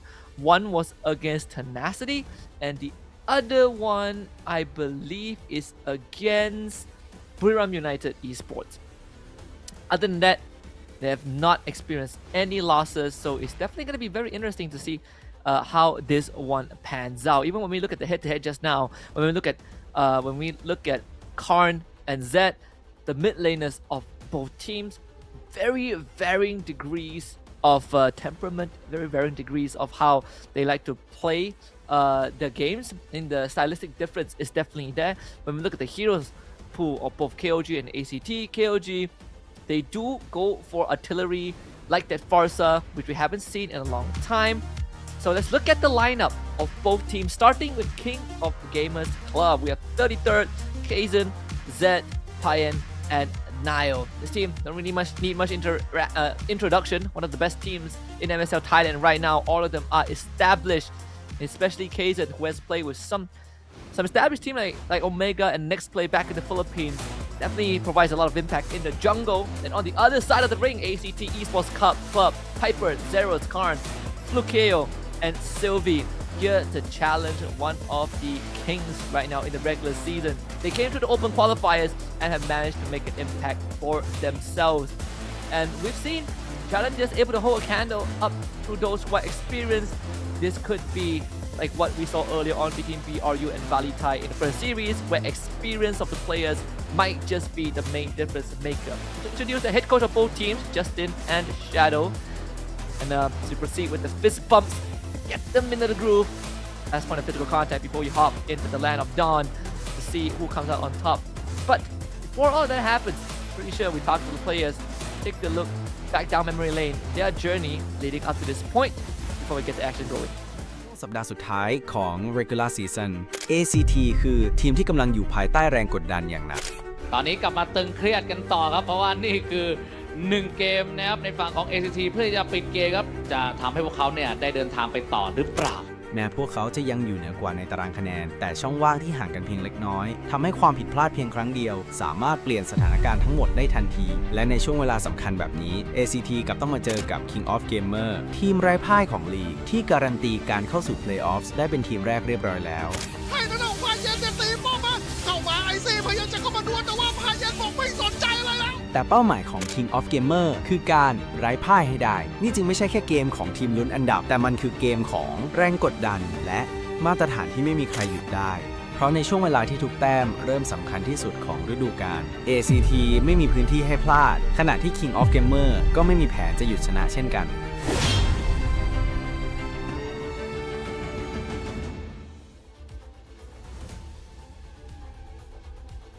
You heard it. The goal is to reach playoffs. Let's look at some of the head-to-heads. This time between the gold laners, Flukeo and Payan. And both, in terms of their goal lane performances so far throughout the league, if there's one thing they've shown, they are bloodthirsty. KDA ratio over the 9s. 12.36 for Payan, 11.82 for Flukeo. You know that these people, they navigate the battlefield like a wolf on the prowl. Decent GPM, average GPM, and even teamfight participation. So this could come down to a battle of the gold laners, which is something that I'd say has been a bit more subtle throughout a lot of the recent leagues that we had, because so much priority, so much focus was on the mid trio.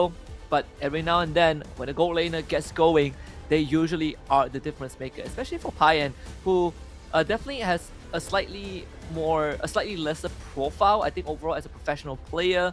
One of his first tournaments as well. So in his, I would say, inaugural debut on a bigger stage, definitely is playing very well with the rest of KOG, who have some sort of record. We talked about Kaizen earlier on, but we cannot forget about 33rd and Nio, or you might know them as know them with their other names, right?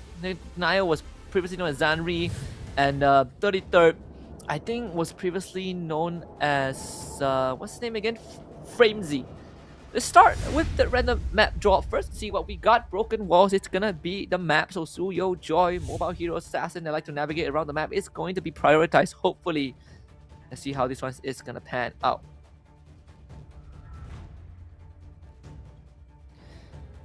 We're gonna have KOG on that blue side and ACT on the red side. Freya, Uranus, and Marcel getting taken out of the picture. Zeus in the follow, Fanny, Guinevere, Phobius, Harith, Hardy. Plenty of options out there. There's also the Zetian, which has been quite the focus of most of the Thai teams. Welcome to the greatest mag show of all time. Is banning. So the Harley gets banned out, which is, I think this is the first Harley ban of the evening as well, because Harley hasn't really been prioritized in the banning stage as much. So let's see. It does open up the Suyo, but we've also seen the Joy being piloted earlier on Broken Walls, and that was by Tenacity's Water. So the Zetian does end up getting removed. His first pick is going to be important. The Guinevere is still up. Suyo first pick isn't really a norm here in MSL Thailand, although it does happen in other regions, MPLMY for example. A couple of teams do love the Suyo first pick. They go for the Phobius. We've seen earlier on, great answer to the Harith, great answer to a lot of heroes, but mostly it's just a very good front for KOG. So ACT, and also because of Broken Walls, if there's any Joy players out there, which is pretty rare nowadays, it's a pretty good answer to that as well. Guinevere can still be a pick here if they want to flex. The Glue is always a good pick, although the Pheromones will always come as a response, so you can keep that for Red 3. I think here we go for the Claude. I was thinking about that. The Claude decent into the Harith too. It played well, but also not really affected by the Phobius. Instant Terizla as a response. We did talk about ACT having a more 4 protect 1 late game marksman carry type of approach. They are very, very honest with this opening. The fact that they picked a Terizla and a Claude really sort of reveals kind of the full story of what they want to achieve here, right? Terizla usually is a good blind pick, but you don't pick it this early on. So it's a Guinevere for KOG. Great flex. They can opt to take their marksman here or a mid laner. They'll take the Harith for themselves, so they save the mid laner for phase 2. Which is completely fine. The Leo Mort will be the immediate response from ACT, so that does give the potential of maybe a Valir into a Suyo or Gwyn matchup. Either way, and not Valir, Leo Mort. Either way, it should be beneficial for the Leo Mort overall. You get some early to mid game power spikes too, so you're not fully relying on just the Claude to carry you through. Banning out the Kimi as well, so that you don't have to wrestle with mid lane priority that much, since you do get first pick on the red side in the second phase. KOG should be banning us some good roamers. I do like the high-lows ban. Aside from the high-lows, there are things like Gatot Kacha. Cho doesn't seem to be the big highlight, at least for this matchup. So Gatot Kacha is one way. The high-lows, the Badang. The Valir is the one that gets banned out instead. Or the MSL Thailand special, which is the Valir. Not seen anywhere else so far. Let's see, this should be a mid pick. I feel like we're running out of mid heroes. The Lilia is not a bad choice here for ACT. They can take the Lilia for themselves, because I think AOG also has incentive to take Lilia. And it's better if ACT takes it. Then you give your Roma the best chance, because you get to see if the Guinevere goes roam or not. They're gonna take Gatot Kacha first, which is equally fine. It's one of the heroes that we didn't mention earlier on. They can be a good frontline, natural revitalized carrier too. So for KOG here, they could opt for the Lilia still. No harm in that. Great in the tanks. If not, then there is Yeef. Although, okay, maybe not Yeef. This is way too dangerous. You have literally a full team will die, but Yeef will not survive. Or we have a hard time unless you play the game with your lives here. So not Yeef, maybe. Kimi is also banned out as well. Take the Hilda. So it's a Gwyn jungle here. Among the planes exists the So they equilibrium still decide to go for the I was Yi. made for. Truly confidence right there from KOG. The Yi is not going to have an easy game. Penalty Zone, AOG, Blazing Duet, all very good answers to the Yi.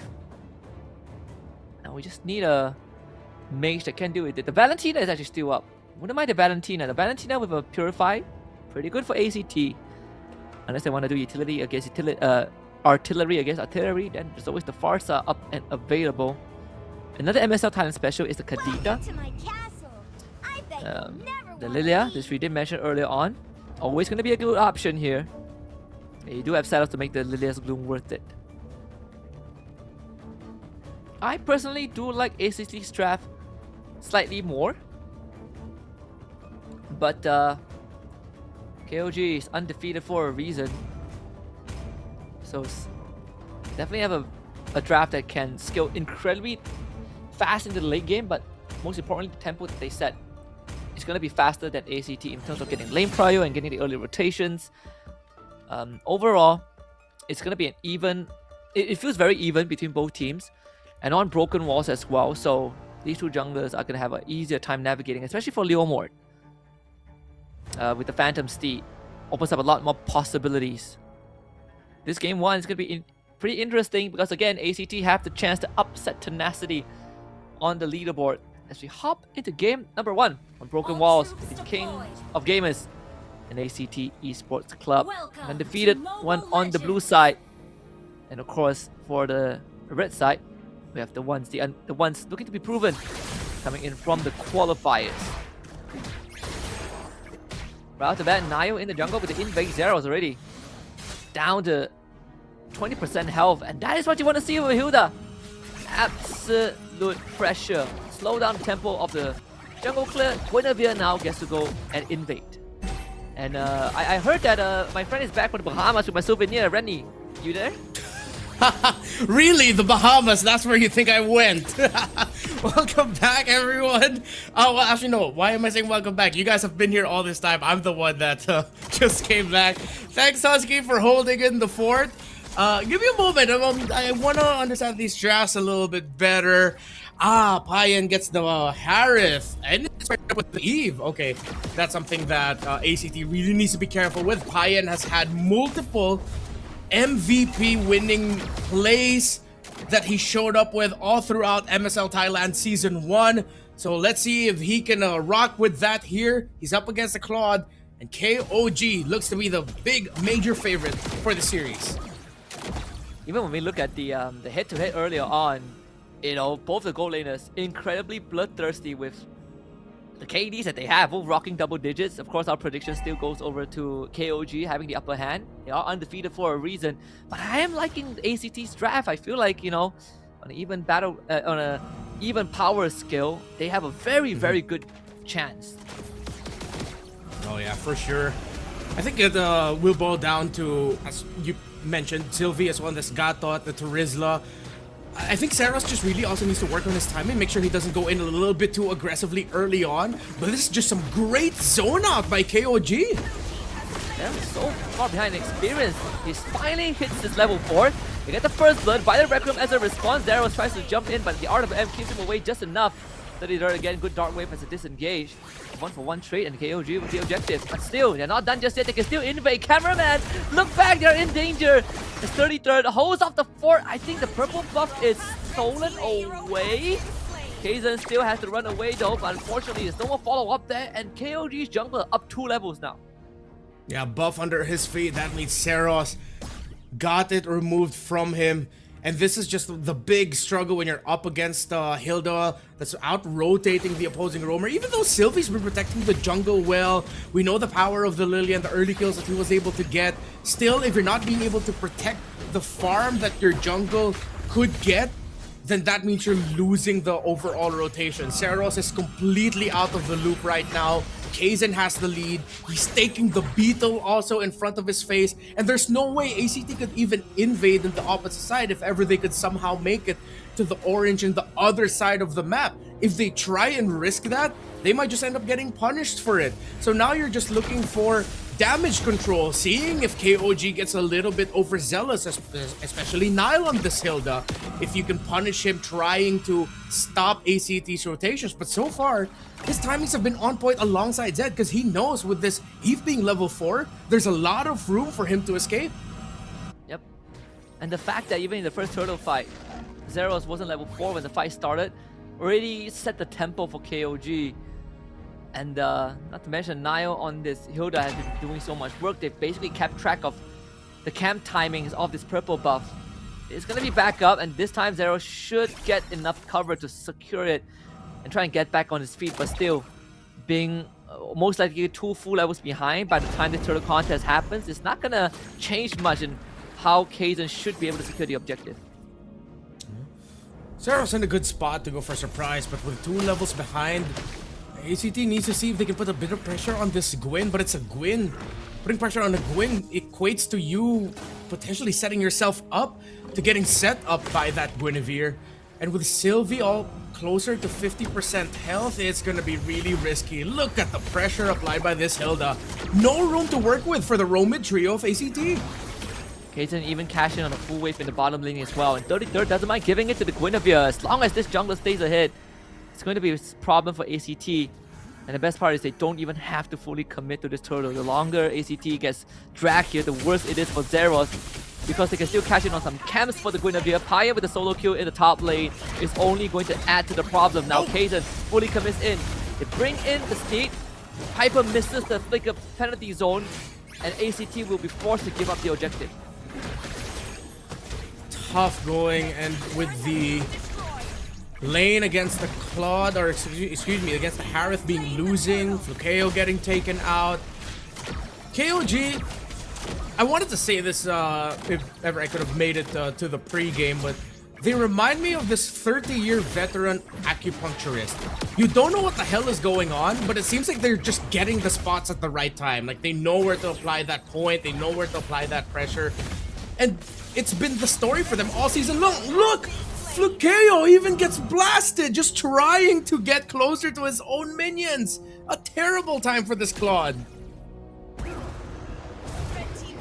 might be early, but this game has already been halfway won by KOG.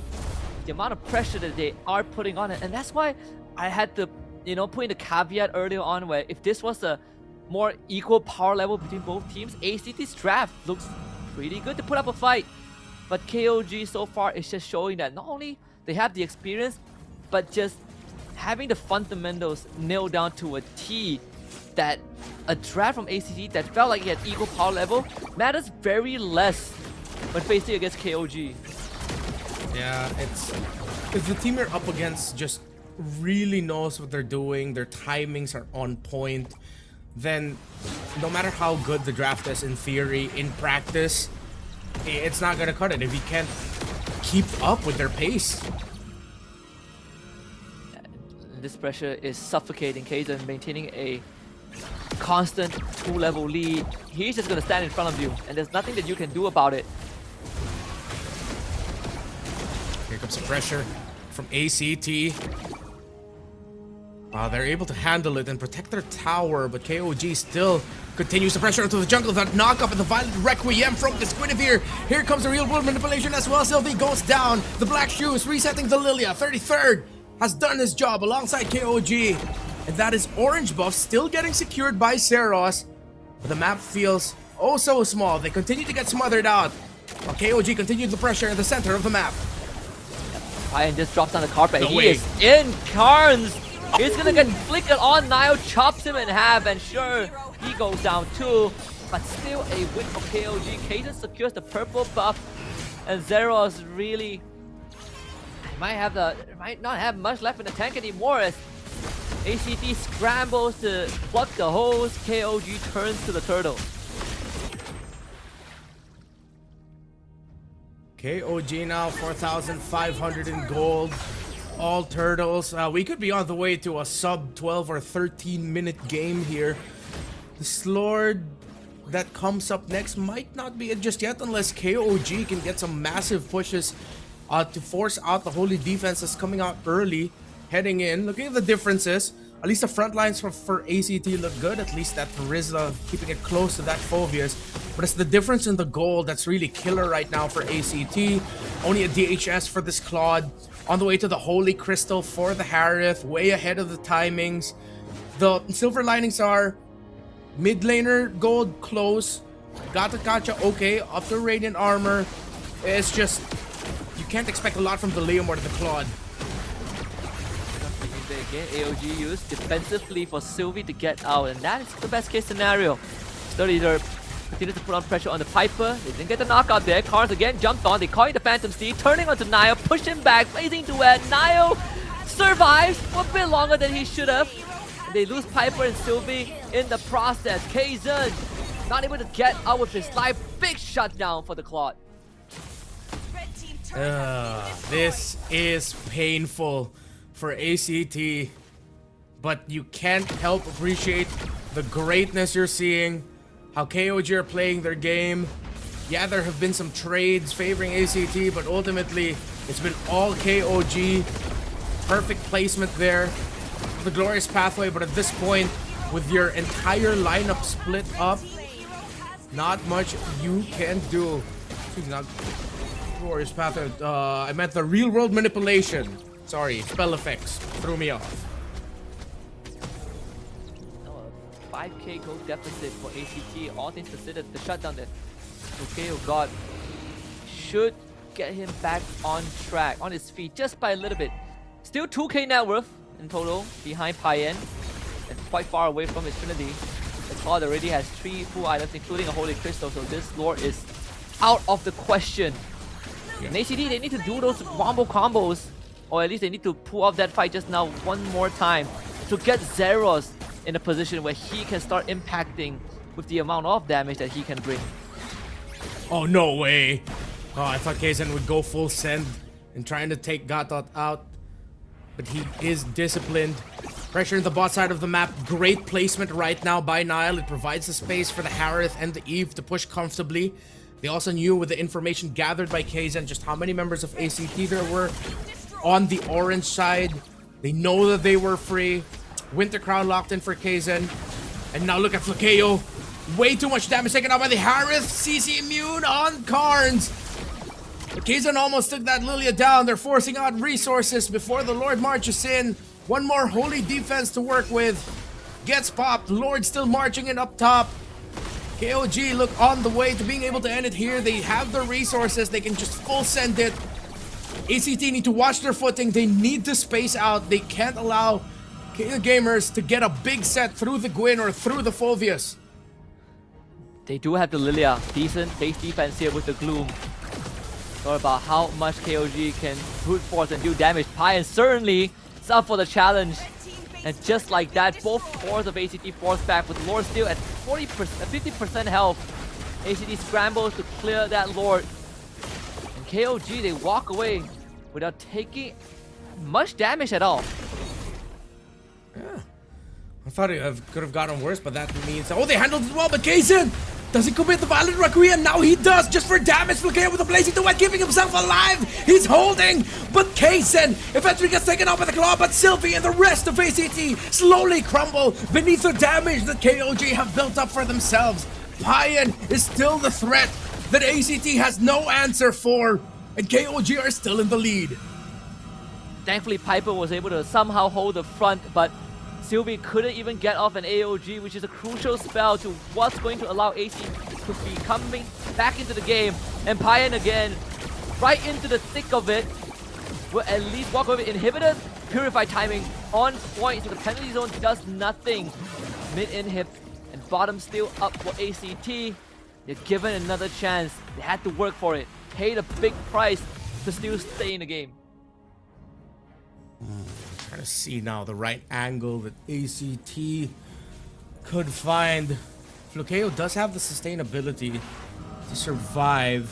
He's going to be going for the Malefic Gun, so he gets just a little bit of better poking distance before he eventually goes in with the Blazing Duet.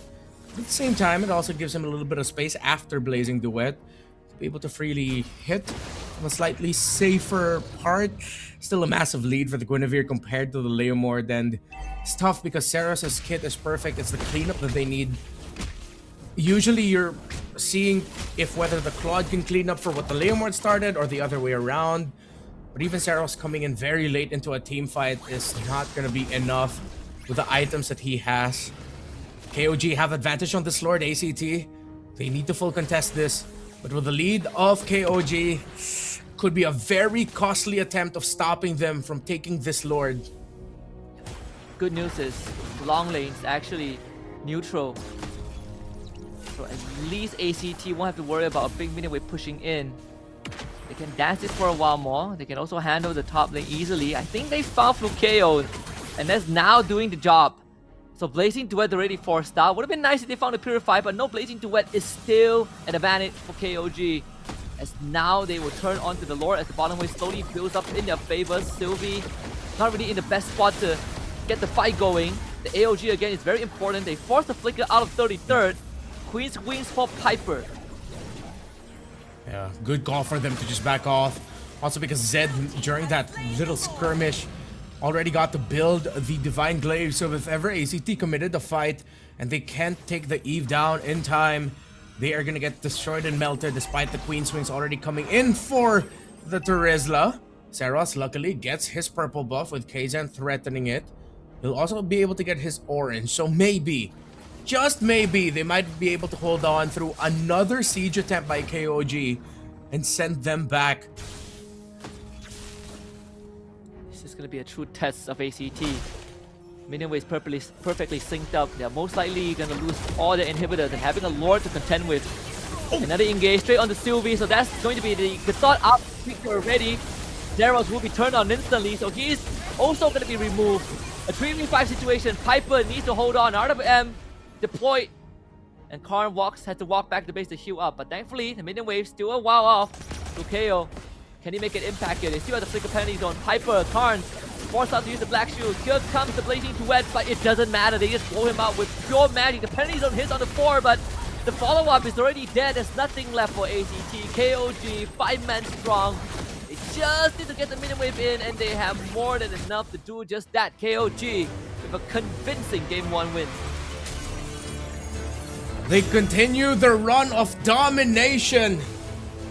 ACT still not threatening Tenacity's spot in the top 2, while KOG further solidify exactly why they are undefeated and why they are in the top of the standings here at MSL Season 1. Just absolutely clean. The pressure that Nile and Zed applied towards Sylvie, towards Karn, despite it being a Lilia, just completely snuffed Saros out of any farm that he could get. And of course, Kazan's counter jungling in time with the information gathered by his roam and mid. You can't ask for a better game, and KOG delivered that. I felt like this defense actually was very possible, even with the Gatot out of the fight. It's just, I believe those in the heat moment, in the moment decision makings that felt slightly, wrong. The sequence fell off, right? Because Piper has to be the first guy to do something before the Leomord joins, before the Claude commits. But when you see the error in that sequence, they lose Leomord. Claude YOLO first before the penalty zone comes through. Something again trivial, but worth thinking about, because I think there was a big window for AC to make a difference. But KOG, solid as always. Felt like there was no host in the game at all. Yeah, it's also a testament to how KOG played this game and how they've been playing throughout the entire season. You see a really good amount of conservation of their key abilities. They're not throwing out abilities left and right, giving information. ACT, in a lot of the fights where it looks like they could have done something, especially in that siege, I would understand why maybe with everything they had to consider, with the Guinevere potentially just jumping on them with a spatial migration, with the Phovis potentially coming out with a Dark Wave Flicker combo. Add to that, you're also thinking about the Eve. There's so many layers of initiation and team fighting that ACT needs to go through and consider. And wow, this kid, Payan, really, did you know he actually showed it off? Payan is ridiculously ripped. He is way more jacked than I thought he would be. He looks like a young little boy here, but this dude is actually buff. It's crazy. Hopefully we get to see it again during the interview. But he continues to show why he is by far the best gold laner in MSL Thailand.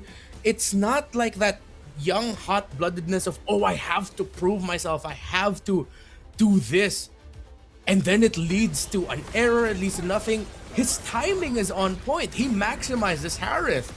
The fact that he got 0 deaths after all of the setup that his roam mid trio did for the team speaks quality. He even got some solo kills against Flukeo. Yeah, and I mean, he single-handedly won this lane, right? He started with a solo kill, and then they paid a visit up top, and then they killed Flukeo again, who just won some farm. And from that point onwards, that lane was basically dismantled. Not to mention, the jungler was super far ahead. They have an Yeep as well. It's just the unrelenting tempo from the side of KOG that made this game impossible for ACT to really get their hands on until it was too late. Yeah. Showing off why currently he is, I think, in the leaderboards, top 1 of MVPs. Potential regular season MVP. 8 game MVPs for him. 1 weekly MVP back in week 2. That was the week where he pulled off the insane Moskov SOD play to turn things around for KOG just when it looked like they would lose that. Here, this was just business as usual, with the expectations of the Harith going up against the Claude, of him being able to time some great rotations as well alongside Nile. He called that surprise pick-off onto Flukeo after winning that solo. So there's a lot that ACT really need to peel through in the draft when it gets to how they play the game. Because KOG, it's not glaze when it's just factual evidence, and you can see that they're just that damn good, man. It's like, how the hell do you play against this team? They've lost games, but they're just really good. It's a complete outclass in game 1, and I think from just the first 30 seconds to a minute, we already kind of see the possible trajectory, right? When the hero just walks into the jungle and stalls Zeros' clear, it already looked like it's gonna be a rough game. And KOG never let their foot off the gas, and also speaks to sort of like the leadership in the team, where you don't really overcommit to get something done, right? You put just enough pressure to make ACT feel it, because there are some teams, they feel like they have the lead, they keep on pressing, and then they go overboard. And then cup runner full, they start losing that lead, but not KOG. Yeah, looking back though at the earlier games that KOG played, they were a little bit more susceptible to that, which I think is very understandable. New league, new season. Of course, there's the most likely, what do you call this, factor that's always there for imports. It's the language barrier, but then it didn't take too long to see everything just click for them, where suddenly it feels like the entire team is on the same page. Where Kaizen, I don't know how he talks about it with this Roman mid, but they are fearsome. It's like they're not always going together. There's always one splitting off from the 3 once they get to the point where they can just very safely go into the jungle. On one side, you'll get the I believe it was the Hilda he was with, the Hilda and Guinevere attacking Beetle, attacking Orange. On the other side of the map, Eve is taking care of mid, while also looking to see the opposite side to see if he can apply pressure there. And those are things you can really only see from really long-time veteran teams. The fact that you're seeing it from a young team such as KOG speaks value, I would like to believe, of the fact that they have a long-time MPL presence, multiple country presence in Kaizen, but also the quality of the rest of the team to just take in all this knowledge, willingly accept it, and the fact that they can execute it so cleanly, it's just breathtaking to watch. Yeah, and it also shout out to Coach Justin, right? Because we have seen examples, you put the best players together, but you need something that really drives them in the right direction. And I think KOG, the fact that, you know, MSL Thailand now is not just a league, playoffs, and then you wait for the next season. There's actually a slot to MSC. This could be, and I think it is, the favorites to make it there to MSC, and the rest of the regions are probably looking forward to facing off against. And I think it also speaks to the quality of the gameplay, when it sort of makes you wonder how they would fare against all the other regions. How many upsets can they deliver? And KOG so far, the record unblemished in matches. They've dropped 2 games, sure, but it never really felt like they lose control, and I think that's the best way to describe KOG right now. Yeah, and it's wild that KOG, I mean, they were created back in 2020, and they really don't, looking back at their history, we haven't really heard a lot from them, but the fact that the organization got these elements working for them really well. You mentioned Coach Justine. We talked about the players and how they all blend in together. It's hard to decide whether it's like, is it a lightning in a bottle moment? Is it damn good scouting?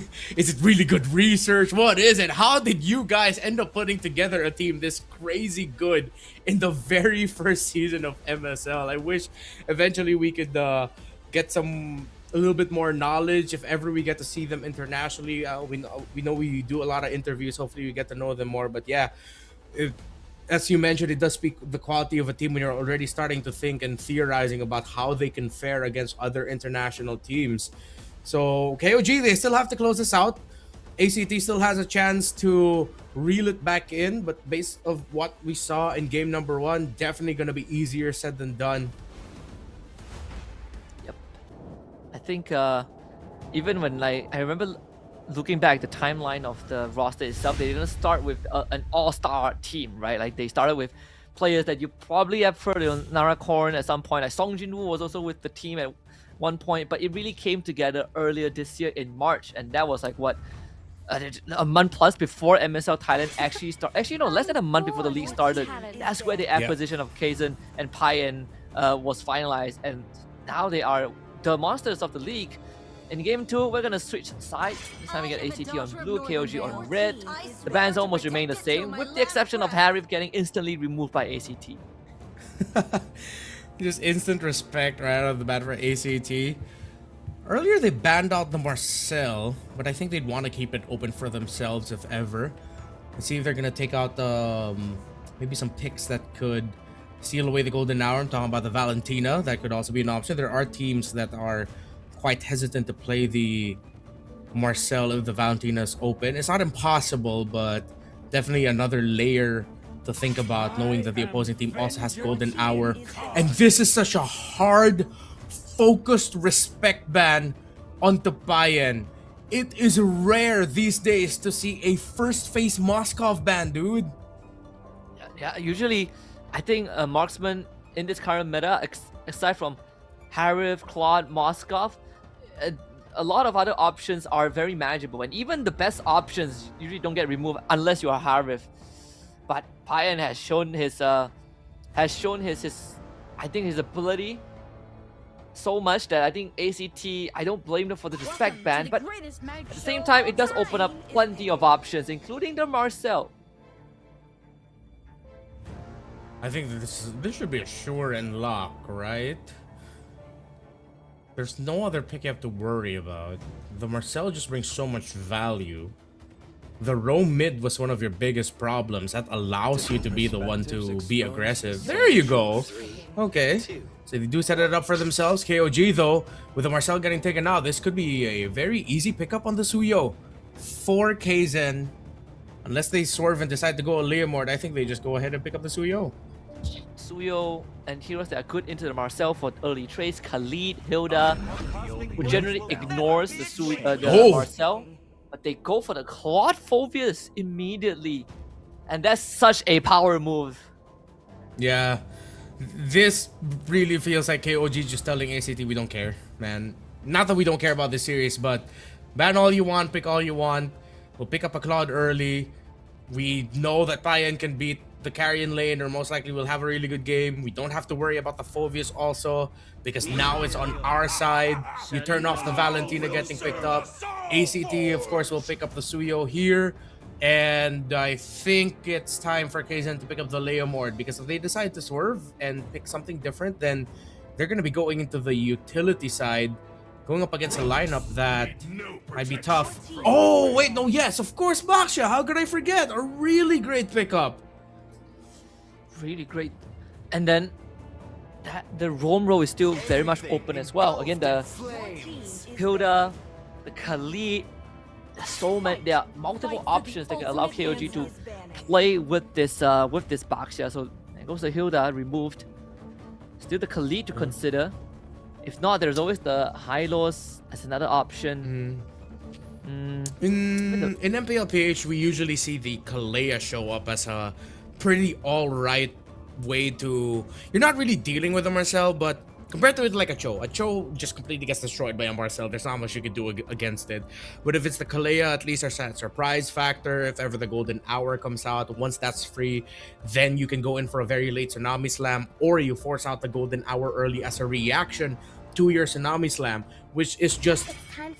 It makes sense mathematically that you're just taking out the big ticket ultimate of ACT that allows them to fight a team fight that's a little bit more towards their speed.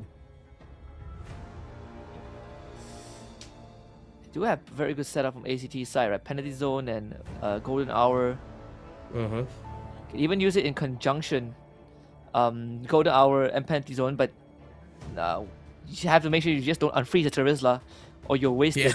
I actually, so yesterday I played a game where we had Marcel and Zertian, and the amount of times that the Fury of the Phoenix gets pressed when a Golden Hour triggers is can be frustrating. Yeah, yeah, you're just completely wasting it. Hopefully we don't see those missed timings from ACT. So yeah, they do take out the Hilda and Khalid, checking that those could be the best options. There's Zetian, alright, so Zetian against the Golden Hour. Has to be some really good timing here for KOG. I think a little bit more range would do them well. Granger historically pairs awesomely with the Marcel. Once you get those Golden Hour targets, just throw out all the bullets you can. And then once the Golden Hour is off, they just get bursted to bits. Could be a really great combo. I think even better than the carry at this point, because they can just get a little bit more damage through their mid laner to help shred. If they're feeling crazy, they could even consider a Lunox and then just have the Granger playing from afar. But that's a little bit more leaning towards the crazier idea. The carry is still definitely an option. Let's see. Oh, of course. Granger, I mean, look, great setup. Granger, Marcel, very classic. I do like this, but I mean, having the Zertian on KOG side is also a very good way to like break the tempo, assuming you don't get caught in the Golden Hour. So I think both teams, you know, just like game one, the draft looks pretty even in their own way. It's just how if ACT can kind of show resistance against KOG. Against the Gord too, like Zertian out great against the Gord out. Yeah. Very great choice. I was thinking of that Lunox Granger because of the damage, but then now that they have true damage, they should be fine. Is it gonna be a roam or a jungle Baksha? I think it already is jungle. We're just waiting for the roam most likely. Oh, there! Oh, someone finally picks up a Badang. Yes, great into the Marcel too. No, it's not a hard counter, but hold on a minute. It is, right? Yeah, it's not a hard counter, but good enough to keep the Marcel in check. Every time you walk up, you eat a punch to the face. And if he delays out the Golden Hour and you're not caught, you can also split the battle line. I think KOG, I feel like Badang is a pretty strong roamer in the right situation, and this is probably one of them. See how they'll be able to make this work. No purifies. Everyone just wants to be able to create distance. Even Payan doesn't mind any crowd control that he sees, because he knows he will be that access to the Granger and the Gord. Gotta give it to ACT. They do have a very good lineup in theory, but let's see again how well Sylvie, Carnes, and Sarah Ross can handle the very sharp mid lane rotations of Nile Zed and Kaizen together. If they can dance to their tempo, if they can even set the tempo themselves, oh, then this in paper really good lineup in practice is gonna be perfect. Yep. Let's head into game number 2. This time, I believe it's going to be a broken wall. There it is. Broken. Is it broken walls? Or is it dangerous grass? Wait a minute. It is dangerous grass. Yeah, it is. Yeah, grass. Yeah. Mid lane trade should be quite even. Gord doesn't really have to interact much with the lanes. Just need to throw down his damage. I think he missed 1 minute, which is unfortunate. Yeah. Sorry, who? Who missed that 1 million? 4, right? Ah, okay. Oh, they get to force out the flicker. A bump by Kaizen. Further angle, Sylvie, can he get up? Yep, bailed out. Okay. Healthy take for them. KOG though, showing to ACT that they're just not going to allow this Marcel to be able to freely get information. You're going to have to pay with it, with your own life, with your own health. And Payan, while laning really well against this Granger, pushing the Granger back under tower, while Sylvie still gets pressured by Nile and Zed. Yep. And contrary to game number 1, at least this time, Zeros is able to farm his jungle with more peace and security. You don't have a Hilda running at your face, and Marcel, pretty good door stopper here. Again, earlier on, we did see they get the flicker out of Zed, so that's something that AC can bank on. Then Marcel can easily pop the Zetian Phoenix Cloak too. Zeros is not level 4 yet though, but Studio doesn't need the level 4 to access his abilities, which is a good thing here. Alright, first turtle up, both junglers level 4, but Kaizen already used Tortoise's Pisons. With Nile pretty low, ACT will get this first turtle. AOG now will have to defend their side of the jungle, but ACT decides to play it very safely. They already knew they won. Good call by ACT. Just keep it simple. You don't have to really overcommit Sylvie. As long as Sylvie does his job by giving info and keeping Nile away, it should be good enough. But this lineup, aside from Piper and Sylvie, maybe to a certain degree Zeros, they don't really have to interact up front, right? They have long range damage, good spirit profile as well. They cover the bases from physical to magical to even true damage, thanks to having the Gourd. And the Sky Piercer is an auto bite as well. Flicker Fall and Sylvie catches too, but the follow-up not really there. Piper not really going to commit anything to that. Missed opportunity there from ACT. Yeah, but I think it was way too greedy for Sylvie to use that flicker. Now knowledge for KOG to work with, but KZ knows that he has to run. He gets chased down all the way to the other side of the map. ACT did not want to let go of that box. Payan with a blazing duet just to keep himself alive. Commit to the flicker as well. But ACT, great rotations and great pressure by them. And they cash in on 80% of the gold plating too. That is a lot of gold going over to Flukeo. Fury of the Phoenix slightly late from Zed, which is unfortunate, but the fact that the Baksha went down, that is Zeros' wet dream as a Suyo when you're in this matchup. I think we're seeing here exactly why the Marcel is prioritized. Maybe KOG will have an answer for it, or their answer will be a little bit more obvious later on, but the swerve with to pick up the Gourd near the end there. Ranger as well. ACT definitely drafted a high potential winning lineup here. That early kill with that Baksha will force that issue with a stun and the Mystic Gush. Brings that down low. This might be greedy. Final snap shield, keeping Karn safe just in case. There's also the Golden Hour as a response. Many tools for KOG to reset the fight. Golden Hour drops, catching through. The Badang isolates the fight. Nile doing his best to keep them all behind. They get the pull on the Karns too, but still they take the turtle and the penalty zone from Piper as a good follow-up. Fury of the Phoenix to stop them in their tracks. So KO forces out Nile to go for the flicker. Karn does go down to 33rd off screen. Still a win for ACT. Major win. Beautifully executed by them. Karns though, at least 33rd had the very right idea of just making sure that they could get something out of that. Minimize the wins that ACT are getting. At least try to balance out in terms of their own economy. Because they know it's going to be tough. Sylvie's presence, Piper's gorgeous, absolutely gorgeous entry with a penalty zone flicker. Reaching all the way to the back line. It ruined the tempo of KOG's team fight. And I think now KOG, especially that Claude, might be thinking, maybe I should have picked up that Purify. Very offensive minded. Definitely there's a great line of thinking as to why you would pick up the flicker in this scenario. Again, you are the reach. There's a lot that you want to avoid. It's also great if ever you get caught by the Mystic Gush. It allows you to either dive or just slightly reposition to still be in range of Blazing Duet. The Purifies are getting sorely missed right now by KOG. The ward actually picked up by Zeros too. A lot more staying power in the fight. KO, not a problem there. Can back up the right. Thunderbelt has been printed by Sylvie. Okay, is this enough? Whoa. Ooh. Timing actually not quite as instant as I thought it would. Yeah. It's able to dash out there just in time. Maybe a nitpick would be for Fulkeo to at least aim those bullets a little bit more ahead of where he could dash onto. Usually you want that direct line only if it's a really close target, like right on the border of the golden hour, because that's going to be a sure hit. So once the golden hour goes down, you still have to continue the animation. Piper getting pressured up top, already forced to use a penalty zone. He still lives, but I may have spoken too soon as he gets taken down by KOG. They have some room to work with up top to maybe push, but ACT have their eyes set and getting advantage in the mid and in the turtle. It's concealed by Nile and high end.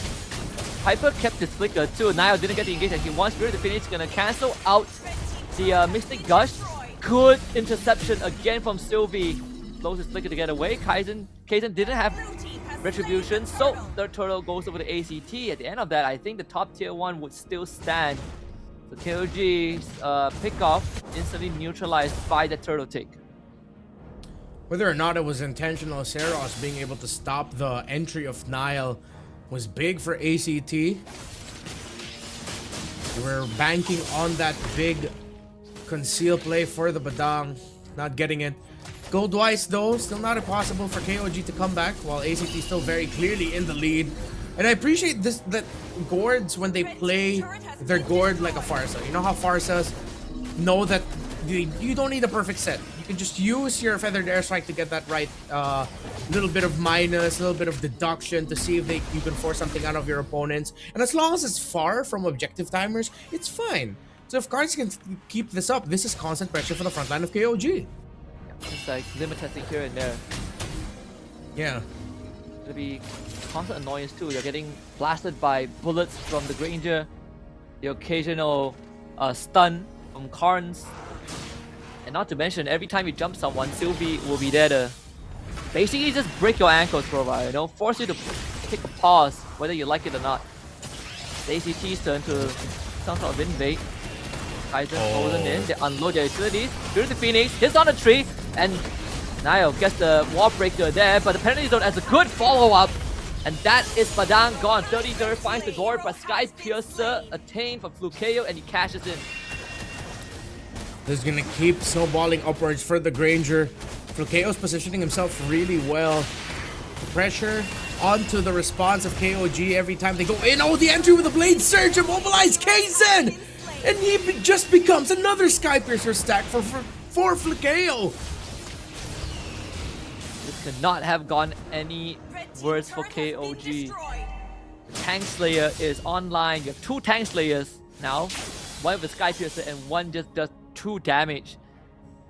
ACT 5.4k gold lead. This is what we wanted to see. To put up resistance against KOG, and they did a lot more than just putting up resistance. They put up a fight.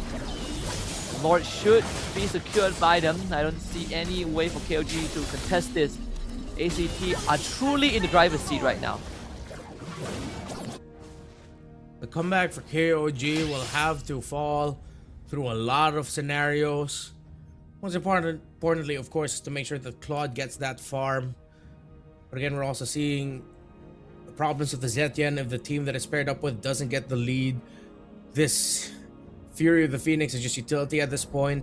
And like, both mid laners are very close in gold. But because of the damage profile, the true damage ticks that you could get from the Gourd through the Mystic Gush, just so much better compared to what Zetian can dish out in terms of damage. Because even at this point, with you getting information, like, there's not much you can do with it. The Fury of the Phoenix more so has to be used as a defensive tool, as your way to retreat. If ever you don't win that fight and you need to back off, you need those big group stuns to be able to run away from ACT's chase comp. The extra movement speed that provides too. Look at Kaizen, he is deleted. The Platinum Snap set up more than enough with the frame shot as the follow-up there. Without Kaizen, this defense is a bit harder. Pi and forced to instantly back off, and Sylvie once more sets up. Nile escapes with his life. There was a Lord still coming in from the bottom lane. You know, looking back at the draft, maybe that Claude might have just came in just a little bit too early. Might have been a little bit too much of a flex and not in terms of flexibility, but in terms of just flexing on your opponents. Here comes a flex by Nile, Fury of the Phoenix, but they still don't have the follow-up that they need. 33rd gets taken down. Here comes Kaizen going after Flakeo. They finally take down this Granger, but they still have Zeros and Karns to deal with who are alive. At this point, any win for KOG is a big win for them to slowly chip away at ACT. And for now, that's something that they will have to settle for, but it's good enough overall. They got the shutdown on a 4-0 Granger to take away his Sky Piercer stacks. And on top of that, give themselves a bit of a shutdown go. I believe the go went to Kaizen. Would have been nice if it went to the Claw's pocket, but beggars can't be choosers. Kaizen granted 0 access to his own jungle and being treated a taste of his own medicine that he did administer in the first game towards Zeros. KOG still are in deep waters. To get out of this trench is not easy. I just come down to Nile and 33rd just sending it and hope they blow up someone before the fight drags on too long. Yeah, I think it was also a heat check for ACT, especially Flakeo. Now, he's been positioning really well there. I don't think they just expected or even respected the possibility that KOG would just run out of base like that and decide to just all jump on them. Sylvie in a perfect angle to stop this attempt. Fury of the Phoenix might buy a little bit of time, but Flakeo gets taken out. They felt the target. Somehow, someway, KOG made it work. 2 times in a row, they find a Granger and another portion of his Sky Piercer stacks cut away. And the worst part was ACT saw that move. They saw the conceal, but they had no way to stop it. The Mystic Gush instantly cancelled by Fury of the Phoenix. The extra movement speed that it provides allowed Nile to just run up and gave him the knuckle sandwich. And now Kaizen's gonna get the wraparound behind. They find a Gord again. The creative angles from KOG giving them a chance. Zed, they get the safety. Zero's on his tail. They're gonna fall back to the left. Oh! Nile stops Sylvie in his track. The golden hour comes through. But Paya now in a 1v1 against Zeros wins that one. And KOG back in control. Nile with the block to save the team that could have been devastating. It looked like they were all lined up to a Seros chain of kills, but Nile shows up just in time with the fist break. You gotta love that at your KOG. They're still breathing, they're still fighting. They don't want this to go to a game 3. But every sequence gets tougher and tougher. But Payan gets more and more gold. A little bit more room to work with despite the lead ACT has. KOG are starting to threaten the lead. Changing their approach, they realize a frontal approach isn't the most effective way, so they went and find these creative angles, these nooks and crannies, and it has paid off so far. The bomb rush the Lord down, golden hour to stall out the Lord take. Is that enough for ACT? They will try, and it ends in success. Zeros with the objective. Sylvie will trade his life in return, and ACT putting up a good fight, but Zeros need to get out of there. Able to place search to safety. Nile locks them in place, but it's gonna be Flukeo that gets the kill on the 33rd. KOG, that could have gone so well for them, but ACT recovered mid-fight despite the stun, kept their formation tight, made sure Flukeo was safe, and 33rd and Sylvie became the trade. So ACT wanting to slow down this minion wave push, they won't be able to stop the Slord from getting close to KOG. Sylvie won't be back in time. But let's see if ACT can somehow find the minion wave to push with to at least take down one of these turrets as they now threaten the bot side. KOG takes down the Lord just before it charges up for the turret. It's getting harder and harder for Karns to have an impact. Not only can they jump him and dive him, but they can easily cancel out his ultimate with Zed's ult. This bottom inhibitor should be a goal there. Nio still survives. Good patience from KOG holding on to crucial resources. And Kaizen is always looming around some blind spots of ACT. All the waves have been cleared out. And KOG keeps all the structures. This must be really frustrating for ACT after the game that they've had. More and more as this game extends, they feel the resistance coming off the KOG camp. And this 3k gold lead at this point is nothing. maybe an item for someone, but in terms of the cores, the main carries, they have what they need. KOG. Payan has only died once. That one time he died early, hasn't died since. And as he lives, as he continues to live, the hope that KOG can turn this game around and ending it with a sweep, it will continue to breathe. But ACT, they've been playing it really well. Despite all of the pushback from KOG, they've handled their minion waves. They're checking the requirements for the team fight. They're not overzealously thinking that once it looks like a really good angle, they just blow their all abilities. They're timing their own ultimates and dashes as well. Very important in team fights. So you gotta appreciate what ACT has done here to make it tough for KOG to come back. Yep. Put up a big fight for sure. ACT had dominance in the early game. They replicated what KOG did to them in game 1. And now it's an even state. Nile, especially, him and Sylvie has been playing footsies the entire game. It was Sylvie that's getting these good interceptions and engages. But Nile definitely caught up to that. And now he is the one that is acting as the bouncer for KOG. Big fat wave stacked up top. KOG setting up a slow push at the bottom as well. So eventually, when they need to dance for the Lord, KOG will have the wave in their favor.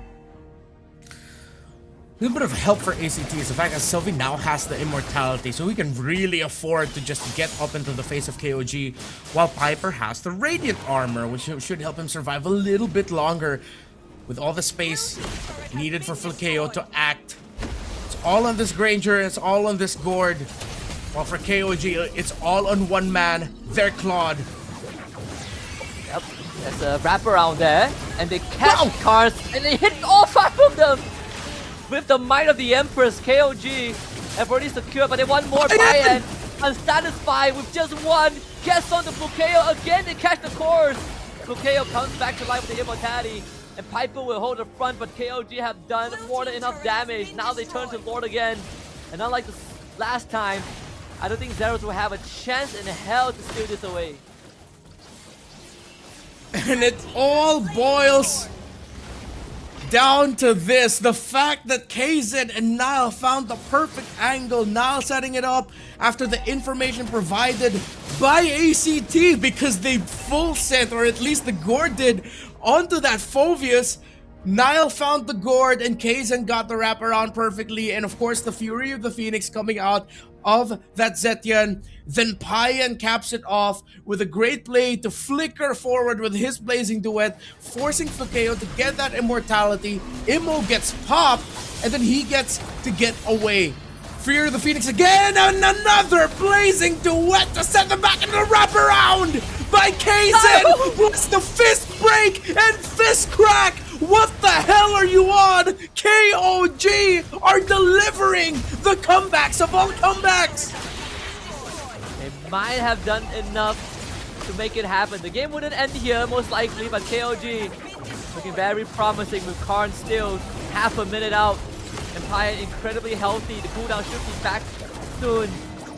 Another multi-pronged attack from KOG. I did say they decided that a frontal assault, it just wouldn't cut it, so they got creative with how they take these fights, and every single time it's just bodies from multiple angles. The layering is perfect, and KOG looking to break the entire base of ACT. It's gonna be ACT's possible last hurrah if they ever have one. High-end eats up all the damage. Nile will hold back the rest of ACT, and KOG will settle for 2 inhibitors. Part of me still can't move on the fact that we saw that kind of team fight come out of KOG back to back. I mean, ACT, you can't fault them for getting caught like that, because you wouldn't expect it to that moment. KOG are just now on living in rent-free in ACT's heads, and they, with all the lead that they've had, the game that they've had 20 minutes in, it's ACT that lost inhibitors first. KOG has been able to hold on to theirs. Maybe it's the golden hour, a picture-perfect moment that Sylvie finds that helps set it up for KOG. If there's one, for ACT, excuse me, if there's one thing I could potentially ask for from ACT, maybe Karns should stop on the initiation with the Mystic Gush. Hold on to that for as long as you can. Make sure Piper is there to help peel for the back line, allow Sylvie to be first contact, and then maybe it could go better for them. But look at the angle Nile is at. He's all the way in the purple buff of ACT. Kaizen is off to exploration too. Once they find out where Carnes or Fukeo is at, you can bet that Nile will press the conceal button and head on in. There's just no winning. That's a huge wave building up top. Eventually someone will show themselves, and Fukeo, he showed himself. Here it comes. Here is Nile. Fukeo, he's already out of the fight, and Nile is gonna keep him in place. Through the Phoenix, that's a connection. Oh! How do you get out of that? There is no escape no matter what they do.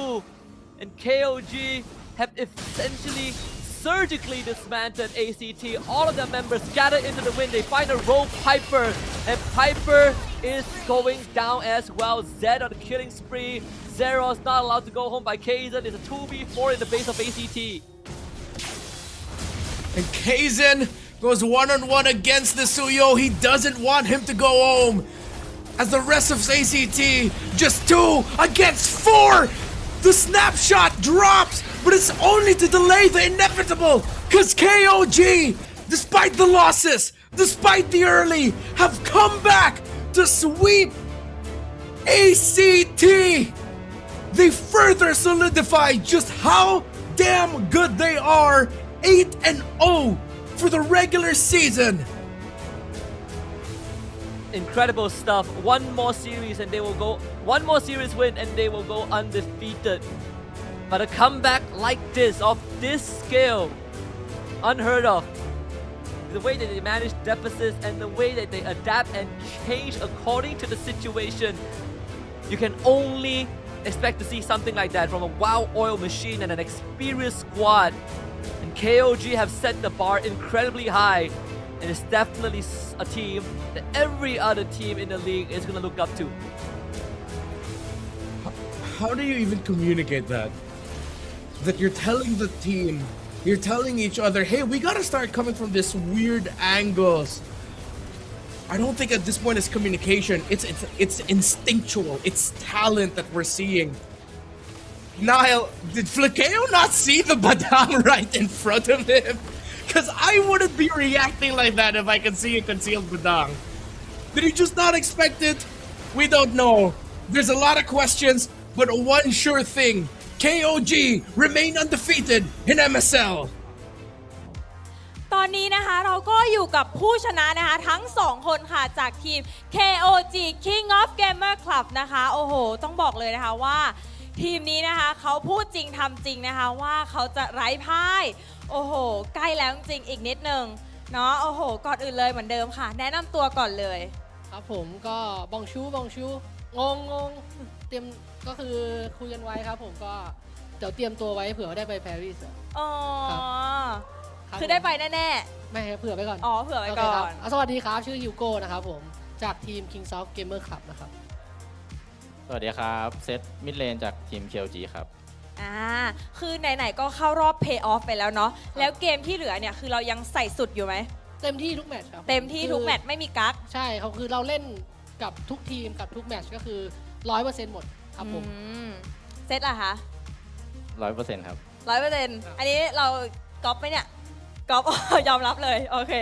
คิดว่าอะไรเป็นจุดแข็งที่สุดของทีมเราคือเรามีแผนการเล่น 7,438 แผนหรือว่าเราเล่นกันแบบว่าเข้ามือเข้าขารู้ใจกันสุดยอดครับผมยังจำไม่ได้เลย โอเคครับก็จริงๆถ้าเกิดเป็นจุดแข็งของเราเนาะผมเชื่อว่าน่าจะเป็นทีมเวิร์กแล้วกันทีมเวิร์กระหว่างเพลเยอร์ด้วยกันทีมเวิร์กระหว่างผมก็เป็นทีมโค้ชกับโค้ชจัสตินนะครับกับเพลเยอร์คือทุกคนแบบคอนเนคกันไปหมดเลยก็คือเป็นทีมเวิร์กระหว่างเราการเตรียมตัวการฝึกซ้อมนะครับผมแล้วก็ที่สำคัญผมเชื่อว่าเราเป็นหนึ่งในทีมที่มีการสื่อสารระหว่างคนไทยและต่างชาติที่ดีมากๆครับเซตค่ะความเป็นระเบียบครับที่เหลือพี่พิวพูดมาแล้ว ก็คือโค้ชเขาทำการบ้านมาดีเพราะว่าเขารู้ว่าเขาจะต้องมาตอบคำถามเนาะทุกวีคเลยทุกวันเลยโอเคอีกแมตช์เดียวค่ะเราก็จะกลายเป็นอินซีดำไร้พ่ายของจริงแล้วมีอะไรอยากบอกแฟนๆค่ะที่คอยมาเชียร์เราหน้างานตลอดแล้วก็ทั้งออนไลน์ตลอดเลยครับผมก็อย่างแรกเลยก็จริงๆไม่อยากให้แฟนๆโฟกัสเรื่องไร้พ่ายมากนะครับผมเพราะว่าจริงๆเรา เอาจริงๆอาจจะมีแบบขิงไปบ้างแต่เอาจริงๆเลยคือพวกเราไม่ได้โฟกัสเลยครับผมเรื่องคำว่าไร้พ่ายพวกเราโฟกัสแค่ว่าทำเพอร์ฟอร์แมนซ์ในแต่ละวันออกมาให้ดีที่สุดและไอ้ที่เป็นไร้พ่ายตอนนี้มันคือสิ่งตอบแทนสิ่งนั้นที่พวกเราได้เตรียมมาครับผมแล้วก็กลับมาที่คำถามอีกนิดนึงเนาะก็คือก็ขอบคุณแฟนๆนะครับผมที่เชื่อมั่นในตัวเรามาตั้งแต่แรกนะครับผมเพราะว่าตอนแรกก็อาจจะแบบโดนไม่ได้เป็นแบบอยู่จุดสูงเท่าตอนนี้นะครับผมตามผลงานก็ขอบคุณทุกคนที่เชื่อมั่นเราตั้งแต่ก่อนแข่งจนถึงตอนนี้จนถึงแฟนๆทุกคนที่เพิ่งเชียร์เราด้วยเราสัญญาว่าจะทำทุกแมตช์ออกมาให้คุณภาพที่สุดแน่นอนครับผมเพื่อทุกคนครับเซตขอสักนิดนึงค่ะขอยาวๆสักนิดนึงค่ะ ขอบคุณทุกคนที่คอยตามเชียร์คอยให้กำลังใจทีม VLTH ครับผม แล้วอันนี้เรามีกำลังใจอื่นไหมคะนอกจากแฟนคลับ นี่ครับ อ๋อ ก็เลยทำให้เราชนะมาได้ ครับ เพราะว่ากำลังใจอยู่ตรงนี้ โอ้โห โอเคค่ะ เดี๋ยวเราให้นักแข่งนะคะ เดี๋ยวให้นักแข่งไปพักก่อน เดี๋ยวเราขออนุญาตส่งต่อให้กับพี่แคสเตอร์ทั้ง 3 คนได้เลยค่ะ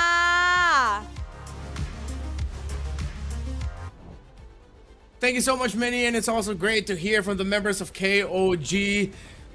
Husky and I just can't help but gush over this team and what they've done because, man, I hope they get some love internationally. I can't wait to see them if ever they are the team to make it to wild cards or MSC because their approach to the game, their angles, how they were able to hold on. Bro, that's just damn good MLBB, as I love to say. It's one of those games where you watch it, you watch it, you know, you feel in shock and awe, and then you just go home happy knowing that that is a good game. That is genuinely just, it's not the fault of ACT for playing poorly. Both teams, I think, played the best, but then when you see a team really lock in and they really start showing you the endless possibilities of what you can do to come back in a game, that's peak right there. Like, that's cinema. You know, you give me a pie chart, I'll tell you that both colors are peak. One is peak in yellow, one is peak in KOG. And Zed on the Zetian, though tough for him in the early game, he kept it close in terms of the farm, in terms of the economy, and that is the difference maker between a Zetian that has a difficult early compared to their lane counterpart. How close can you keep the farm? If you keep it close, you are on the right track. 92% kill participation.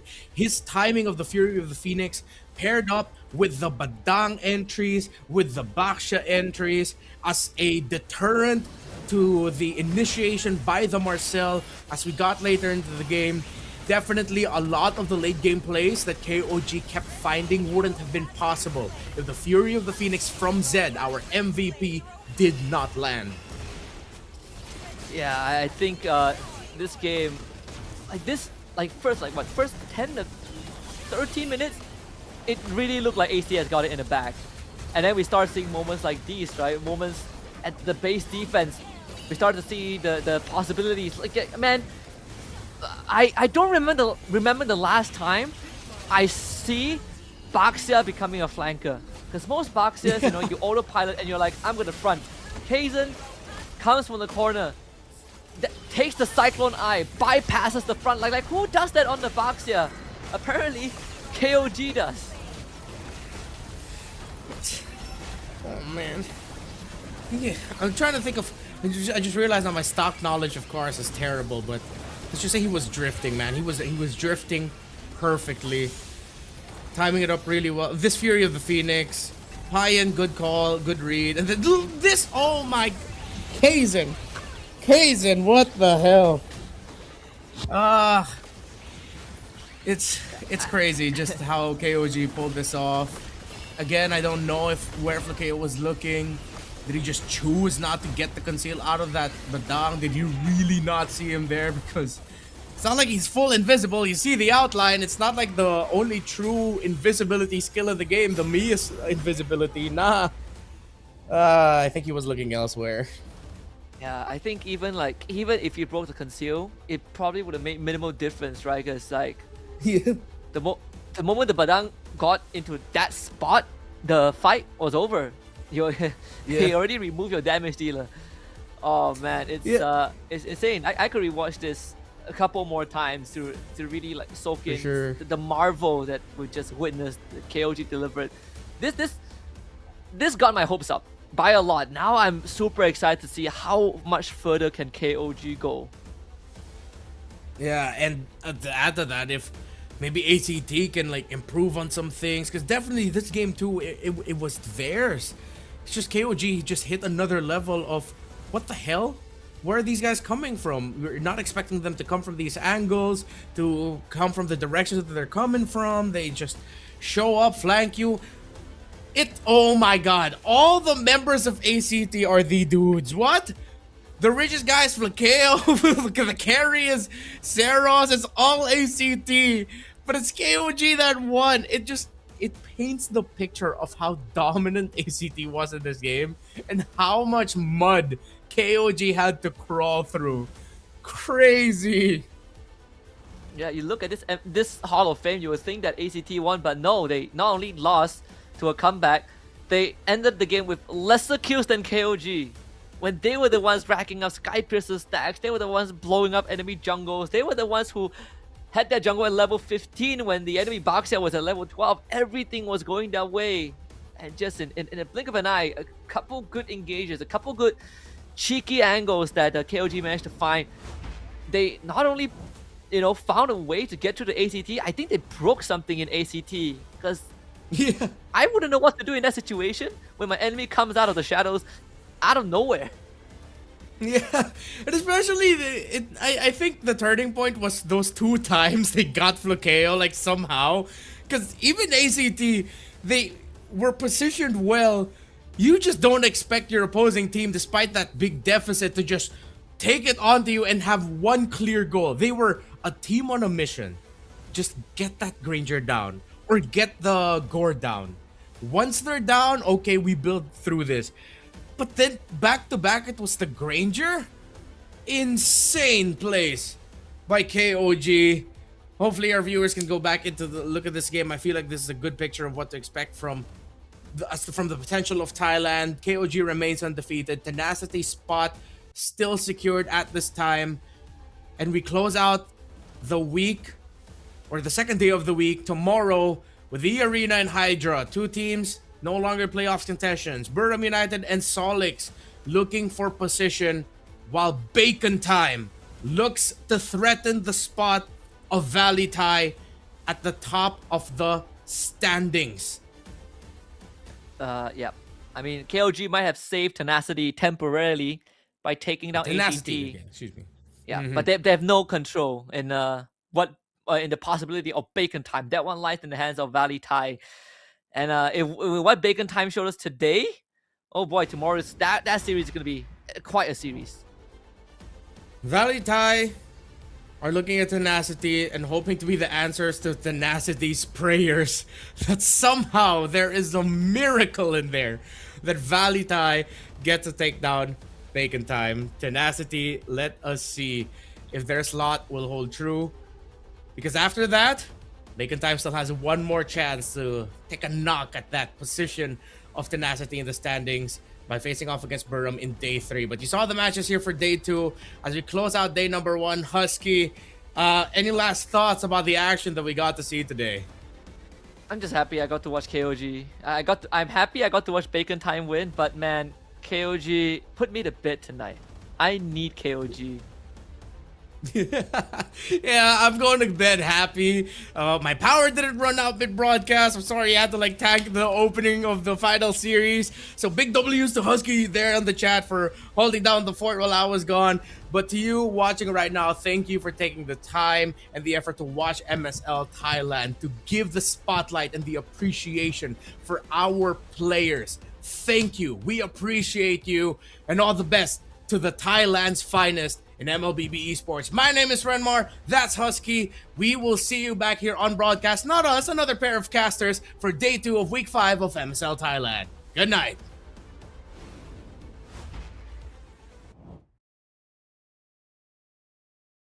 แคสเตอร์ทั้ง 3 คนนะคะ พี่พล พี่บีและพี่มาร์คค่ะ ที่มาช่วยเพิ่มความสนุกความดุเดือดของเกมมากเข้าไปอีกนะคะ และขอบคุณผู้ชมทุกท่านเลยค่ะ กองเชียร์นะคะ ทุกทีมที่มาดูมาเชียร์หน้างานในวันนี้ และในออนไลน์นะคะ ทุกช่องทางเลยค่ะ อย่าลืมนะคะว่าวันพรุ่งนี้เนี่ยเรายังมีการแข่งขันอีก 3 คู่นะคะสำหรับวันนี้นะคะมินท์มินนี่มินท์และทีมงานทุกคนขอตัวลาไปก่อนค่ะ สวัสดีค่ะ